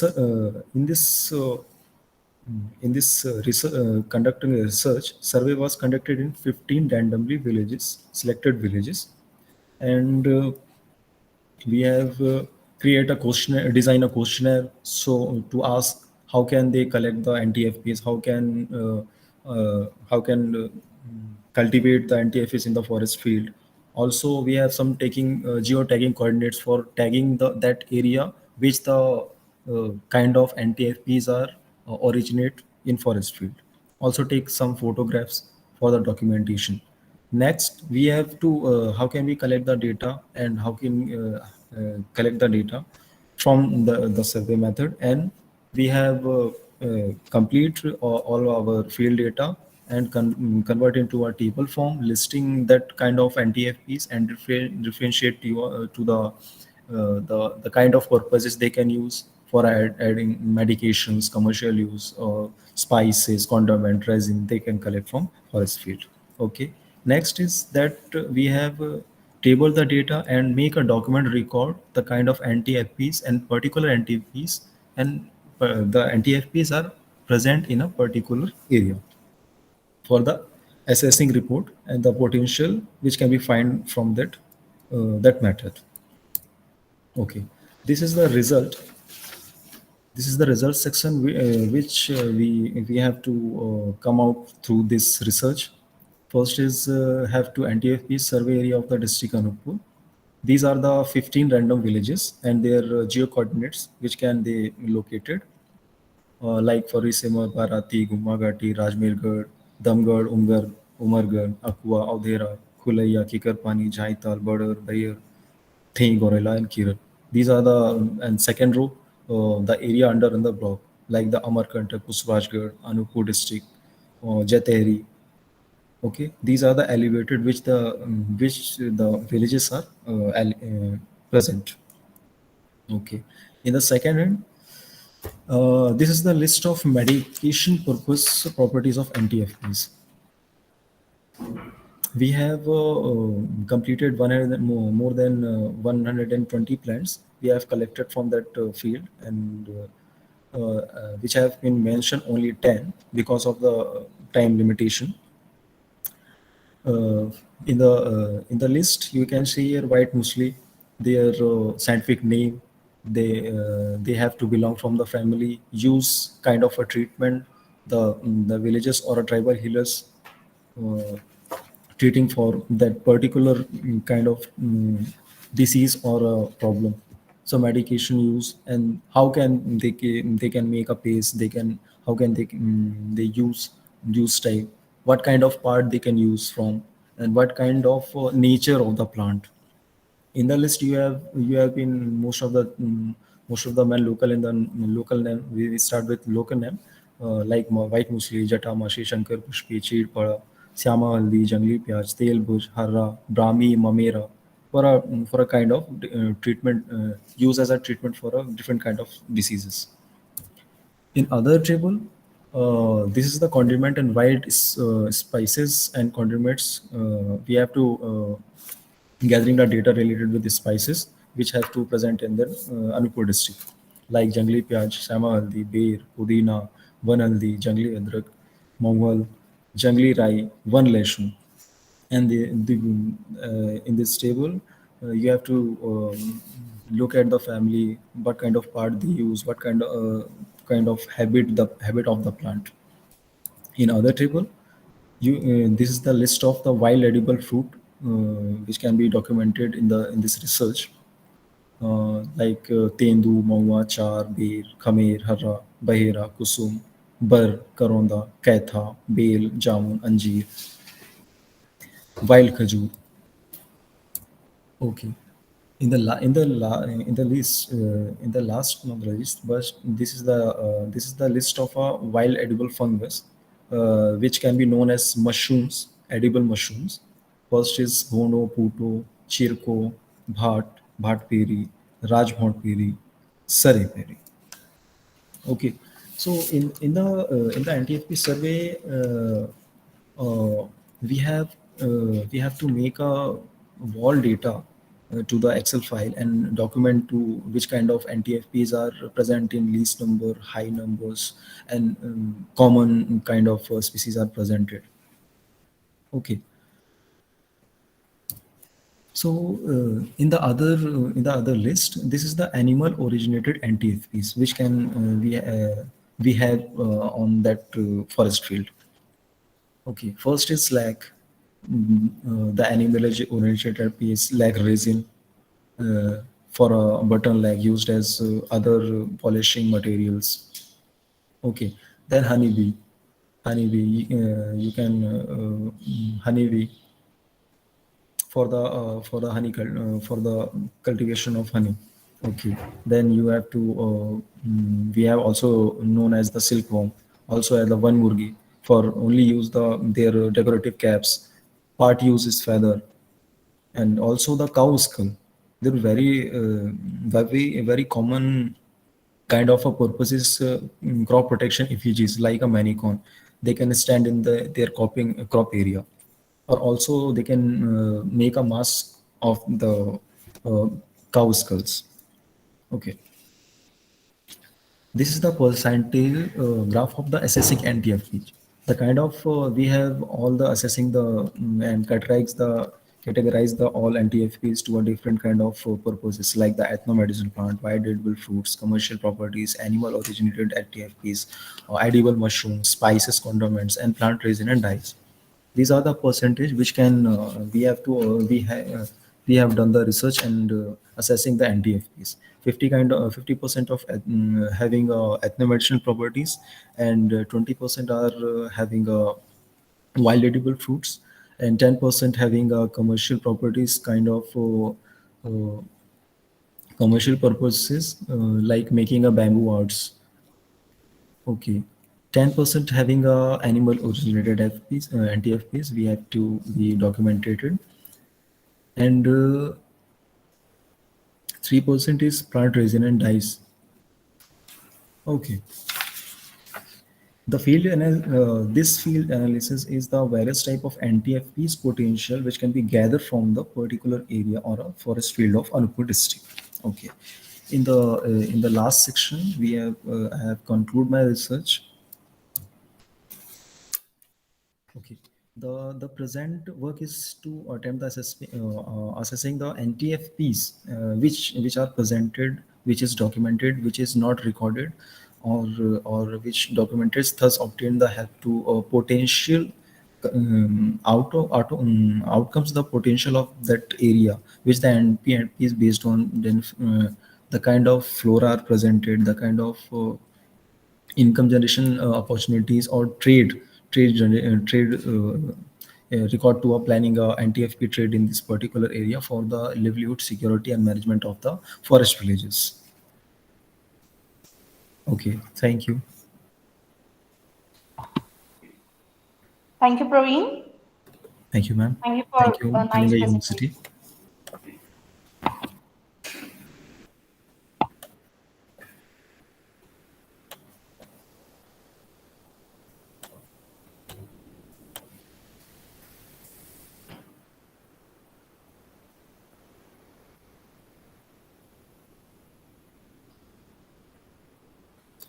If any queries or a question about my research or a presentation, please drop me a message on text box.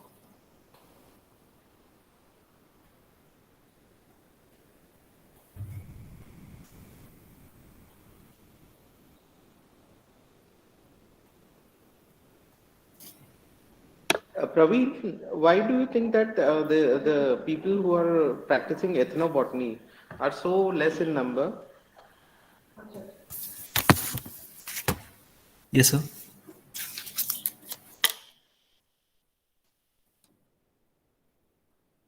Yes, sir. Hello.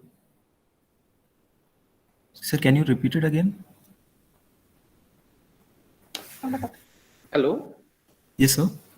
Yeah, Praveen, one question: why this ethnobotany is like kind of such an important topic? Why people are not practicing it so much? Is there a crosstalk missing between the experts and the people who know about this ethnobotany? What is your opinion? So opinion is that the most of the researcher cannot be not comfortably work in the forest field. The kind of lacking of a knowledge without any consideration of that permission of a forest guard, forest department, they cannot allow to connect with the villages, and also we cannot disturbing the particular or a protected species and that the forest which can be situated. Right, So right. so you have to be connect with the tribal people on his own languages. Okay. Yeah. So I think yes, language is one of the barriers also, because most of Yeah, the yeah, yeah, ethnobotancy is kind of in a native language only. But very nice yes, study you yes. have done, Praveen. Thank you, sir.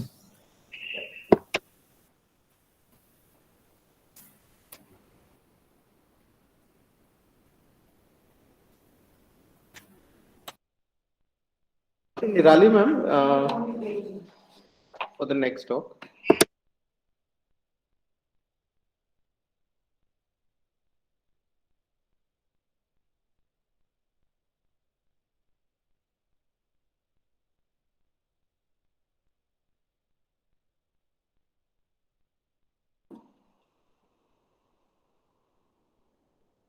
Hello. Yes, ma'am, you are audible.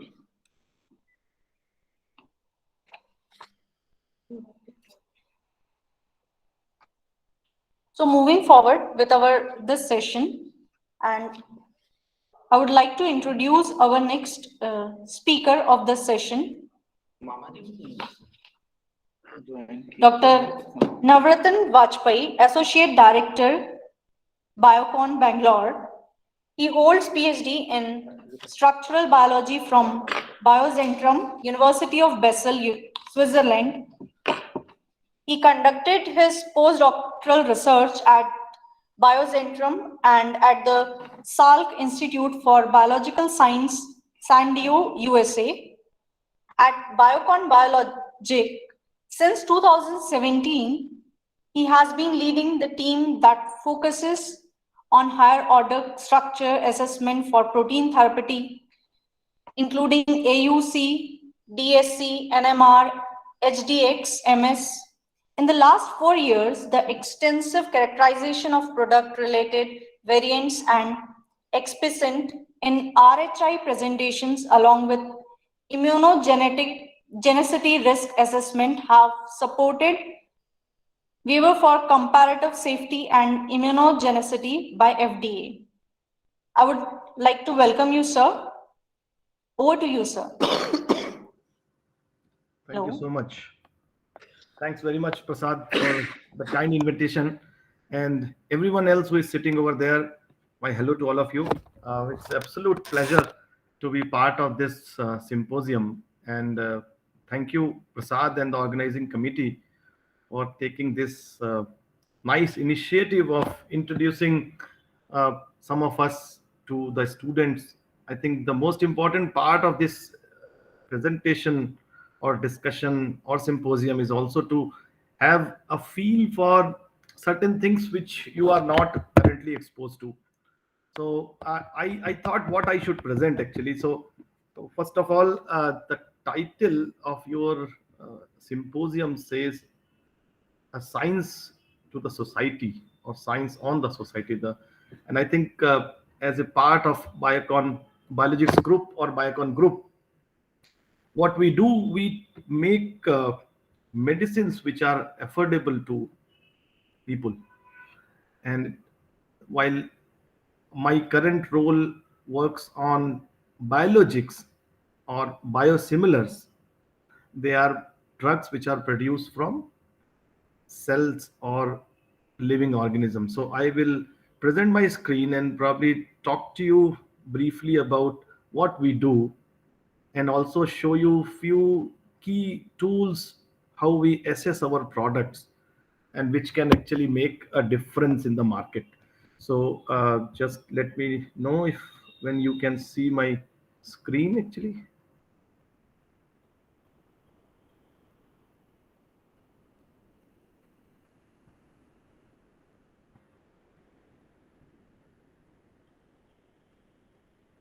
So is my screen visible to everyone? Yes, yes, it is visible. Fantastic. Thank you so much. I just take a laser pointer. Okay, great. So to begin with, I will probably, so my presentation will actually include a brief discussion on biologic drugs, and then we'll talk about biosimilars and importance of the characterization or importance of analytical tools which make a way for biosimilars to get into market. Biological drugs are actually very complex in nature, and most of the time they are actually extremely large molecular weight species. So small molecule drugs are like paracetamol, aspirin, dispirin, which is very commonly taken by us, and you can easily go to a pharmacy shop and purchase them. While biological products are not so easy to actually get, and also they're often you require a prescription from a doctor. Now these drugs are produced from cellular organisms, and therefore it also contains some risk. And the risk also comes from their inherent nature, because during the production, because again this is produced from living organism, your controls are always limited. You cannot actually have always the same copy of your product every time you try. So what you do, we prepare a molecule which is very similar to the original molecule, and that is how we start producing batch after batch after batch.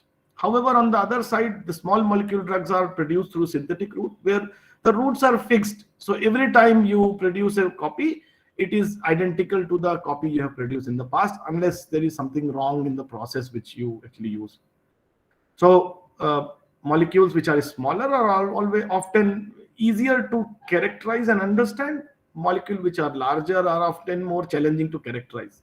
So I will also show you that how many tools we actually use in an industrial setup to be able to characterize and say that my copy is actually highly similar to the original copy, and therefore we believe that the function, which is actually the biological function, will also be highly similar to what is being produced in the past, either by us or by somebody else whose product is already market. When you produce a biological product, often you land up with many other impurities, or sometimes we call them product variants, and therefore it is also important to characterize and understand those variants apart from the main product which we are actually trying to produce. So because these molecules are produced from cells, any product variant can also lead to immunogenicity, and therefore it is very important to actually assess and inform the regulatory agencies across globe that our products are non-immunogenic in nature, or there is very little risk which is probably manageable. Okay, so here is the flow. The flow is very clean, that when you produce a drug, or when you produce a biological product, or in fact any drug, you have to carry out initial testing, which we call as characterization. And this characterization includes both physicochemical characterization, which means assessment of physicochemical properties of this molecule, followed by the biological characterization or its functional characterization. And when this is ensured, we go for the next system, which are preclinical studies, which are often carried out in rat models or mouse models, or say any other animal which is actually chosen as per the study. Once you are clear here, you go for PK/PD studies, which is actually done in healthy individuals to check for the safety profile of my drug. Once this is clean, you go for clinical trials, which is actually a long and tedious process. But the entire program always follows the same. In case of novel drug discovery, you see there is a part of analytical and functional characterization, but the major chunk is actually non-clinical and clinical studies. When it comes to biosimilars, which are nothing but a generic copy of the drugs which are already produced in, or which are already available in the market, you see that the major chunk lies with the analytical and functional characterization. And because we prove that this molecule, what we have produced, is highly similar to that what is already in the market, we actually leverage non-clinical and clinical studies. And therefore, what happens, you actually have a small, the price of your drugs become more affordable to common people. And this is what is being carried out across India. So in India, very few companies, Biocon is one amongst them, who makes novel biologic drugs. Otherwise, all companies in India, we are working on biosimilars, means drugs which are actually affordable to common people. So what do we mean by biosimilarity? Now, biosimilarity in simplest of terms is actually nothing but a generic version of a molecule which is already present in the market. However, the FDA, which is Food and Drug Administration in US, has a definition which is actually very clearly written, which says any biological project which is similar to the reference product, and reference product is one which is already in the market, notwithstanding minor differences in clinically inactive components, and there are no clinically meaningful differences between the biological product and the reference product in terms of safety, purity, and potency. And these are very important, because if you look at these two molecules which are shown here, or the two cartoons, you see there is a sequence which is very clear. In terms of sequence, they are identical, but in terms of additional post-translational modifications, which can either be a charge variant, or it can be a glycation or acetylation or anything else, you can see that there are some differences clearly, this site versus this site. But are these differences meaningful, clinically meaningful? If they are not, and that is proven by multiple tests which we carry out in our labs, we show that if these differences are not meaningful, we say the molecule produced by the lab is actually biosimilar to the one which is already produced in the market. Now, again, we call it biosimilar and not bioidentical, and mainly because of the fact that you cannot produce identical copy of a biological drug. It will always be a similar molecule which will be produced. Okay, so how do we ensure that the quality of our product is always matching to the reference product? And these are the challenges associated with any biosimilar product development teams, or even for the biologic which are producing the novel product, is to reproducibly produce same molecules time and again. What we have to ensure? Something called quality target profile. And how we actually obtain this quality target profile? We produce in the beginning, say, few batches of drug molecule, which is then evaluated for its physicochemical and biological attributes, and we make a range out of that. And that range is what we actually try to produce in every single our process. Now, to ensure that, we have certain parameters to assess, because without those numbers or measures, you will not be able to control. So what are those? So these are called critical quality attributes, and these critical quality attributes are physical, chemical, biological, or microbiological property or characteristics that should be within an appropriate limit, range, or distribution to ensure that the desired product quality. So we make sure that all of these quality attributes, now I have listed out, there are 4 which are listed out in this cartoon: aggregates, oxidized species, these are charge variants. Now you see in the scale of 1 to 10, the criticality scale, clearly the aggregates holds most critical attribute, and which means that they can have a highest potential for being an immunogenic. So in all our processes, we ensure that we lead to minimum amount of aggregate formation, and that is done through multiple various controls we put in across our processes. And this is what is actually being shown here, that when we do a process development, we ensure that we have the right process parameter for a certain in a defined range. We also have to ensure that the material what we are using are also having certain attribute or certain quality attributes which are maintained time and again and over the period. Once you ensure that, it will automatically ensure the critical quality attributes which are listed over here. And when you ensure that, we ensure the safety and efficacy. So essentially, the product goes to a patient, and that is what our responsibility is.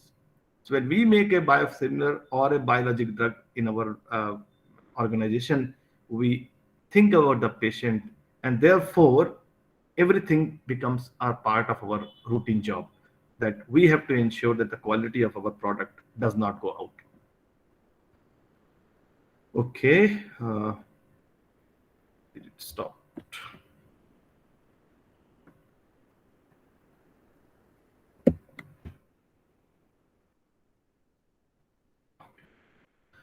So, of course, when you have a process, you also want to.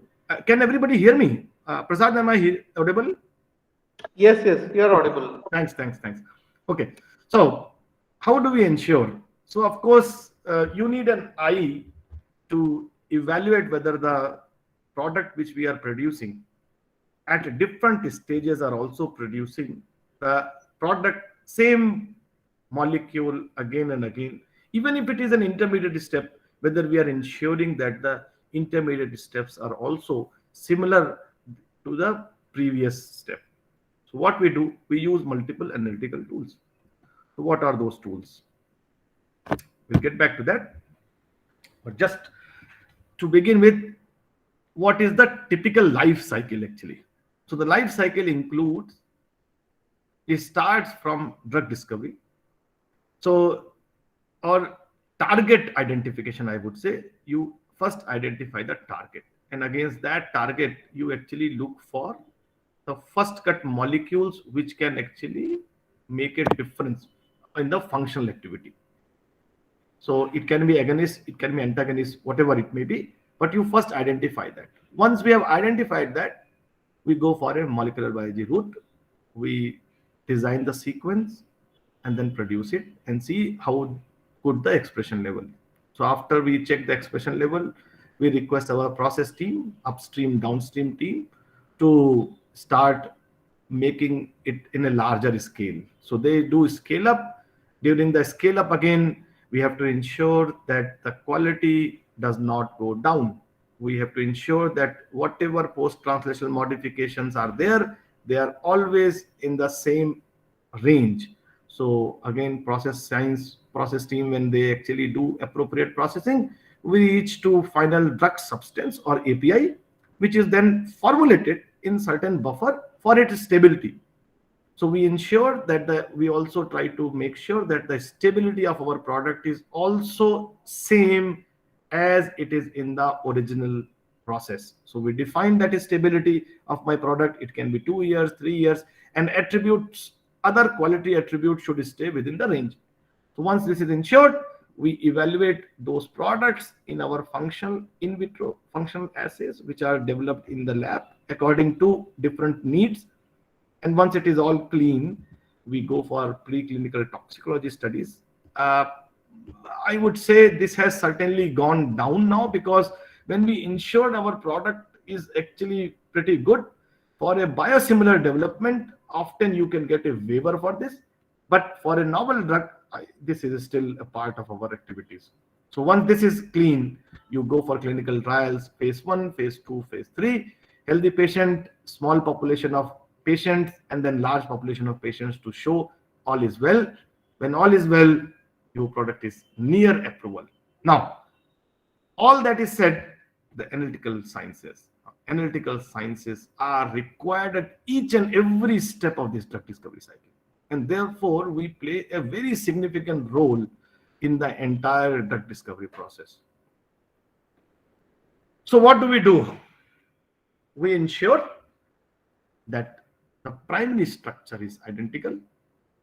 We ensure that the higher order structure is there. Higher order structure means secondary structure, tertiary structure, quaternary structure.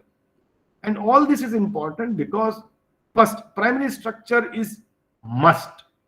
It cannot deviate. Every single amino acid of a product, reference product, and every product, everything of the biosimilar product has to be identical. it cannot change, because one amino acid change may also lead to immunogenic effect. So we ensure that the sequence is identical. But then once the sequence is identical, it is also important that the product is also folded in an appropriate manner. Proteins, many of you have already studied, and probably you must be going through in your next semesters or so, that protein as a local structure, which is often called secondary structure, which people define as helix or beta sheet or random coil or sometimes tons.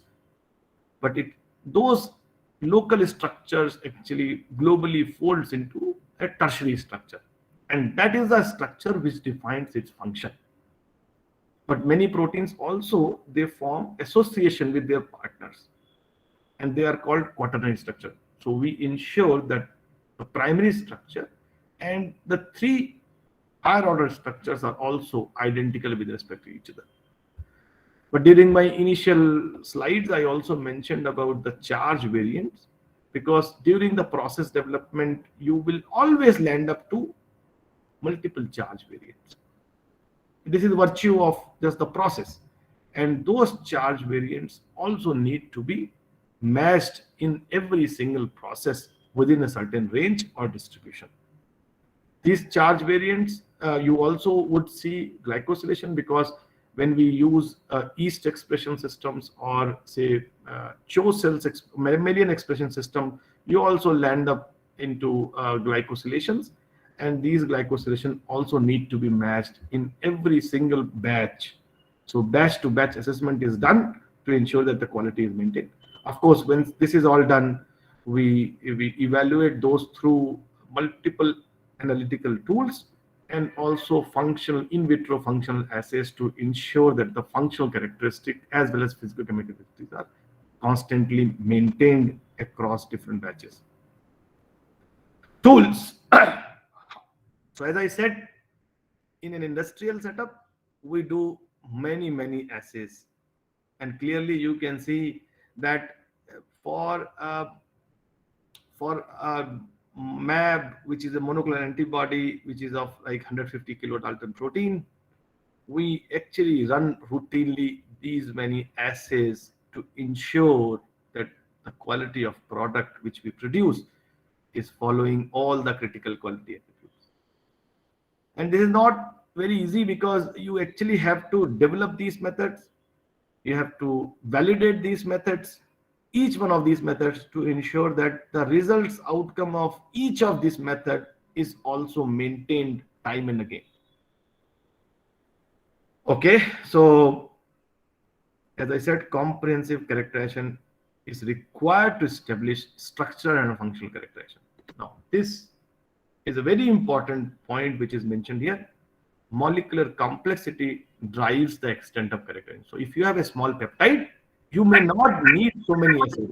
So if you are working on a large molecule, which is 150 kilodalton or 100 kilodalton plus, you actually have to go with as many assays as possible to ensure, and that is what regulatory agencies expect us to do.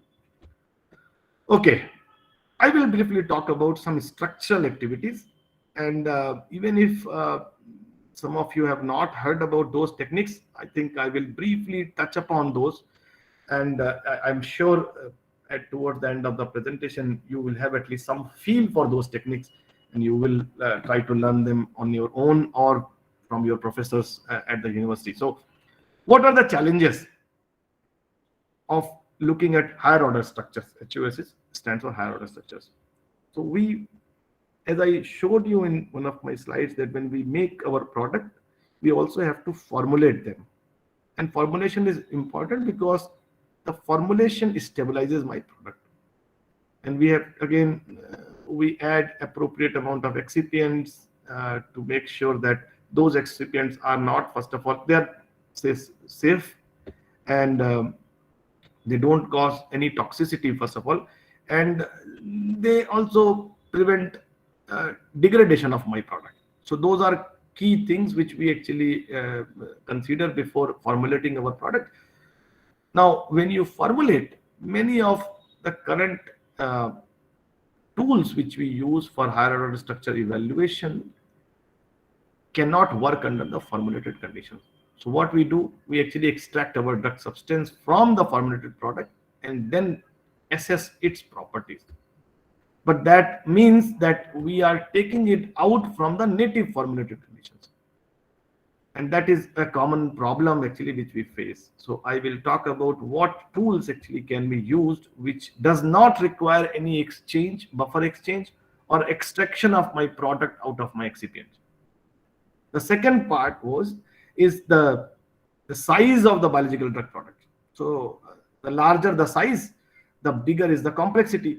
So if you are working with a product which are 150 to 200 kilodalton products, it is actually not very easy to evaluate it using few assays. It is very, very complex, and therefore you actually require right tool and right understanding that what should be done. And of course, once it is done, we also have to assess for the biosimilarity. Now, what are the current challenges? Now, traditional higher order structural evaluation methods, what do they provide? They provide a low resolution information. Low resolution information means I have got an envelope and this is what they will provide. So they will provide an overall global picture of my drug product or drug substance. Is it good enough? So I show you a cartoon and you see I've got a frog and there is a bee. The function of the tongue is actually to go and catch hold of the bee. But if you look at, so this is a very precise picture. If you see, this is very precise picture. In one image, it is able to catch up. In the other image, it is unable to catch up. Now, in a low resolution technique, you will see that I will only see an envelope, but I will not be able to see the local details. The local details are hidden here. If this tongue is not in the right position, my function is lost. So we need tools which can actually go deep dive into looking at the local structural perturbations to ensure that the quality I produce is always same.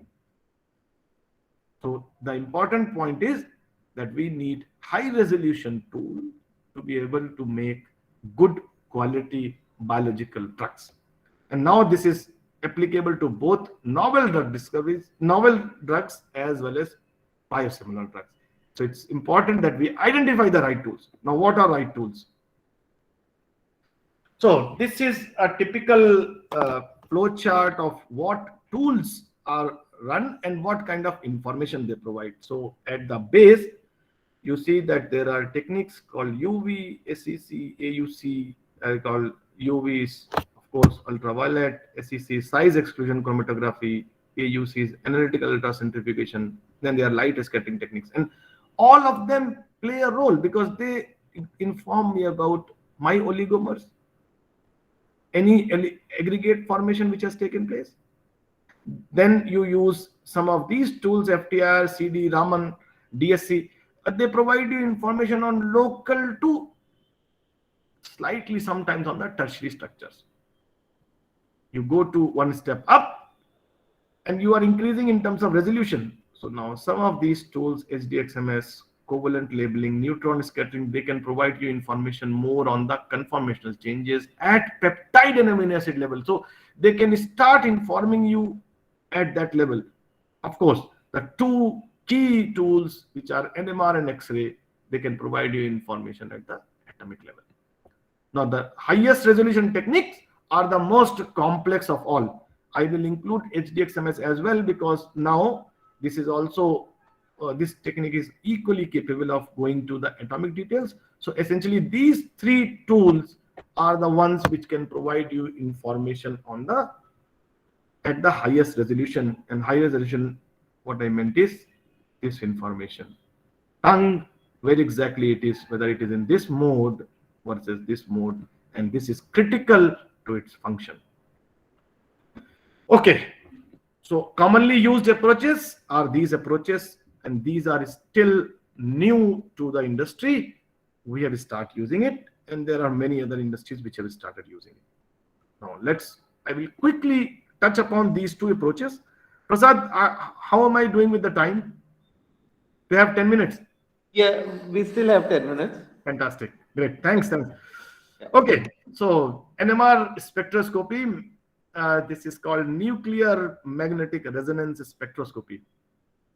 It is one of the finest tools available for evaluation of structures of either a small molecule or large molecule. And the best part is it can be run in its native condition. While X-ray or any other, so X-ray is another tool which can also provide you information at the high resolution, but you need to crystallize. Many a times, if your proteins are flexible in nature, you may not be able to deep dive into details because X-ray will not be able to crystallize. While NMR has that advantage that it can actually give you atomic detailed information even if the proteins are non-structured in nature. HDXMS can also provide you that information, but the challenge with HDXMS is if the sequence is not known, HDXMS cannot provide you information. But for biosimilar kind of work where sequence is known, HDXMS can provide you a decent information. Okay. Right. So how NMR is actually used? So I will just directly come to this page. So NMR can play a role in the early stage development. Now, usually when you produce a protein, we run a SDS gel to see whether the protein of interest is actually falling in the right molecular weight range. If it is falling in the right molecular weight range, you are happy. You say that my product is there. So you take that product, put it into an NMR tube. This NMR tube is then put inside this magnet, and you run you provide some energy to this sample, and of course spectroscopy will do, there will be excitation of atoms, in this case protons, the spins, they go in the excited state, they come back, and they will show the spectrum outcome, which is actually nothing but a Fourier transform of the signals. Now, clearly, if I've got a protein which is folded versus protein which is non-folded, when we look at the spectral dispersion, and this region specifically, this is called amide region in NMR language. Essentially, these signals so this spectrum is actually a hydrogen atom spectrum of a protein. Different hydrogens associated to side chains, hydrogen associated to the backbone chain, hydrogen associated to N, which is amide protons, all fall in different places in this spectrum. This is well studied, well known, and now we know exactly which proton comes where. So, for example, side chain protons will come here, the backbone C alpha protons come here, protons means hydrogen atom will come here, aromatic amino acids comes here in this region, and amide protons comes here. So if this is a take-home message for all of you, if I see the amide spectrum well dispersed, it indicates that my protein is well folded in nature. If my amide proton region is actually less dispersed, it will tell me that protein is in non-folded state. So if I want to do a first check of my product, whether it is folded or not folded, I'll take that sample, put it in NMR, run a 10 minutes spectrum, and I will get to know right away product is folded or unfolded. So it's amazing. Right away, I will get an information that I'm doing fine or not. If this is routinely observed, then I would know my product is folded, and I'm getting the same product time and again, indicating that my batch is going fine. So this is one of the ways by which also you can evaluate.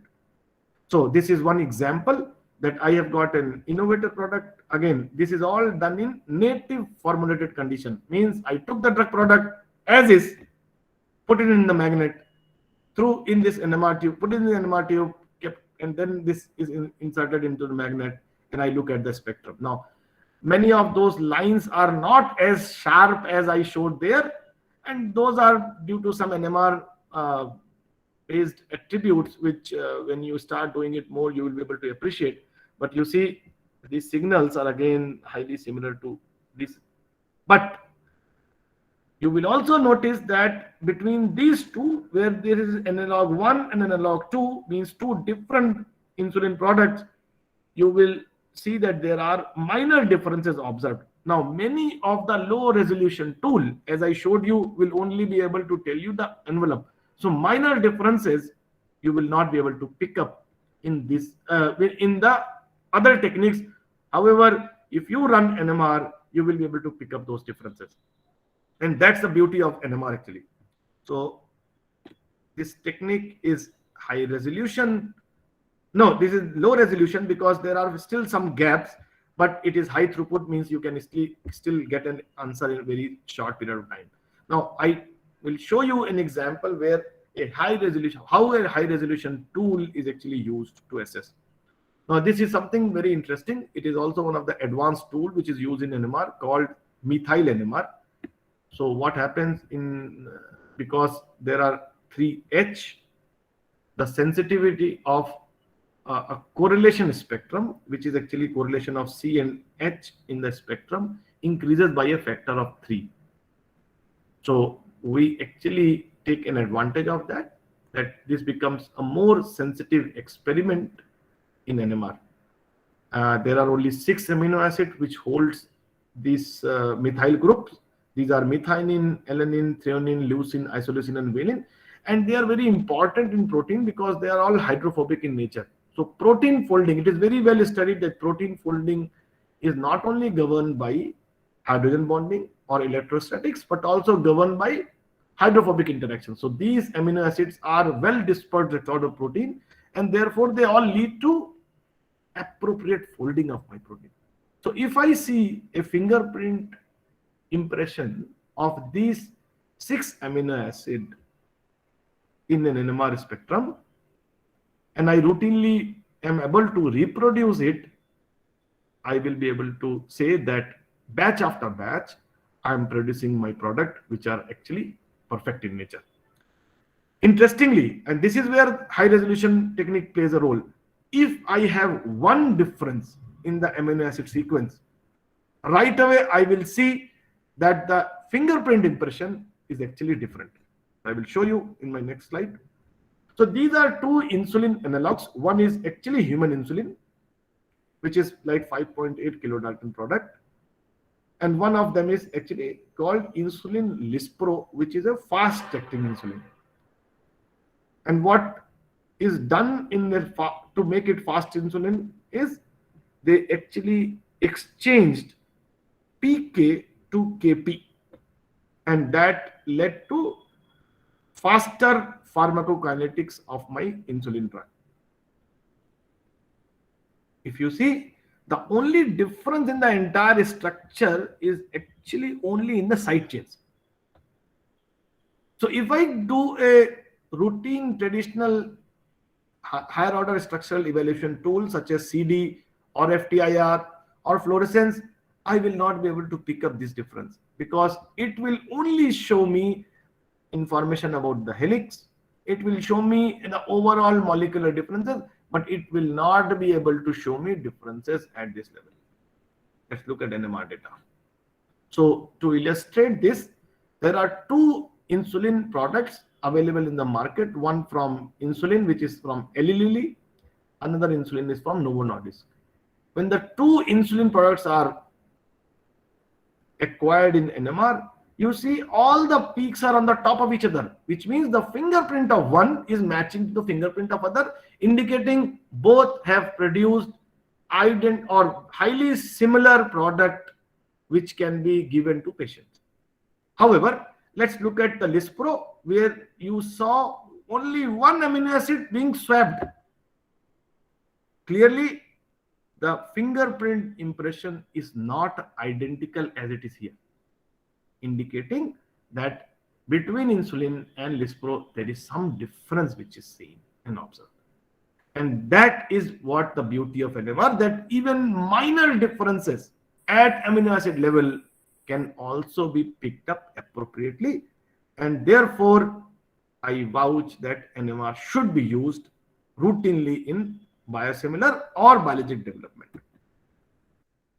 Okay, so often there is a limit of the size of molecule, and as I said in the beginning, the larger the size, the more complex is the molecule, more complex is the assessment. So we actually use still NMR is able to do that. So now these are one innovator product and biosimilar product. Now the question is, are they similar? So actually, if you see, there are gaps. Many of them doesn't have a partner. It means this innovator drug is actually not similar to the biosimilar. We actually filed it and we did not pass. So we realized that yes, something is wrong. So when we evaluated through NMR, we found that yes, there are differences. So the important point is, had we have done this assessment much earlier in the program, probably we would have actually fine-tuned our formulation to make sure that the product falls in the right higher order structure of conformation. Now this is clearly distinct. When they are distinct, you are not a biosimilar, and none of the FDA will actually pass. And if that is what has happened, it actually failed in some of the efficacy assays. So it's very, very important that you use the right tools. So I will quickly go through this last section and then I will be done.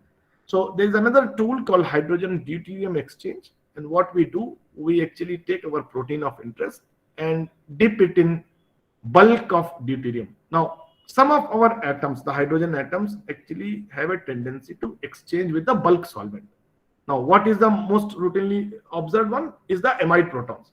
Now, these NH are labile in nature, and therefore they will immediately get exposed to the D2O and start exchanging in some time. Now, please imagine that if you have a more structured region versus something which is more flexible, which is more exposed to or surface exposed to D2O, they will of course be exchanging at a much faster rate in comparison to the ones which are in the middle or in the or which are hidden inside the center. So you see, in a very short period of time, all the surface exposed ones are immediately exchanged. If you leave it for longer, you will see even the inside ones are also exchanged. Now this is H and this is D. So all the H are slowly exchanged with D. What we do, we quench this reaction after certain time points. So we run it multiple with different time points to ensure that we actually pick up the right rate. So when we do that, we quench the reaction using under these conditions, and then we use few enzymes to chop them off and look at the MS analysis. With this MS analysis or mass spec analysis, we are able to identify in which regions of my protein or which regions of my protein are more surface exposed versus less surface exposed. Now this actually gives me information on the higher order structure or appropriate folding of my product. Now assume that, now look at these two samples. Sample 1 produced in one batch versus sample 2 produced in another batch. Notice these differences. Now this is the deuteration level. Now these are the ones which are more rigid and therefore less chances of exchange. The ones when you go down, you start seeing more and more exchange. Clearly this region shows blue, while here it is blue and green. Green is 20%. So it means certainly this region is more exposed in sample 1 in comparison to sample 2. Similarly, look at this. This is more exposed than this. This is more exposed than this, indicating that whatever sample conditions I had or buffer condition I had, this molecule seems to be more dynamic in nature in comparison to this. And these are the evaluations which are very important, because dynamic molecule often are more prone for aggregation. So if I use HDXM at the right time, I will actually know that I have produced a product which is more prone to aggregation. Therefore, I should immediately stop, or I alter the conditions to move it towards this side. Early stage introduction of these higher order characterization tool will always help in getting to the right drug product. People also use HDXMS for very important tool, a very important application, and that is to identify the epitope. Now, just very simply, if I have a protein which is open and present. And I see in its native form a HDX MS exchange rate.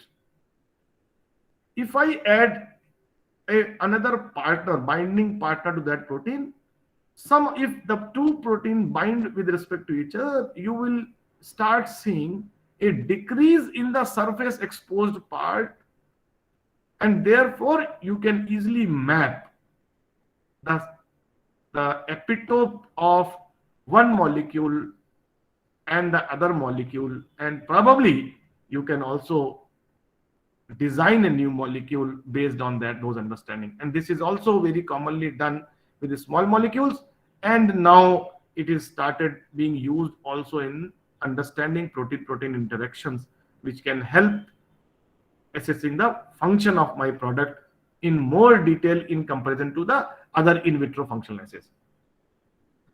With this, I just want to conclude by saying that while each of these tools, which is mentioned over here, plays a significant role in understanding of my product, NMR and HDX-MS are extremely important because they provide you information at the atomic level and therefore helps in identifying whether the function of my product as well as the reference product are going to be similar. So these techniques should be applied in the early stage of the program to make sure that the products are of high quality. I would like to thank people in the R&D team at Biocon Biologics. I would also like to thank people who have recorded spectra for me at Syngene, at IIT Bombay, and some of the data which I have shown is generated at IIT Bombay as well as at Syngene. And we have HDX-MS at Biocon, so we generate a lot of data. So this is from me. Thank you so much. If there are questions, I'm happy to take up. And if you are getting late, so you can always write back to me, and I will try my best to answer that. Thank you, Dr. Navratna. It's really interesting talk about the biologics and the biosimilar. Definitely, it's a beautiful combination where we see that chemistry and biology, how they are interacting together to give a new product for every. Yes, thank you, Prasad. So I and Dr. Prasad, we know each other for nearly 20 years now, or maybe 15 to 20 years. So it's always a pleasure to come back to you and feel happy to be there also in person sometime to talk things in person and describe more about our processes and probably the way we do forward. So thank you so much. Sure. We have a provision of a guest lecture for the people from the industrial expertise. So definitely we will plan out in that way. We'll invite you for giving some of the lectures at the campus. This will also benefit our students. Because I'm always I ask a little bit more with our visitors who are coming from outside. Is there any possibility that our student can come down sometime to visit you in Biocon or any internship programs? Do they roll out for the students? Yeah, so yes, we do have internship possibilities, and that's a fair ask.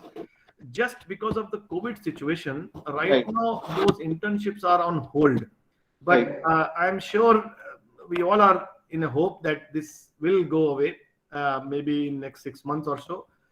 Please do connect with me. I will certainly find out possibilities. At least I can say 1 to 2 students we will be happy to accommodate. And we were doing it earlier, a lot of in the students. So what has started happening now, as per current guidelines, we only take students who can come and spend 6 months, and this is also helpful for students because they also learn for 6 months.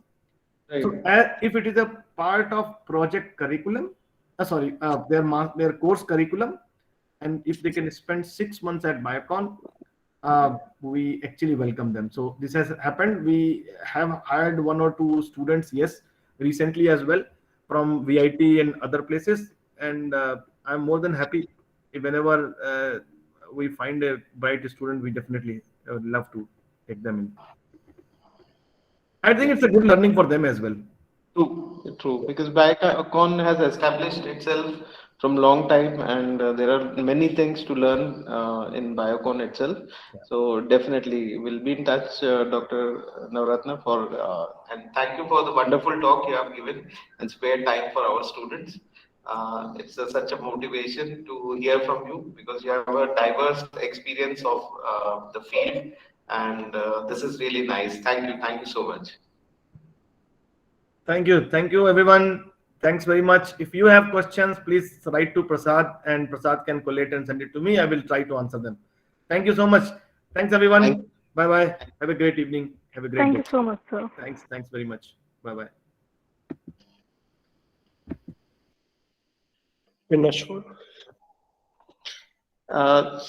So, Prerna Soni, Dr. Prerna Soni is there. The next speaker for. Yes, sir. Am I audible? Yes, you are audible. You can start sharing your slides. Okay,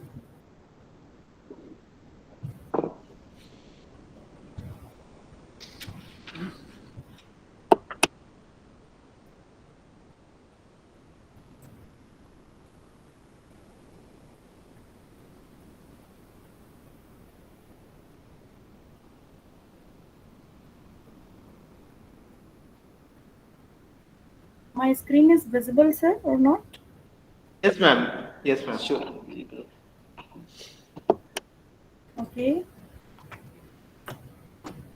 Very good afternoon to all the dignitaries on the dais, and a very big congratulations to the organizers of the Science Department of the Kalinga University for conducting such an informative and knowledgeable international conference.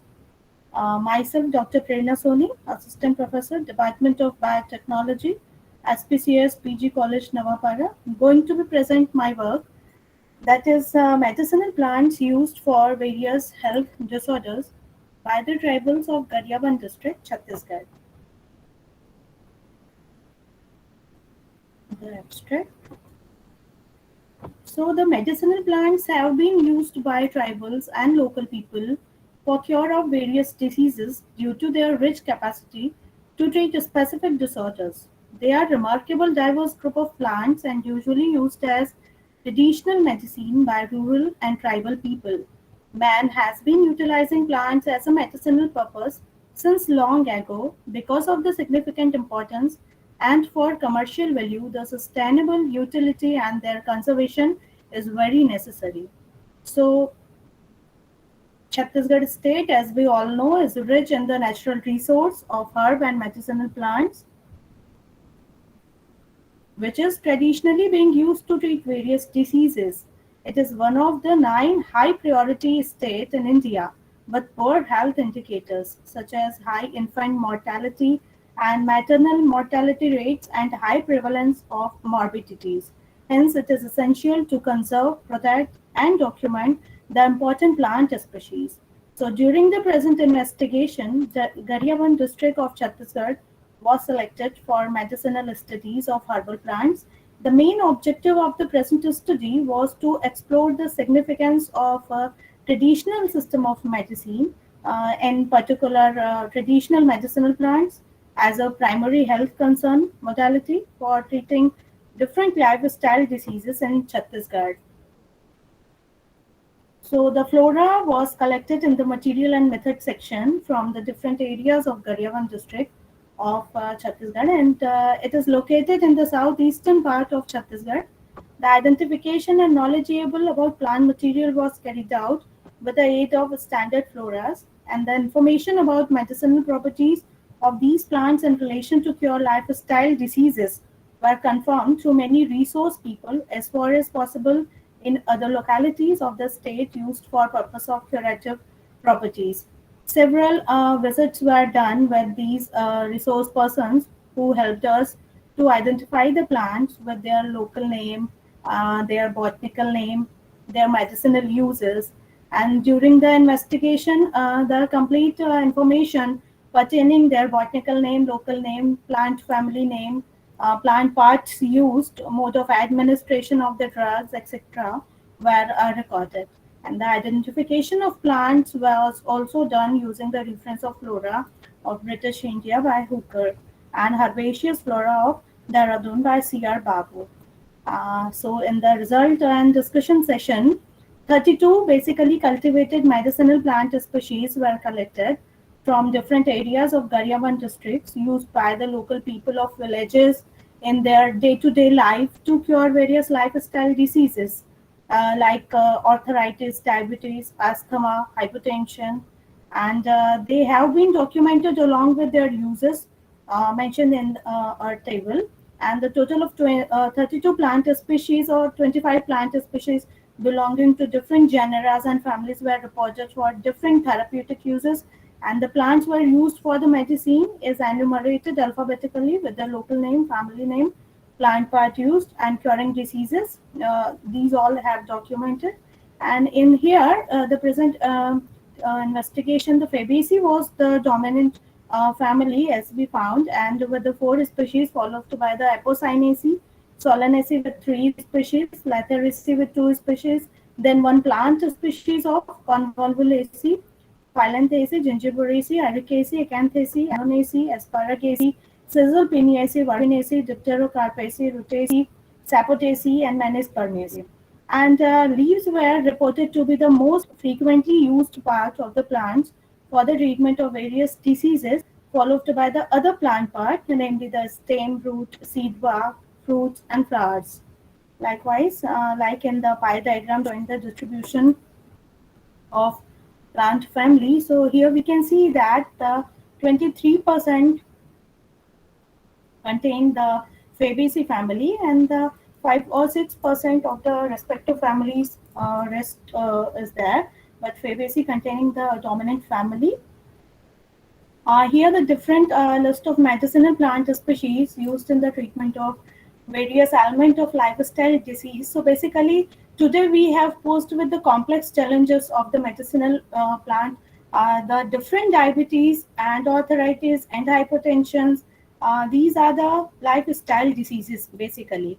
So we all are the sufferers in the for these diseases. So like the Acacia nilotica, the common name is the baboon, from the family Fabaceae, and the basically used plant part is the leaves, stem, and bark. And these are the basically secondary metabolites, the chemical constituent which the plant contains. These all the materials because of the they are used in the treatment of the different diseases like asthma. The Acacia tora, very common name is the Charota, Caesalpiniaceae, leaves, seeds, and stems are used, and cinnamaldehyde and gum, tannins, mannitols. These are the secondary metabolites which are present in this plant. Like hypertension, the very common plant Withania somnifera, ashwagandha from the Solanaceae family. Leaves and roots are basically used for the treatment and the cultural protectional purpose also. And arthritis, we can say Butea monosperma, Palash from the Fabaceae. Seeds, flower, roots, fruits, all parts are used for the treatment of the arthritis purpose.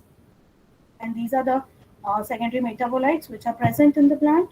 These are the images. There is some blur images there.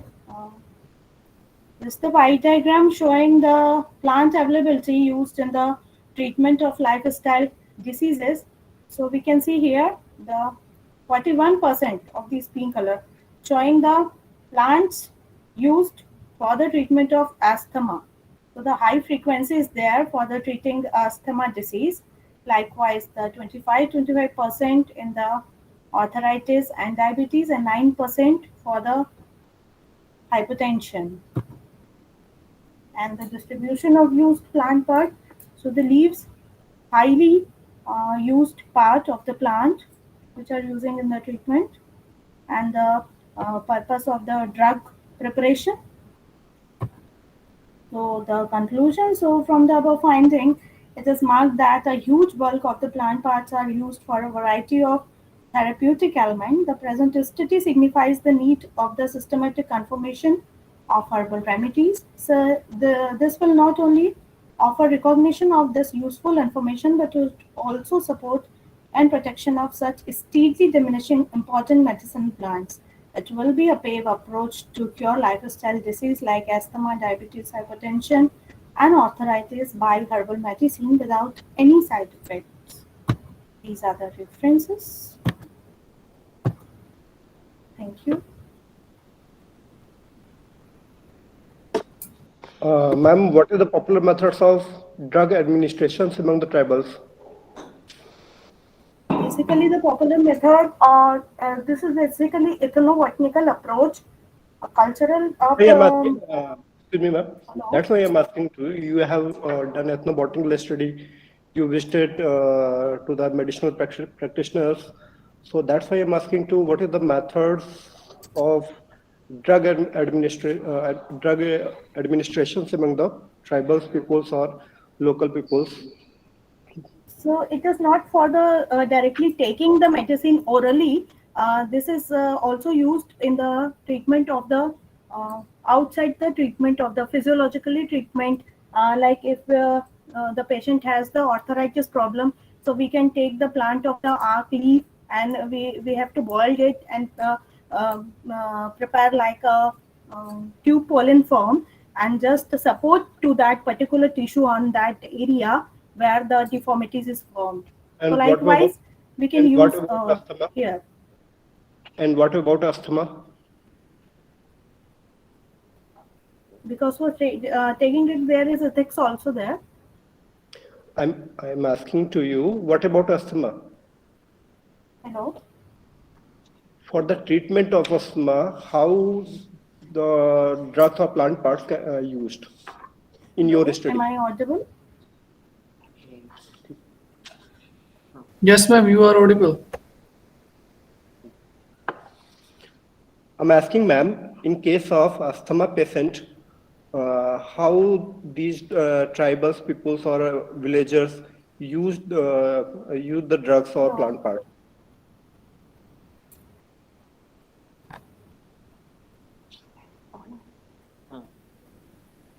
Okay, ma'am. Prerna, ma'am. Hello. Hello. Yeah. Ma'am, are you able to hear us? Okay, I think there is a loss of connection. So, moving next, we have Aishwarya Priyadarshini. I'm not able to listen to you. Am I audible? Yes, ma'am, you are audible, but there is I think, a lapse in the timing. So, thank you, ma'am. Thank you for your presentation. We are moving to the next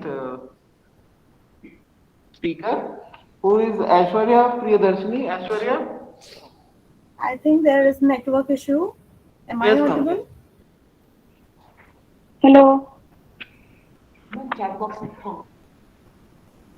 Yeah, Aishwarya, share your slides, please. Okay.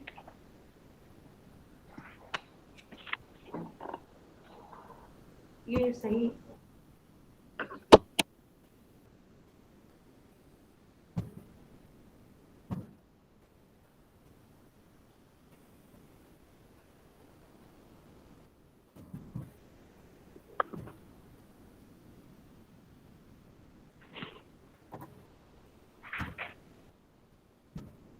Hello. Yes. Tell me your name. Aishwarya? Yes. Hello, sir. Hello. Yeah, Aishwarya, go ahead. Good afternoon, everyone. I'm not seeing you were there. That's why. Yeah, start. Your. Shall we start? Hello. Yes, please start. Okay, Yes, please start. Okay. I'll call your name. Is it okay? Okay. Myself Asha Ambaiker from Kalinga University near Raipur, Chhattisgarh. I'm from Physics department. So, sir, screen is visible? Screen is visible, sir? Yeah, visible. Okay. So here is my PPT, guided by my faculty, Dr. Arun Kumar sir. So my topic is on review on rare earth element dope phosphorus materials under nanoscience. Here is the content. First, introduction, observation, techniques, properties, application, and lastly, references. Generally, phosphorus is known as luminescent material, which has been defined in the next page. Okay, so here is the introduction. I have to present just an overview on this in the sequence of this. So now for phosphorus. Actually, phosphorus is the glowing material, or we can say that it emits light when coming to the explosion of ultraviolet ray or electron beam. Sorry, electron beam. And this is commonly solid. So then next for luminescence. Luminescence might be different types, especially based on source of excitation. That may be electroluminescence and fluorescence or phosphorescence. Okay, so let's hear 1 minute. Okay, so electroluminescence actually occurs by striking of cathode rays on the substances, and fluorescence or phosphorescence takes place due to the explosion of the material under ultraviolet ray or visible ray. Actually, fluorescence emission occurs immediately and also disappears immediately. But in phosphorescence, absorbed light energy is released after some time, so it lingers. Then rare earth elements are a set of 17 heavy metals which are nearly indistinguishable. It's slightly silvery white colory metals. Those are also called rare earth oxides, and these have diverse applications in industrial, in electronic components, lasers, industrial processes, glass, etc. These are plentiful in earth core. Now I am going to discuss some techniques very briefly. So here is techniques. Mainly 3 methods are used to prepare samples, such as sol gel, combustion, and solid state route method. Then for characterization of the prepared material, we can use XRAD, UV visible spectrometer, absorption and reflectance spectrometer, scanning electron microscopy, Fourier transform infrared spectrometer analysis, and other methods like transmission electron microscopy, AFM, etc.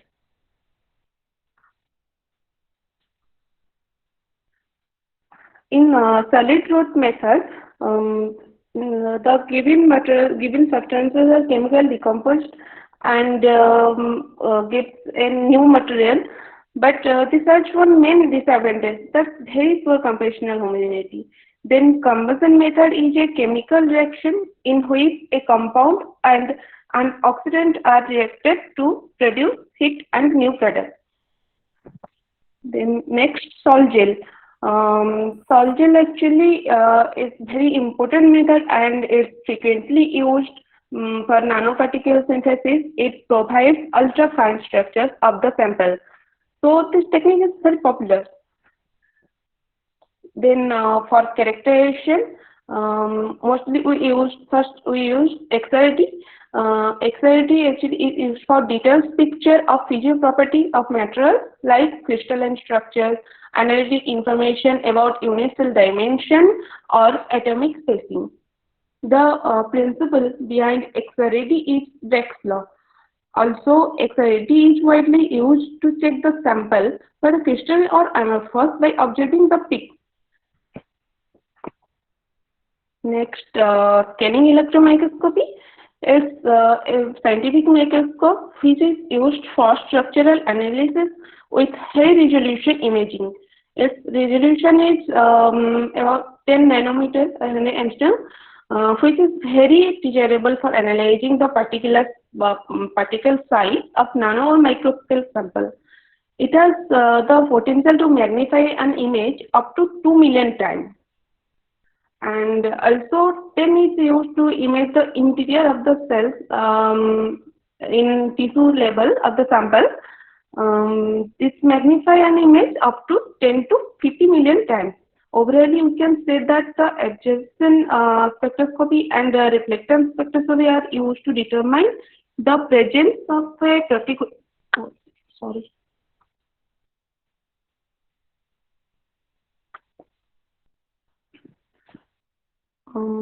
Sorry. Hello, sir. Hello. Yes, you are audible, Hanji. Okay.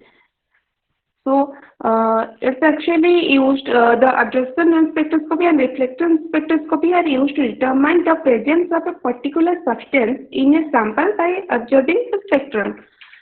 Then FTIR, Fourier infrared spectroscopy. It's used to know the objective or emittive quality or quantity of a substance. And then FM is atomic force microscopy. It's also a very high resolution technique. It measures the electrochemical and magnetic properties on surface information very accurately and non-destructively. Now, here is the flowchart of solid state route method, and then combustion method, then schematic revision of Solgen method, UV visible spectroscopy, same diagram, ATI spectroscopy. That's it. Then is the observative part of some review papers. Firstly is in the XID pattern of CATIO3, which is doped by PRC+. Secondly, XID pattern of PI doped with PSO for phosphorus.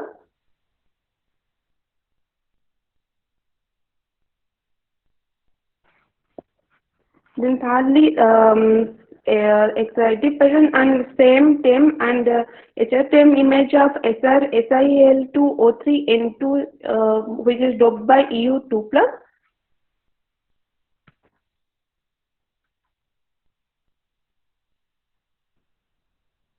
Lastly, is the XID pattern of NaLSi3O8, which is doped by EU3+, and small co-doping of Tb3+.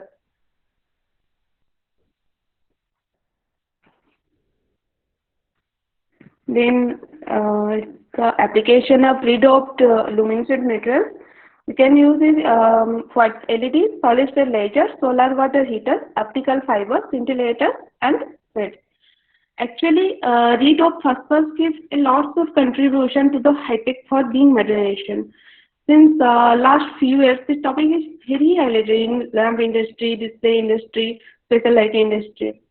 White LED actually plays a vital role in the conflict of human beings and energy sources, economically or other social issues.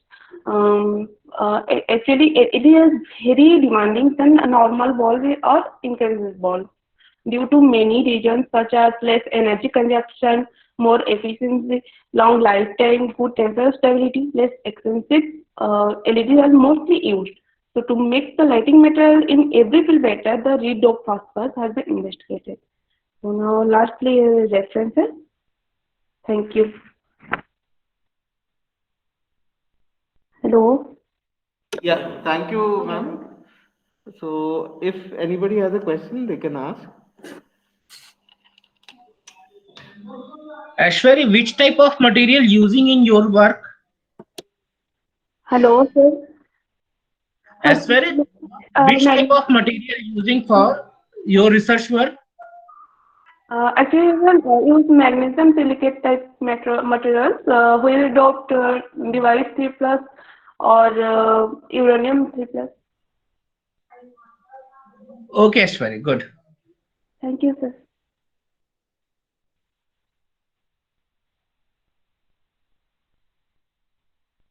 Okay, thank you, Aishwarya. Next is Mr. Arshad Ali. Arshad Ali, are you there? Yes, sir. Yes, sir. Yes, sir. I am audible, sir. Yes, yes. Please go ahead and share your slide. Yes, sir. Right. Yes, sir. My screen is visible, sir. No. Yes, now it is. Yes, sir. First of all, good afternoon to everyone in the presentation. First, let me introduce myself. My name is Harshad, and today I am here to present our paper on predicting air quality index using machine learning. And our guide is Dr. R. Nitya, PhD, and I am currently pursuing my final year from Madanpalli Institute of Technology and Science from Madanpalli. And coming to the flow of presentation, and we goes through the presentation like that. First title, then abstract, introduction, literature survey, like that we are going to the presentation.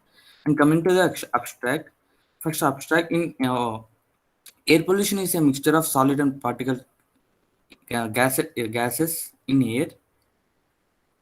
First, the pollution of air is causes lot of health issues to the humans, and we need to reduce this pollution in the air. In air, we have lot of dangerous gases like carbon dioxide, nitrogen oxide, and carbon monoxide, and ozones. Then this type of pollution is caused by burning natural gases, coal and wood and vehicles pollution. To resolve this problem, we have introduced one machine learning model. That machine learning model will train with 5 years of data set of all the pollutants. Then we need to predict the output of the quality of air. We have implemented random forest, logistic regression, and support vector machine learning algorithm. Then coming to introduction, in 18th century, we have faced the industrial revolution, and for that industrial revolution, it results the lot of industries, factories, and evaluation of vehicles are done. By this evaluation of factories and industries, we have Earth's pollution directly into the Earth's atmosphere, which is harmful to every living organism. By this pollution, we get heart diseases, asthma, and every lung diseases also. Then these are my literature surveys. And we have discussed that air pollution increases rapidly in the Earth's atmosphere, and due to this air pollution, we have lot of diseases for not only for humans but also every living plants and animals. Humans get diseases like lung cancer, asthma, and heart diseases, skin diseases, skin infections. And for the Earth's atmosphere, the Earth's atmosphere goes high.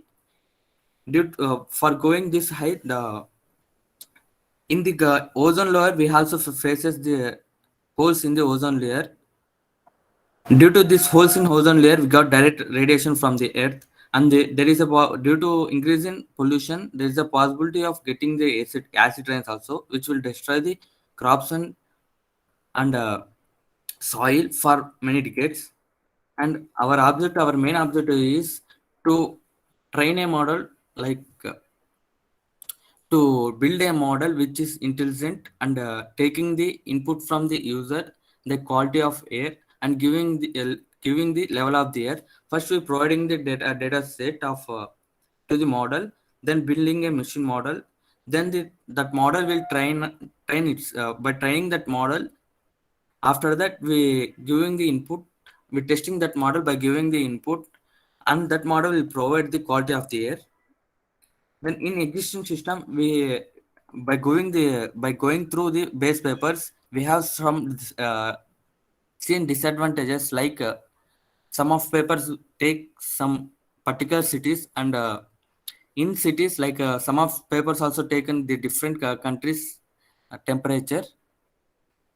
By comparing to our paper, we have taken the pollutants of Indian countries cities, which is totally different to the temperature, different to the foreign countries and Indian countries, and they also consider very less period of data set.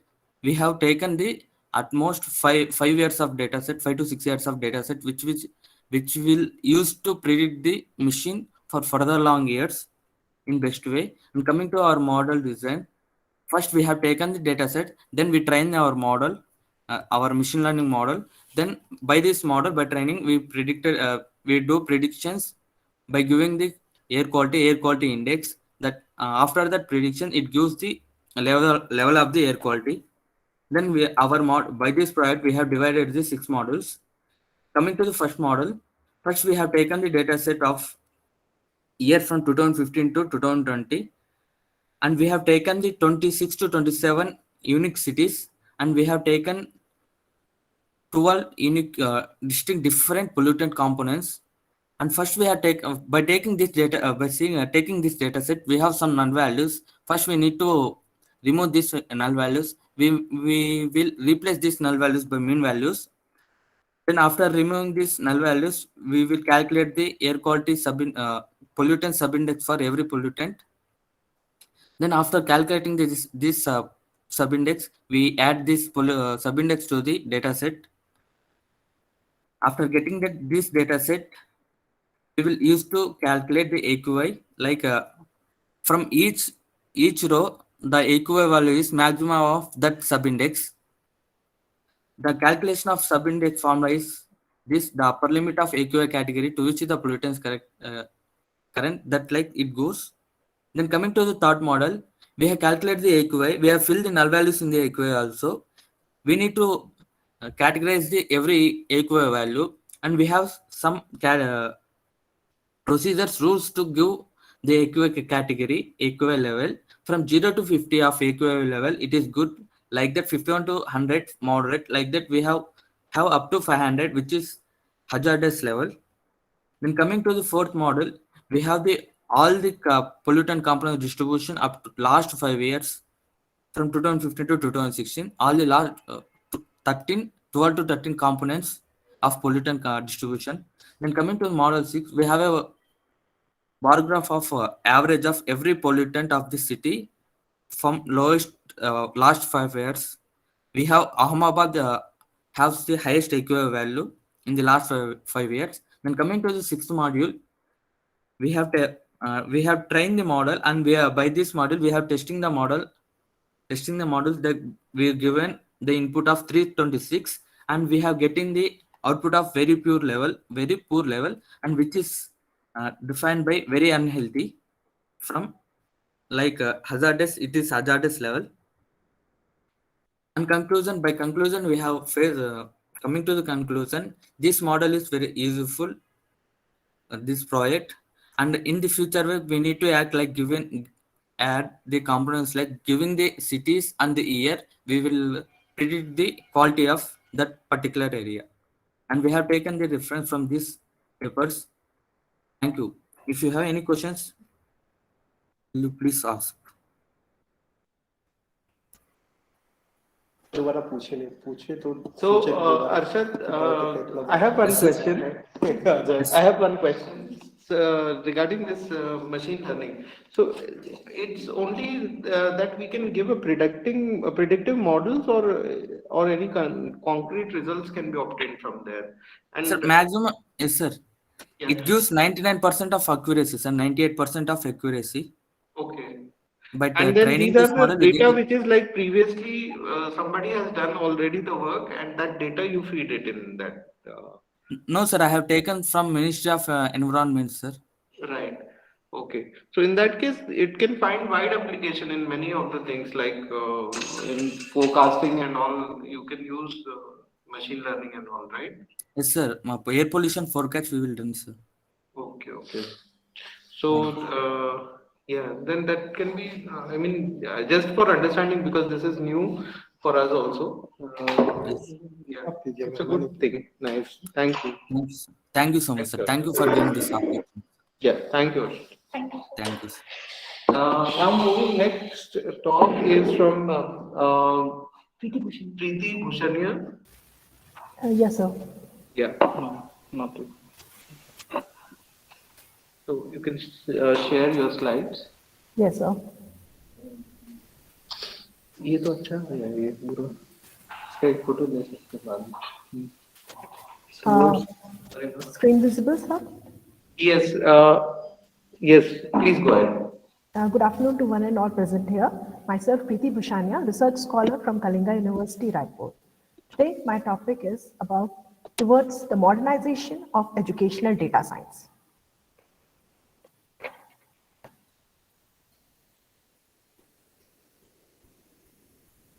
The contents for this presentation will be, it's about the data science, educational data, how the big data in the educational domain works, what is educational data science, and how modernization can be done.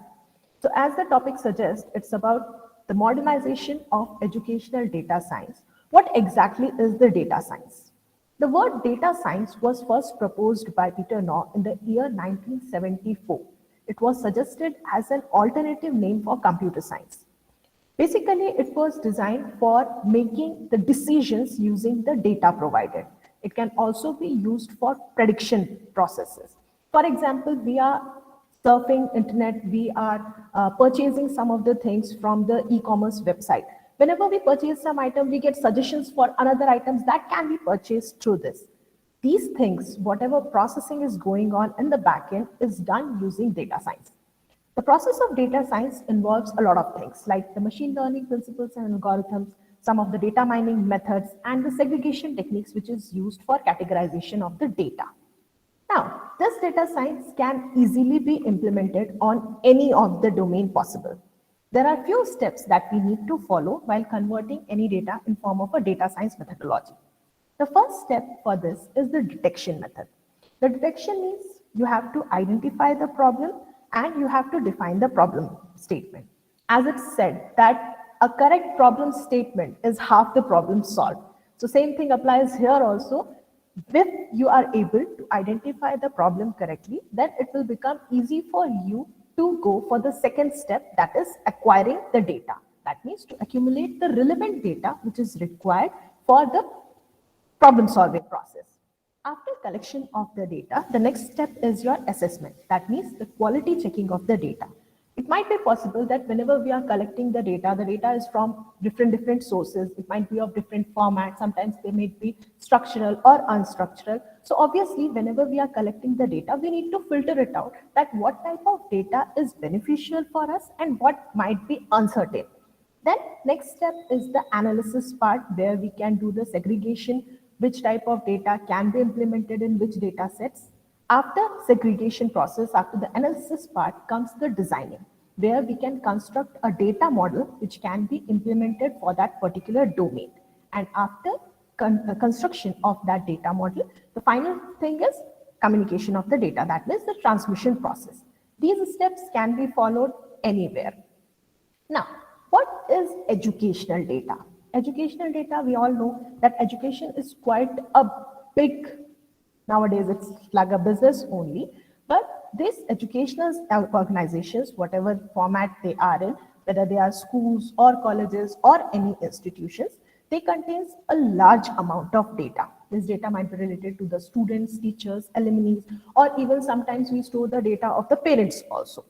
These data are categorized into various tags, like we are having academic data, we are having assessment forms of data, which is used for the performance report check of our students, the demographics, the educators' data. All these things are stored inside the educational data sets. Now, these data, again, they are collected from different sources, they are of different formats, and they are accessed by multiple forms of users. Who needs educational data and why they need it? Obviously, since this educational data, many types of users are there. Some of the examples are, the most important one are the students, for which we are actually creating this educational data. Students nowadays, they need data for having access to the homeworks, classworks, whatever assessments or projects they are having. All these data they require. Now, this data, if we modernize, can be used for the improvement of the students by their self-checking methods. Then, second users are the educators. They need this data for maintaining the attendance, for creating the syllabus on the lesson plans, for checking the students' performance reports. These things, educators can use this. Then, next users are the parents. They work for their child's performance report. They even need the teachers' data. Why they need teachers' data? Because obviously, if you are a parent, you want to admit your child to some educational institute or any schools or colleges, you first prefer what is the result of that particular organization. That results, obviously, we have to maintain the past results and get a proper format and generate it so that the parents will be convinced to admit your child in your particular institution. For example, nowadays we might have seen that whenever we get the result of some examination, you can see a lot of billboards who are just bragging about how their students performed in that particular examination. Okay, so obviously parents will be convinced if they get a better institute for their child. Next, the users are the administrators. The administrators use the data for the reviewing their students or their educators, for the achievements of the organizations, for the accreditation purpose. Like for example, if any school is there which is sometimes they are off state boards, they want to go for the higher one, like for the CBSE. If someone is for the CBSE, they might go for the higher one. Okay, so this type of this requires the development thing. So the administrators, they need the accreditation data also. And last one, the auditors, which works for the financial transactions, the funding, loans, whatever students' loans they have to provide. These things they can done by getting the demographics of the students, whether the student really need that particular loan amount, or will they be able to fulfill whatever the requirements will be there for what you can say, completion of their loans, etc. Now, these all data, obviously it will be quite vast. This comes under big data. Now, there are some characteristics of the big data. 4 of them are volume, velocity, variety, and veracity. Now, what does this mean? The volume, as the name suggests, it depends on the size of the data. This data could be of small scale or of large scale. Next comes the velocity. Velocity doesn't just mean how fastly you want to access the data. It also depends on how fast the data is changing. For example, 2 to 3 years back, none of the schools might have thought that they have to go digitally. They might be using the traditional methods of pen, papers, registers for maintaining all the records. But nowadays, each and everything is digitized. They have to store the data in systems. Whatever classes they are taking, they have to take it online. Some of the students, some of the schools or organizations are even implementing the hybrid methods also. So the velocity depends on that, how fast the data is changing. Then comes the variety. Variety means what type of data we are storing inside this big data systems, whether in form of data sets, data silos, or whatever it is. This data could be in form of structured, semi-structured, or even unstructured also. So multiple forms of data we can store. We can store here. Last come is the veracity. Veracity means some of the data which we gather in any organization or system that might be uncertain. So these are the 4 characteristics of the big data. Now, why the implementation process is required in the educational data science? See, all the educational institutes, they are having some previous data. The thing is, whenever we are implementing data science in any educational institute, we have to maintain whatever previous data is there, and we have to transform it. You can't edit the old data, you can just transform it. So the first thing comes is retaining and extending the inherited data assets value.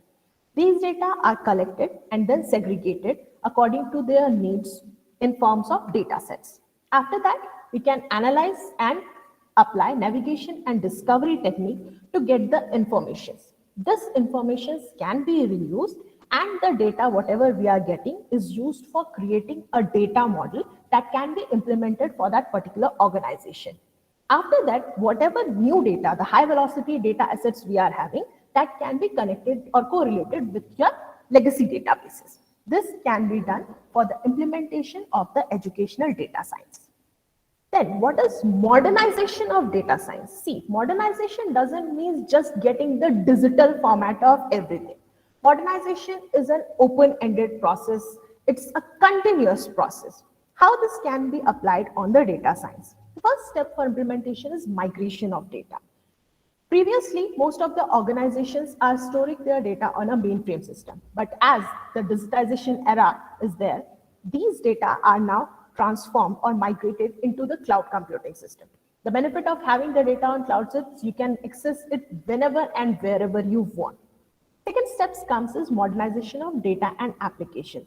The data can be stored in form of various data sets which can be easily related to each other, so that you can provide various accessibility features for it whom to show the data, whom to hide it from. Then we are having modernized applications also. Previously, some of the schools were having the smart class systems only. Now, each and every school is having digitalized classrooms. Third steps is the implementation of modern analytics. Now, modern analytics requires cloud computing, neural networks, even some of the data mining tools. These things can be implemented through the, this can be implemented on the big data under the data science concept. And last one is innovation with AI and ML. This AI and ML can be applied in various formats, like we are having the natural language interface. For example, if a student is having some special needs, so instead of having a regular class, you can have the classes based on this natural user interface. They can learn through the gestures or other formats also. So you can apply even augmented reality in the classes for teaching the students. Obviously, it will affect the teaching learning process. It will make the teaching learning process quite fun for the students also. So these can also be applied. What is the benefit of the modernization? It will help you to get the right data to the right application and at the right time. Nowadays, whenever we need the data, now everything is going digitalized, so you can have each and everything within just a span of time. Then, unimaginable amount of data can be easily organized. If we talk about the educational organizations only, a lot of persons, I guess more than 50% of the population is still students in any of the organizations, maybe in the primary level or the secondary level or in the colleges level, right? So a lot of data can easily be organized using the big data methodologies that we are having. We can easily integrate new data resources through it. We can expand it. We get the accessibility for the advanced tools. Then these data are adaptable and versatile. You can change it whenever and wherever you want. These are scalable and flexible. Means as the time changes, you can easily modify the data. It won't take a lot of time or patience for conversion of this data. Why modernization in education is important? Obviously, if we go for the modernization process, it will enrich the teaching learning process, because the area from where you can get the data to teach the learners will expand. Ma'am, can you conclude? Yes, sir. Sir, just 2 slides remaining. Okay. Thank you so much. The analysis tools are there that we can work for the overall performance of learner. They can improve the learner's capabilities. Whatever challenges the learner is facing, we can recognize it. The most important thing is nowadays, because of the awareness, we know about the mental health of the students also. If we modernize the educational data science, it will become easier for us to work not just on the academics, but on the overall performance of the students.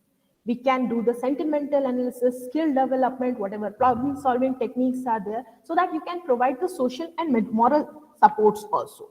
This will allow you to maintain a sustainable educational organization. There are various tools that can be implemented for this. Then there are few challenges that we face. Obviously, the first one is the data security. If the data is stored in the mainframe system inside the school, it will be more secured as compared to storing in a cloud network. Cost will also be high, and the problem is we are not having experts in each and every platform. So obviously, it will also be a challenge for implementation. So concluding my topic, sorry for taking a little bit more time. See, the modernization is a progressive transformation process, and it is continuous and open-ended, as I told you. And education, it is influencing the modernization, and it is having a direct contribution in increasing the pace of the modernization process. So the modernization of educational data science will not only empower the educationalists to visualize the complication occurring in the teaching learning process, but it will also help them to eradicate the problems. That's all from my end. Thank you so much. Preeti ma'am, nice presentation. Thank you. Just one question from my side is, like, when we do talk about this like modernization of this education system, how expensive do you think it will be? Like, kind of, are we really prepared with this kind of infra? So that depends on the size of the data also and what type of facilities we are needing for that. Some of the educational institutes might be able to afford it, but obviously it will not be applicable for each and every organization. Right, right. So, is there a possibility that we can work on downscaling this and making it available for everyone? Do you suggest? Yes, quite possible, but Right. we need to be a little bit patient.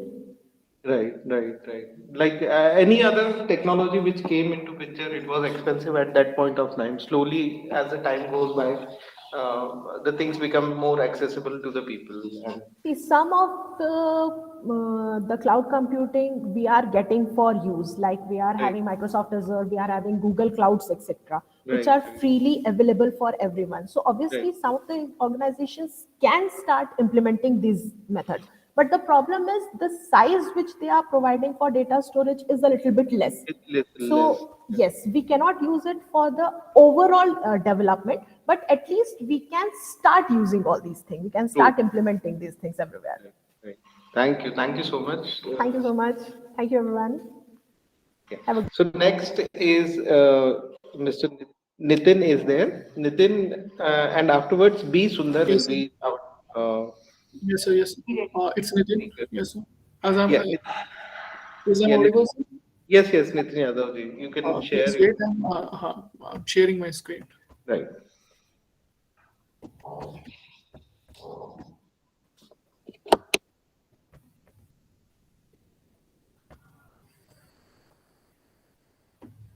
Sir, is my screen is visible for all? Yes, screen is visible, but not the slides. Okay, okay. Now the slides are visible. Yeah, yeah.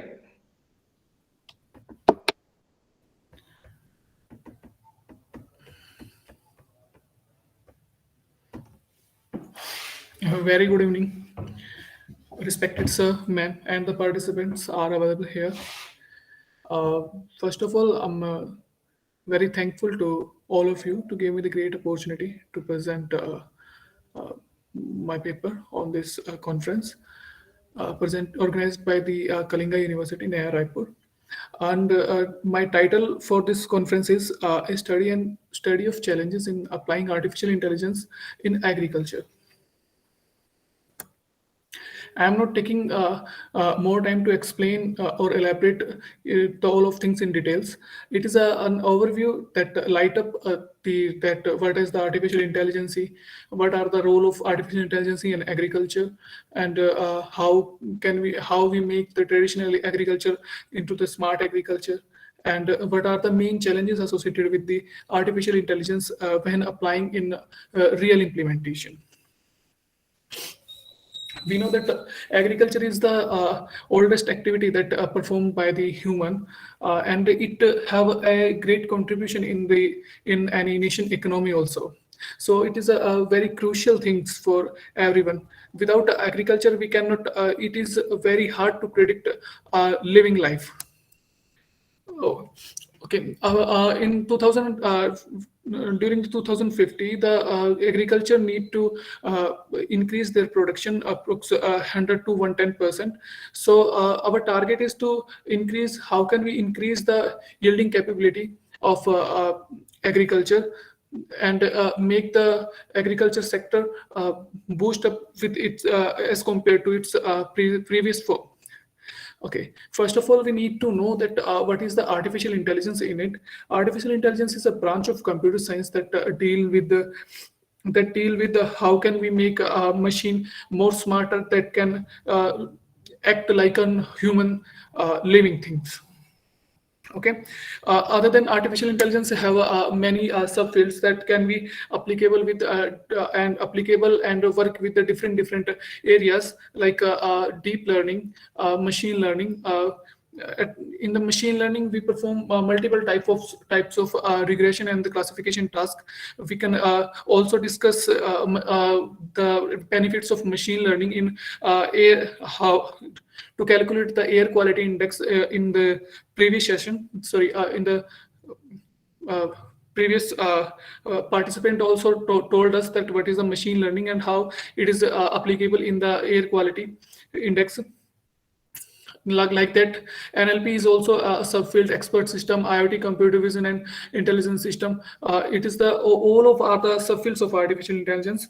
IoT is training field in it, and training field in it. In IoT, the full form of IoT is the Internet of Things. This means that multiple things which are which have some smartness in it. In other form, smartness means we can code for the things things or devices that can communicate with each other and make a network that can control the whole system. That are basically the IoT. Other than like the expert system is thinking like a human intelligence. Like if you have some type of a severe disease and you have some type of symptoms are occurred on your body, then you can feel the symptoms, and the expert system suggests you the type of disease, what is the stage of the disease, and what are the prevention you need to overcome the all of the situation. Like that, we are talking here about the agriculture, that how can we apply the artificial intelligence in agriculture. Agriculture is also have many subfields where we need some advancement, like when we sowing the seeds, at the time of seed sowing, with the help of artificial intelligence, how can we categorize the best quality of seeds?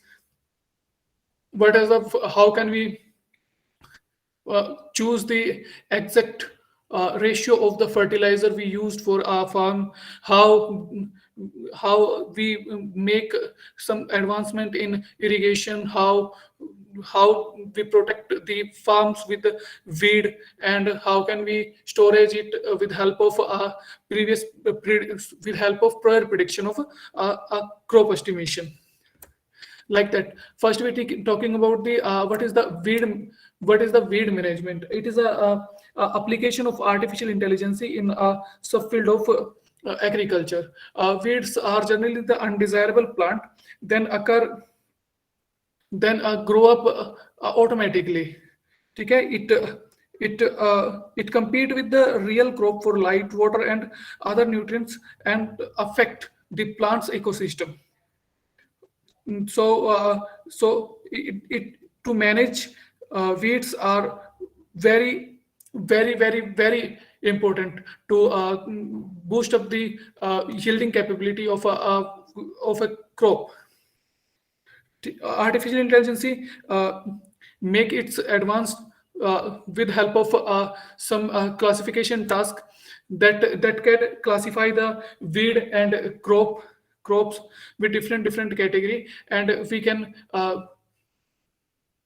destroy the weed plants with any type of robots and any other type of tools. Like in weed management, first of all, we need to collect the data related with the some type of weeds and the plants, and after that data collection, our target is to process the whole data, because of sometime when we capture the images, some type of noises and dimension of images are sometimes mismatched. So first of all, we need to remove some type of noises in it, and enhance the quality of image that the model achieve a better accuracy. After that, our target is to select a AI model for classification, and after the classification model selection, our target is to train it. After the training, it is able to identify that what is the weed and what are the crop plant. And with help of the identification, we can suggest it the chemical or any type of medicational receptions that it can control weights. It can control weights without it also suggests the quantity of the chemical, that how much chemicals are enough for a specific region and the situation. It can also help in as an economical cost for the farmer. Okay, other than these, pests are the another aspect that affect the overall yielding capability of crops. Pests are some species that basically depends on the plants. They consume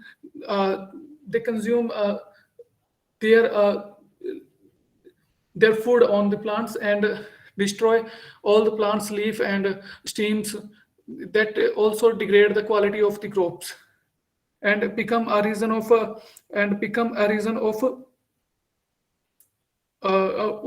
diseases. With help of artificial intelligence, we can also control the pest population. In this, first of all, our target is to collect the data. Data is generally the images, and in images, first step, we process the image. Like previously, I also discussed about what is the pre-processing. In a pre-processing, we first remove the noises and enhance the quality of image. In the third step, we extract the feature, because each pest has some specific features in it, like it may be categorized with help of color, some morphological features, and some other type of feature is also associated with it. After that, our target is to choose a model that can classify the pest, what type of pest are presented in the crop.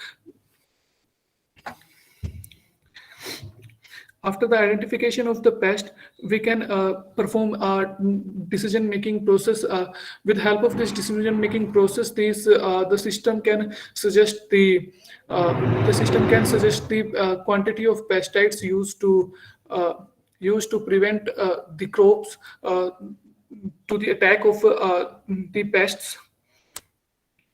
Other than the water, in the water management, artificial intelligence or the IoT systems are also applicable at that time, and successfully applied by many farmers.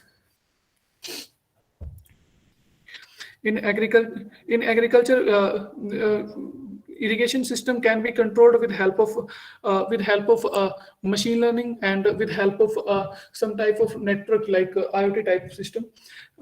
In first system, we can collect the data related with the what is the moisture level of a specific portion of a farm, and also we pick the data of some weather forecasting sites and check that there is a rain or not after some times or not. We can conclude that it requires some water or not, with the help of a machine learning system. Other than this, we use some intelligence devices like moisture sensors and other type of intelligence devices. With the help of moisture sensor, we can continuously moisture the value of the soil. If the moisture level of soil are less than the certain threshold condition, the irrigation is automatically started. If the moisture level is highest than the threshold, then the irrigation is automatically off. We can, with help of this type of system, we can control the irrigation into the agriculture. Other than the crop prediction is also application that requires some advancement in agriculture. Why we need a crop prediction? Because of when we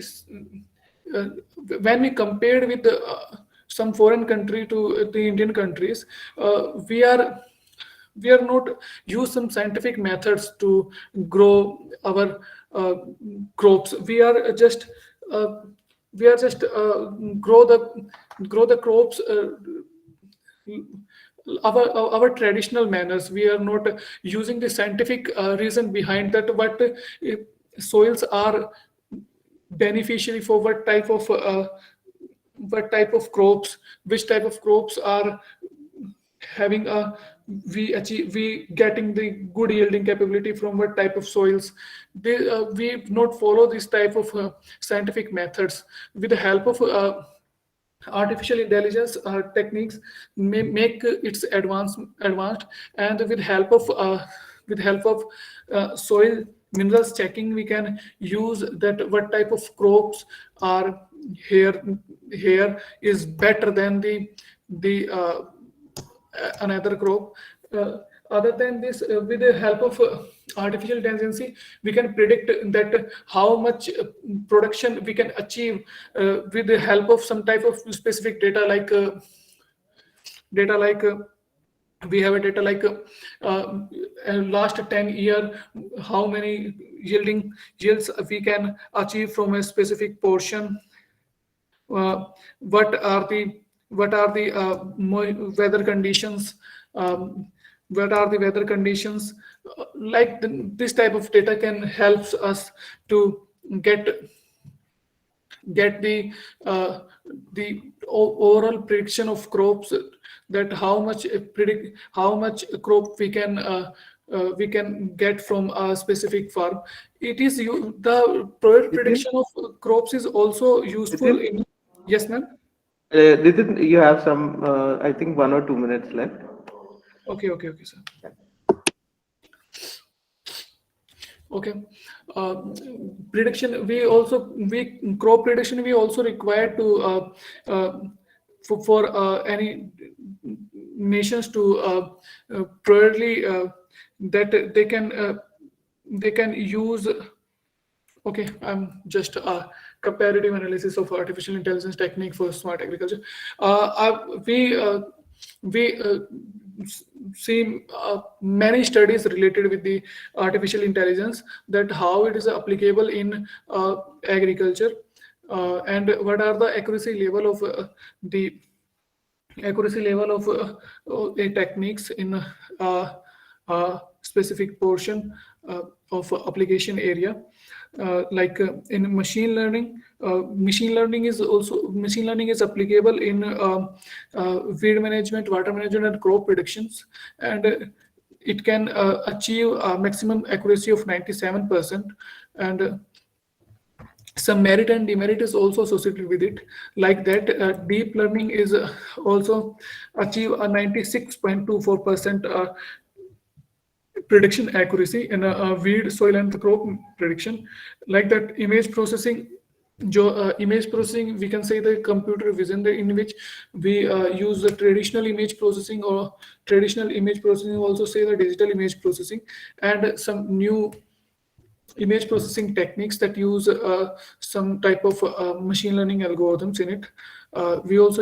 We also embedded it in image processing.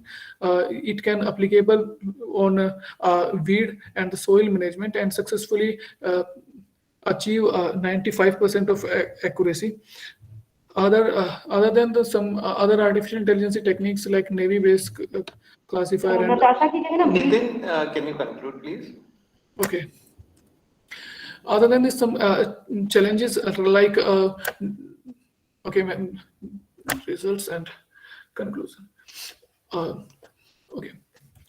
First of all, so artificial intelligence fields have some challenges like higher implementation cost. It's required more time to train, and it have some accuracy level problem, and security and privacy is also a concerning part in it, because IoT are new in it, and IoT packets are easily can be fluctuate if denial of service attack is concerned by the network. So we can say that artificial intelligence can help to make the agriculture smarter, but some challenges are we already discussed here, that become some bottleneck in adoption of artificial intelligence in agriculture. However, our target is to make some more concern and give some more attention on it, that helps farming to make more smarter to its previous traditional form. Thank you. Thank you, Nitin. It's an interesting talk, and then it's really nice to see that how AI can take over in coming years for agriculture. And there are many things you have pointed out, that how AI can be used for pest control and also the moisture content. This is really nice to see, and how the applications of AI is taking over altogether. Now I request B. Sundar to present the. Yes, sir. B. Sundar. Yes, sir.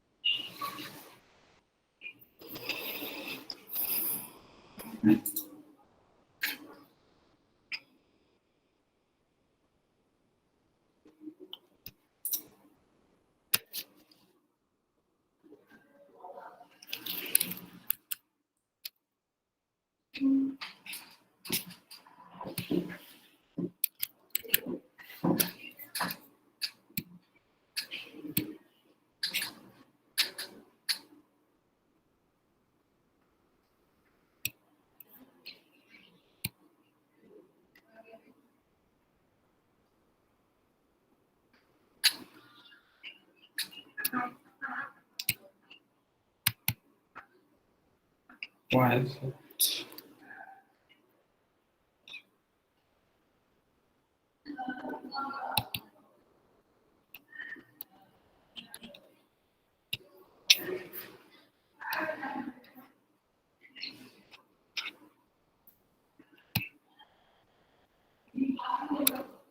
Sundar, are you facing any problem for the?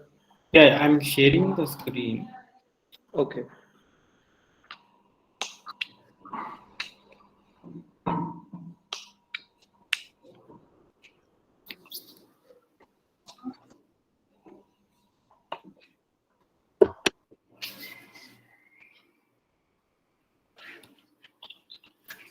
Can you see the screen, sir?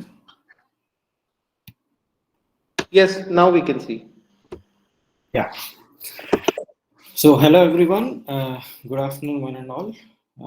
My name is B. Sundar, and I'm doing my PhD in cognitive sciences from University of Hyderabad. So my research paper title is Metaphor Generation Process in Banjara Language. So first of all, what are metaphors in a language? Basically, metaphors are figurative speech in a language, a verbal form of thinking that enables people to describe their emotions and experiences in day-to-day life. So this process basically leads to linguistic innovation and the generation of new ideas. So the metaphor is a fundamental part of our brain's conceptual system that is to the central to the way we perceive ourselves, others, and around the world. So the primary sources of this research are George Lakoff and Mark Johnson's Metaphors We Live By book, they actually revolutionized the metaphors in cognitive science in 1980s with their book. So according to Lakoff and Johnson, the essence of metaphor is understanding the experience of one kind of thing in terms of another kind. So metaphors are not just rhetorical or artistic or creative, but they help us understand the structure and communication in our day-to-day experience. So basically, metaphors makes your communication easier and effective in a day-to-day communication. So the theoretical framework in this research, or the conceptual metaphors theory by Johnson and Lakoff. So Lakoff and his colleagues have identified a large number of common metaphors by emphasizing the important role of metaphor in an ordinary language. So for example, one group describes the most metaphors are associated with the up-down orientation as a spatial metaphors. So most of the researchers argue that the metaphors influence a wide range of linguistic behavior due to their presence in the minds of the speakers. So the significance of this research is most of the research on Banjara language is in the areas of sociolinguistics, sociology, anthropology, and linguistics. Notably, there is no research on the cognitive aspects of Banjara language. So basically, this research on Banjara language sheds a new light from this research perspective. So the present study attempts to understand the semantic patterns of Banjara language. And since Banjara being a less resource language, this work is humble attempt from the cognitive science perspective. So the major aims and objectives of this research are to test the applicability of metaphors in Banjara language using a concept sharing from cognitive linguistics perspective, and to test the conceptual metaphors in Banjara language. So specifically, if we can point out, to understand whether metaphors exist in Banjara or not. If yes, what types of metaphors are present, and does this community has the metaphorical effect or not? So the methodology, mostly the qualitative and quantitative methodology, is carried out in this research, and reaction time data, familiarity, and interpretability were studied in the case of metaphors. So data collection mostly online, a little bit offline through curated questionnaires, and the PsychoPy and JavaScript was used to design the experiments, and the SPSS and Graphite version 7 softwares were used to analyze the data. So what are concepts in a cognitive science? So basically, concept is always cognition in the mind that becomes comprehension, and when concepts are stored in the brain or memory, we see which concept is prominent using the subtypes and lesser number of concepts in a cognitive science. So basically, what are conceptual metaphors in a cognitive science? So metaphors basically enables us to understand each other's domains of experience, that will be a source domain or a target domain. So there must be some grounding to serve this function. Some concepts that are not fully understood as a source domain via metaphors. So there will be a little bit information about the Banjara language. Since Banjara belongs to Indo-Aryan language family, and it is spoken by nomadic people across India. So Banjara language is also known by various other names such as Lamani, Lambadi, Banjari, etc., etc. So I have provided an ethnolinguistic profile of Banjara language in this research work. So basically, whatever the previous works available for Banjara language, since it's a less resource language, we have added detailed profile of the Banjara language in this research. So the experimental study, if you can see, for this metaphor generation process in Banjara language, using cognitive and linguistic techniques. So this research alone does not aim to conclude any general rule about the conceptual metaphors in the given concept, but however, it might provide a great starting point for further large scale of research in Banjara language.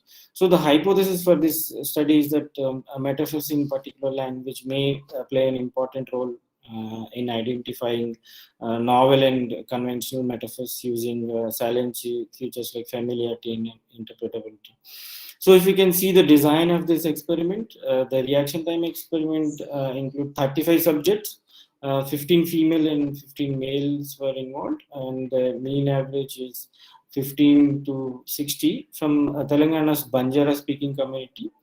So they were all right-handed and had no neurological abnormalities or long-term effects of head traumas. So for familiarity and interpretability were used to describe the differentiate the sentences. So on a scale of 0 to 5, the subjects were asked to determine the level of the familiarity and then the degree of the interpretability of each sentence. So if the meaning is highly familiar, then press 5. If meaning is middle, then press 3. If meaning is not a familiar one, then press 1. These are the instructions were given to the participants. The stimuli would look like this. So when the participants see the experiment, the stimuli. So there will be 3 conditions: literal, conventional, and novel metaphorical conditions. And there will be a sentence. There will be source domain, and there will be a target domain. So for example, if you can say literal, the virus is the enemy in the war against COVID-19, then the source domain would be war and target domain would be war. Whereas for conventional metaphors, time is running out controlling the virus, the source domain would be war, and then target domain would be an argument. So for novel metaphors also, if you can see the consciousness of the people was attacked, then the source domain would be war, and then target domain could be property. So these kind of stimuli the participant would see. So the procedure of this experiment, if you can say, there will be a word display task in 3 conditions: simple, novel, and conventional metaphors were conducted, and each word in the sentence displayed for 1500 milliseconds on the monitor screen. Then there will be a blank screen shows for 500 milliseconds. After the final word, before the question mark appears in the PsychoPy software. So the test was carried out online only. The experiment link was sent to the subjects and asked them to participate in a calm environment. So if you can see the results for familiarity of the metaphors in Banjara language, there will be higher familiarity to lower familiarity in 3 conditions. For literal, it is 3.57. For conventional, it is 2.45, and for novel metaphors, it is 2.21. So that means in Banjara language, there will be higher to lower familiarity of the metaphors in Banjara language. For interpretability, if you can see the interpretability of metaphors, this is also higher to lower level of results we can see. For literal, it is 3.87. For conventional, it is 3.74, and for novel metaphors, 2.29. Whereas for reaction time, if you can see the data, it is the other way around. For reaction time, it is lower to higher, because whenever the reaction time is low, the attention would be high. So for literal sentences, there it is high because the reaction time is low. So the condition is wherever the reaction time is low, the attention is higher in that. So the conclusion based on the above findings, we can conclude that there are different mechanisms involved to generate simple and metaphoric sentences in Banjara language. So the conventional metaphors are easier to generate than novel metaphors. Both the metaphors can be processed through the continuation of single mechanisms like conceptual mapping, which would help novel metaphors through analogy, and conventional metaphors through the categorization are understood in the conceptual mechanisms. So if you can see the discussion, this study mainly focused on the mechanisms involved to help how to generate metaphors in Banjara language, and contributions of cognitive functions like vocabulary and reaction times, such as familiarity and interpretable to metaphor generation process. So in particular, the main focus was on the differential contributions of familiarity and interpretability to simple, novel, and conventional metaphor generation. So our hypothesis was consistent. The main finding that emerged from the familiarity and interpretability is that both the metaphors can be processed through the continuation of single mechanisms like conceptual mapping, and that will help novel metaphors through analogy, and conventional metaphors through categorization are understood in the conceptual mapping. So yeah, so there is, as we have seen the result, there is a significant difference between the three conditions, which are less than 0.05. So therefore, we can say that metaphors in Banjara language actually has a familiarity of higher to lower and interpretability of higher to lower. Thank And I you, would like Sundar. to thank the organizers of Kalinga University. They were really helpful for this presentation. Thank you, Sundar. It was nice. I think what I can feel is that more number of this cases you may have to take, because as I have seen 15, you have taken 15 females and 15 males. Maybe if you increase little bit more, that will make more significance in your study. And one observation, is this language written anywhere, or it's a kind of a dialect, Banjara language? They have a Can you script pardon me, sir? also. Does the Banjara language have a script, or it's just No, it doesn't have a script, sir. It's just a spoken language. okay. So, and do you know anybody who is trying to script it, or kind of, Yeah. Here in Hyderabad, if you can see in IFLU, there are works are going on for scripting, on scripting. So in University of Hyderabad also, in linguistic department, Professor Uma Maheshwar sir also is trying for that scripting. Right. Very interesting, because cognitive, what I see, the results you have presented, they're very interesting. I mean, for this cognitive study, I wish all the best for your further thing. Definitely, more results will be coming from your end. Thank you. Thank you, sir. Next speaker is Natasha, then followed by Shushma and Swati. We'll give you 10 minutes all, because then we will be concluding this. Okay. So, Natasha, are you there? Yes, sir. Yeah, please start your presentation. Sure, sir. Yeah.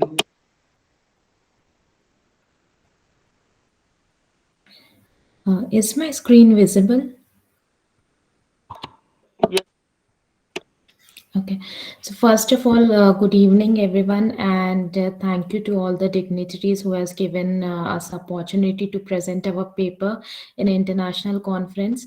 I'll start here with my introduction, and I'll keep my slides very precise to be covered up in the next 10 minutes. So my topic here is forecasting diabetes via machine learning, and this is presented by me, Natasha Bhite, who is a student of Kalinga University, MTech, second year, Department of Computer Science. So moving to the next slide. what my abstract does is it gives an overall view of what my this project is going to be. So I'll just start here. So diabetes is considered as one of the most critical diseases, and a lot of people are suffering from this disease. And there is like age, obesity, lack of exercise, hereditary, etc. All these things are the possibilities which can cause the diabetes, as we have already seen with the previous presentations that has been given by a couple of folks in today. So these are all the particular types or the causes that is making diabetes to come to a common man. So people having diabetes have high risk of diseases like heart disease, kidney disease, strokes, eye problem, nerve damage, etc. And this may come with the growing age. Not possibly that at very young age the person might get the eye problem, but definitely at certain time, if the person is above 60 or 70 age, he might get that eye problem or something like that. So what is the current practice that is going on in a hospital is to collect the required information for diabetes diagnosis through various tests, and appropriate treatment is provided based on the diagnosis. So we all know that medical is a field of health and healing, and all the other fields and the technologies are developing for helping the medical field to ease its life. So what our technology is going to do is the big data analytics, which is there, which we even call as Hadoop, and there are many more naming convention or technologies are there which contains the data in it. So the big data analytics, it plays a very significant role in healthcare industry, and the healthcare industry have a very large volume of database. So using big data analytics, one can study huge database and find hidden information, hidden pattern to discover knowledge from the data and predict outcomes accordingly. So in existing method, the classification and prediction accuracy is not so high.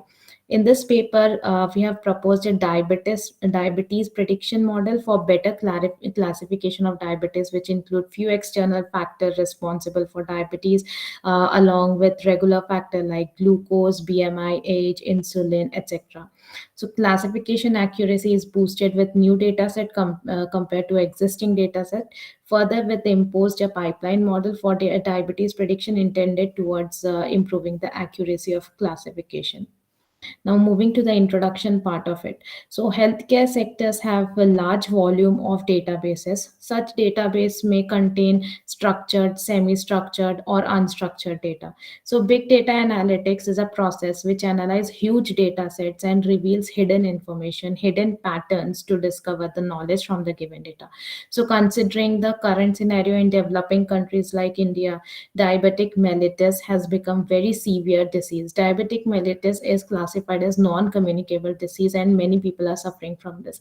So for the information, diabetic mellitus is basically the type 1 diabetes, which is going to be covered in the upcoming slides.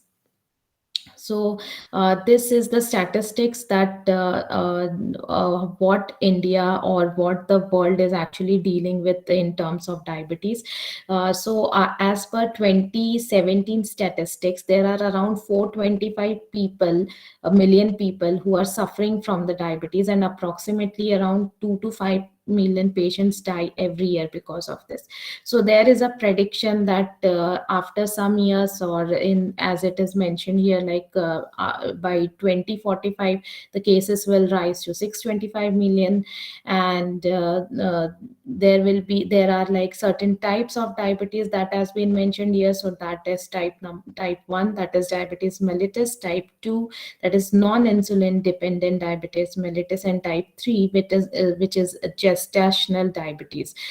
So all these 3 types of diabetes occur to multiple kind of patients here, so that I can explain it to you in the upcoming slides. So now what we are going to do, so this was The previous slides were all about what is diabetes, the statistics, and also what our project is going to do is this. We are doing a technique called predictive analysis, which incorporates a variety of machine learning algorithm, data mining techniques, and statistical methods that uses current and past data to find knowledge and predict future events. So by applying predictive analysis on healthcare data, significant decisions can be taken and predictions can be made. So predictive analytics can be done using machine learning and regression testing. Predictive analytics aims at diagnosing the disease with best possible accuracy, enhancing patient care, optimizing resources, along with improving clinical outcomes. Machine learning is considered to be one of the most important artificial intelligence features support development of computer system having the ability to acquire knowledge from the past experience.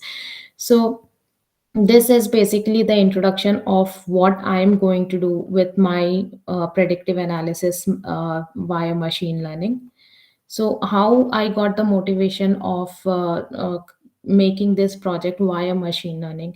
So I have seen like there has been a drastic increase in the rate of people suffering from diabetes since a decade, and current human lifestyle is the main reason behind growth in the diabetes. So in current medical diagnosis method, there can be different types of errors. The false negative type, in which a patient in reality is already a diabetic patient, but test results tell that the person is not having diabetes. The other one will be the patient in reality is not a diabetic patient, but the reports may be false and it might say that the patient is diabetic patient.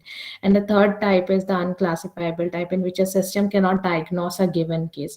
So all these types of things that were coming up in the current system, and that we are going to overcome through our machine learning. So this is actually the taxonomy of machine learning algorithm for diabetes prediction. So this is the model that gives us like the prediction analysis, like how to divide the predictions. The first one is the supervised learning, and the second one is the unsupervised learning. So the supervised learning here is basically used to predict the. Natasha, can you speed up also? Sorry, sir. Can you speed up your this thing? You have 2-3 minutes left. Sure, sir. So I'll not go into detail about this. Right. I'll move into my proposed model here. So this will be my proposed model of where in the data set I'll be having a lot of data that will be saved in, and which will be having based on to the age, gender, weight, and what are their lifestyle, and based on to that there will be some pre-processing data, and there will be multiple algorithm that I'm going to work upon on this, and based on to the pre data that I'll be uploading here. So all the I would say the analysis that I'm expecting will be populated as per the algorithms will be written down here. So I'll just skip all these things because this is going to give me the information on the proposed model here. And now directly coming to the conclusion. So in this study, various machine learning algorithms are going to be applied on the data set, and the classification will be done using these algorithms. So this model might give as high accuracy of approximately 90%.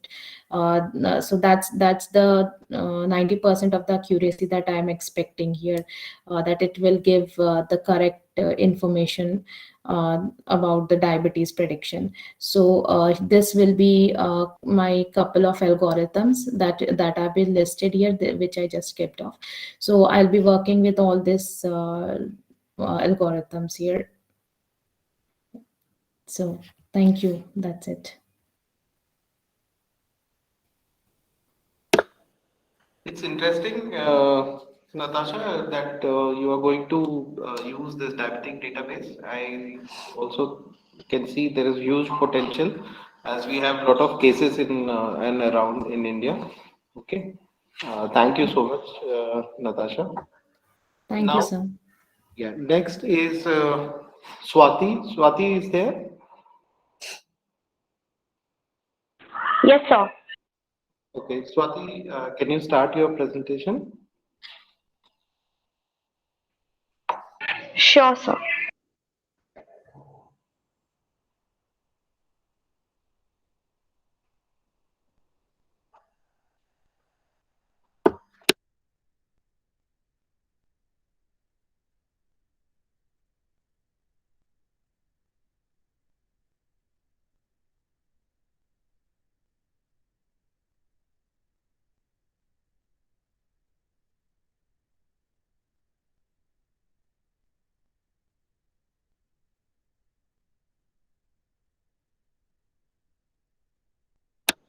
Swati, is there any problem?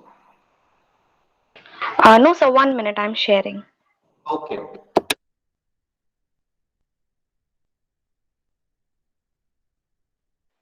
Sir, is my screen visible? Yes. Sir, are the Yes. slides visible? Yes. Go ahead. Okay. Good evening, everyone, respected dignitaries and my professors and my and all the past participants. Myself, Swati Tati. I am student of first semester masters of biotech department, Kalinga University. So my topic of topic that I have chosen for my abstract was an overview on breast cancer and its common causes. This topic I chose because these days that we are observing that there are various kinds of diseases that are coming every day, like we can see COVID and the viruses and everything we are seeing, but breast cancer still is on one of the top reasons of women death in all over the world globally. It's not only in India, it's in USA, it's everywhere.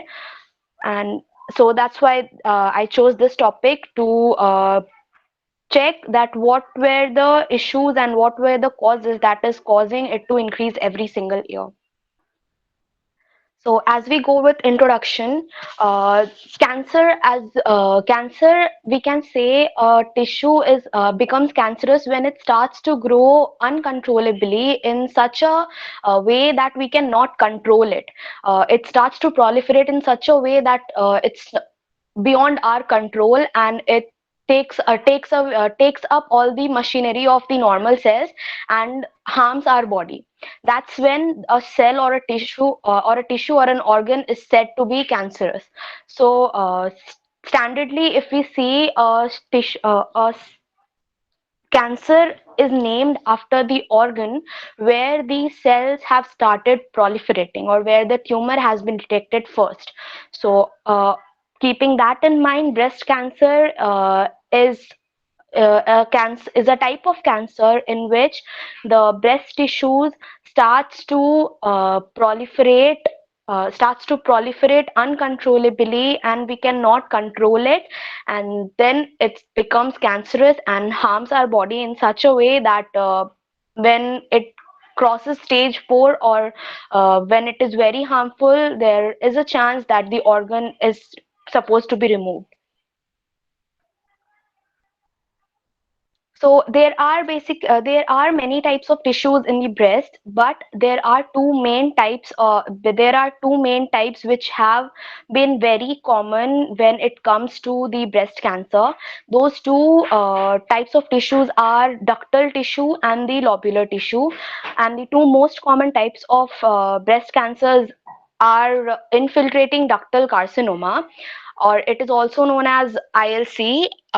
And it is, like the name itself is suggesting, it happens in the tissues or the cells of the ducts of the milk ducts. So it accounts for around 80% of the breast tissues, so it becomes the most common type among breast cancer. The second common type is the infiltrating lobular carcinoma. Again, the name suggests it occurs in the lobules of the breasts, and it accounts for 10 to 15%. So it is the second common type. So the most common type is ductal carcinoma.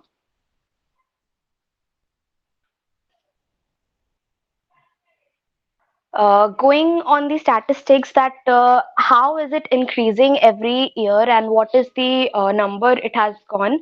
So according to WHO, it has been observed that in the year 2020, this is the graph of year 2020, when we had a very deadly virus going around. We came across with such a disease which we never imagined we will come across, and despite of that deadly virus, despite of that deadly disease, we still had a disease which have been prevailing from past many years, and it's still there and it's increasing every single year. So all the areas that has been marked with pink, these are the areas in which breast cancer patients were there in 2020. So like we can see, it's very high, and it's a very alarming thing that's going on, that it's continuing to increase every single year, and we need to find some ways to control it or to avoid it. So like I said, according to WHO, in the year 2020, the statistics that came were that the women who were diagnosed with breast cancer were in total 2.3 million. There were 2.3 million women who were diagnosed with breast cancer, and out of all, 6,85,000 women died due to breast cancer. So it is a very alarming statistics. Coming across our country, India, if we see, in India also the statistics are not very good. It's increasing every single year. The situation now is that in 28 women, one woman will be there that will definitely come across to breast cancer in her whole lifetime. It is a very dangerous statistics that we are coming across, and we need to do something about that. 50 to 60% of women in India diagnosed with breast cancer die within a year. What I have come across by after I researched and read some papers and everything, that if detected early, like we all know from before also, cancer is that one disease that if we can detect it early, it can be very much treated effectively.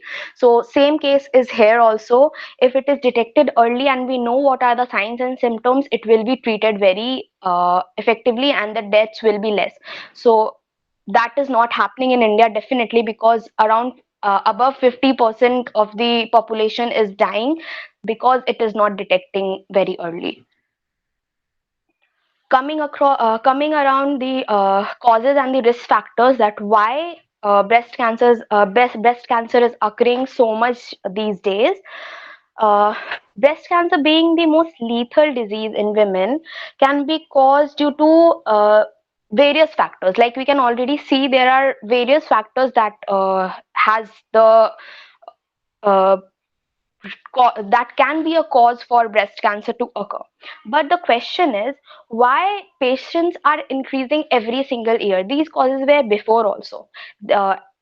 It's not like that they have occurred now. These were before also, but now what has happened, that the cases are increasing? The simple answer to this is changes in lifestyle. Changes, we can say, like our diet, our living habit, living a lifestyle, our exercise. We don't do much things for our body. We don't take care of much, and everything that's affecting our body very much, and that's a very risky thing which leads to breast cancer in some way. There are several unavoidable factors in this list also, like we can see family history, gene mutation, early menstruation and late menopause. These are the things which we cannot avoid. This will, if our sister and mother had breast cancer, we cannot avoid that we will not get it. Yes, of course we can take precautions, that we will do exercise and we will not let our breast density increase or be obese, but there is a chance that it will be in our gene and it will occur to us in our lifetime. But there are some of the factors which can be avoided by us, which we can keep on check. These are obesity. We can do exercises in daily basis and keep ourselves fit and healthy so that we will be able to control it. Increased breast density, again it's related to obesity. Prolonged use of oral contraceptives. Hormonal imbalance is one of the most important factors that is leading to breast cancer increase every year. There is prolonged use of oral contraceptives, and not only prolonged use, there is unbounded use of oral contraceptives. And if something is used, of course oral contraceptives is very important to avoid unwanted pregnancy, and even doctors and WHO, everyone suggests it. But there is a chance that if it is used for a long period of time, and its limit is not bounded, then it will lead to hormonal imbalance in our body and ultimately the cancers.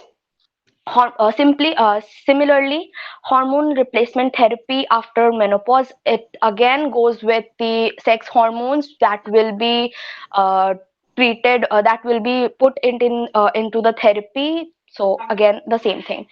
And now if we go to lifestyle, alcohol and tobacco, it needs to be cut off.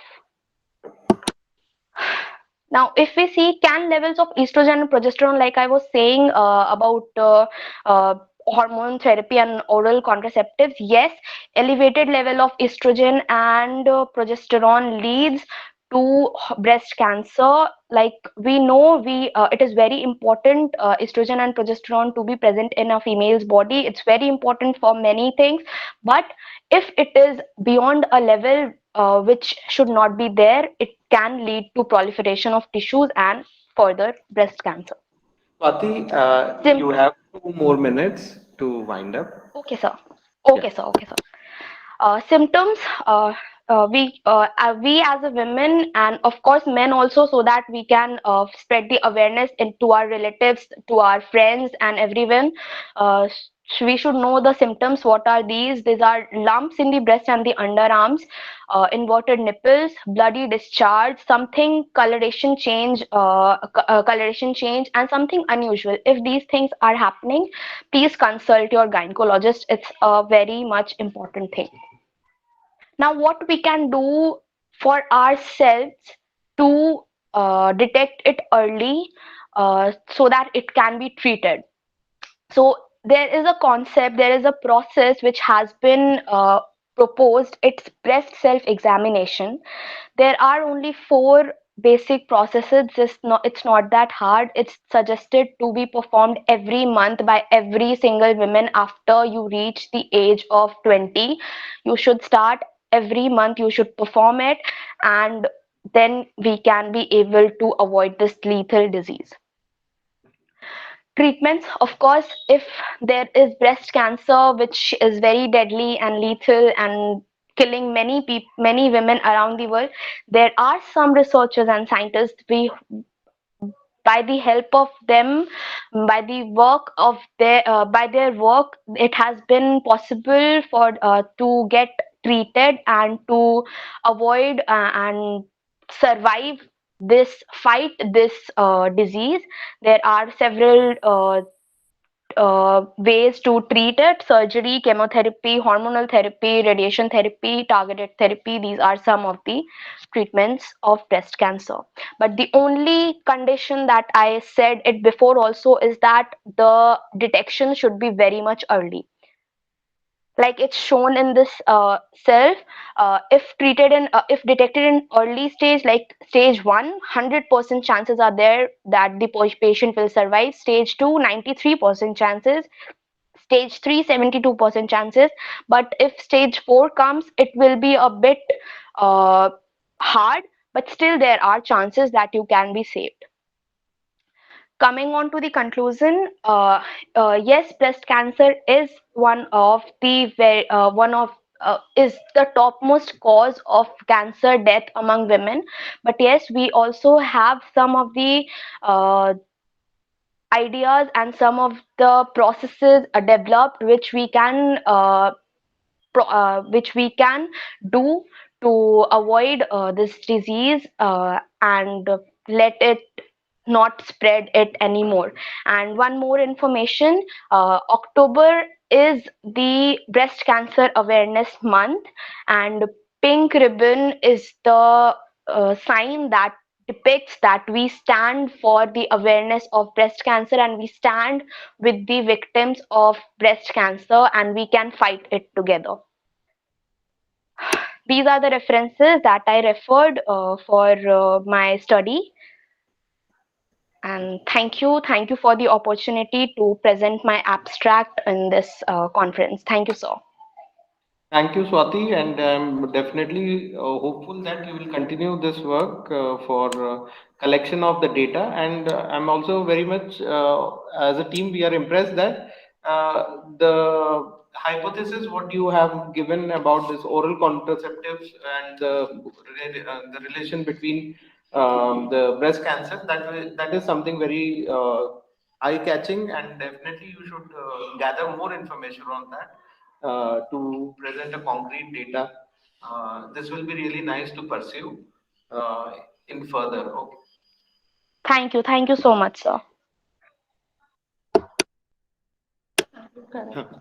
So with my team, along with Nirali ma'am, Preeti madam, and Abhishek sir, and also Shokilal sir, and remotely joined by Dr. G.V. Rao and Dr. Alok, we would like to thank each and everyone for joining us for this first day of the International Interdisciplinary Conference on Science for Society. What a day! We have seen so many good deliberations, not only from our own country, but also from the outside India.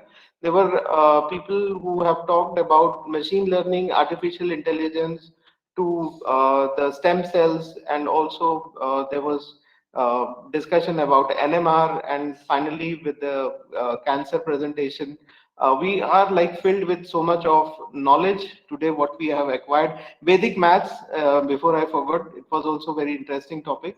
So these are all things gives us a wide scope that yes, society is for science and science is for society. They are made for each other. We are not different from each other. So for concluding remark, I must say that this was a very good deliberations today. What we have heard from all the people, especially from the students, and this will continue tomorrow also. At 10 p.m. we will start like 9:30 as we did today. We will open the link. 10 o'clock there will be presentation. Followed by we have some of the lectures which are also equally interesting from keynote speaker. He will be joining us from Switzerland tomorrow. And then there are also invited speakers who are from also equally from important places. And this will be also nice that if each one of you can join us tomorrow from 9:30 and we will take it further from there. Thank you so much. Stay safe and see you all tomorrow. Thank you, sir. Thank you. Thank you, sir. Thank you, sir. चलो एक group photo हो जाए पांडे जी.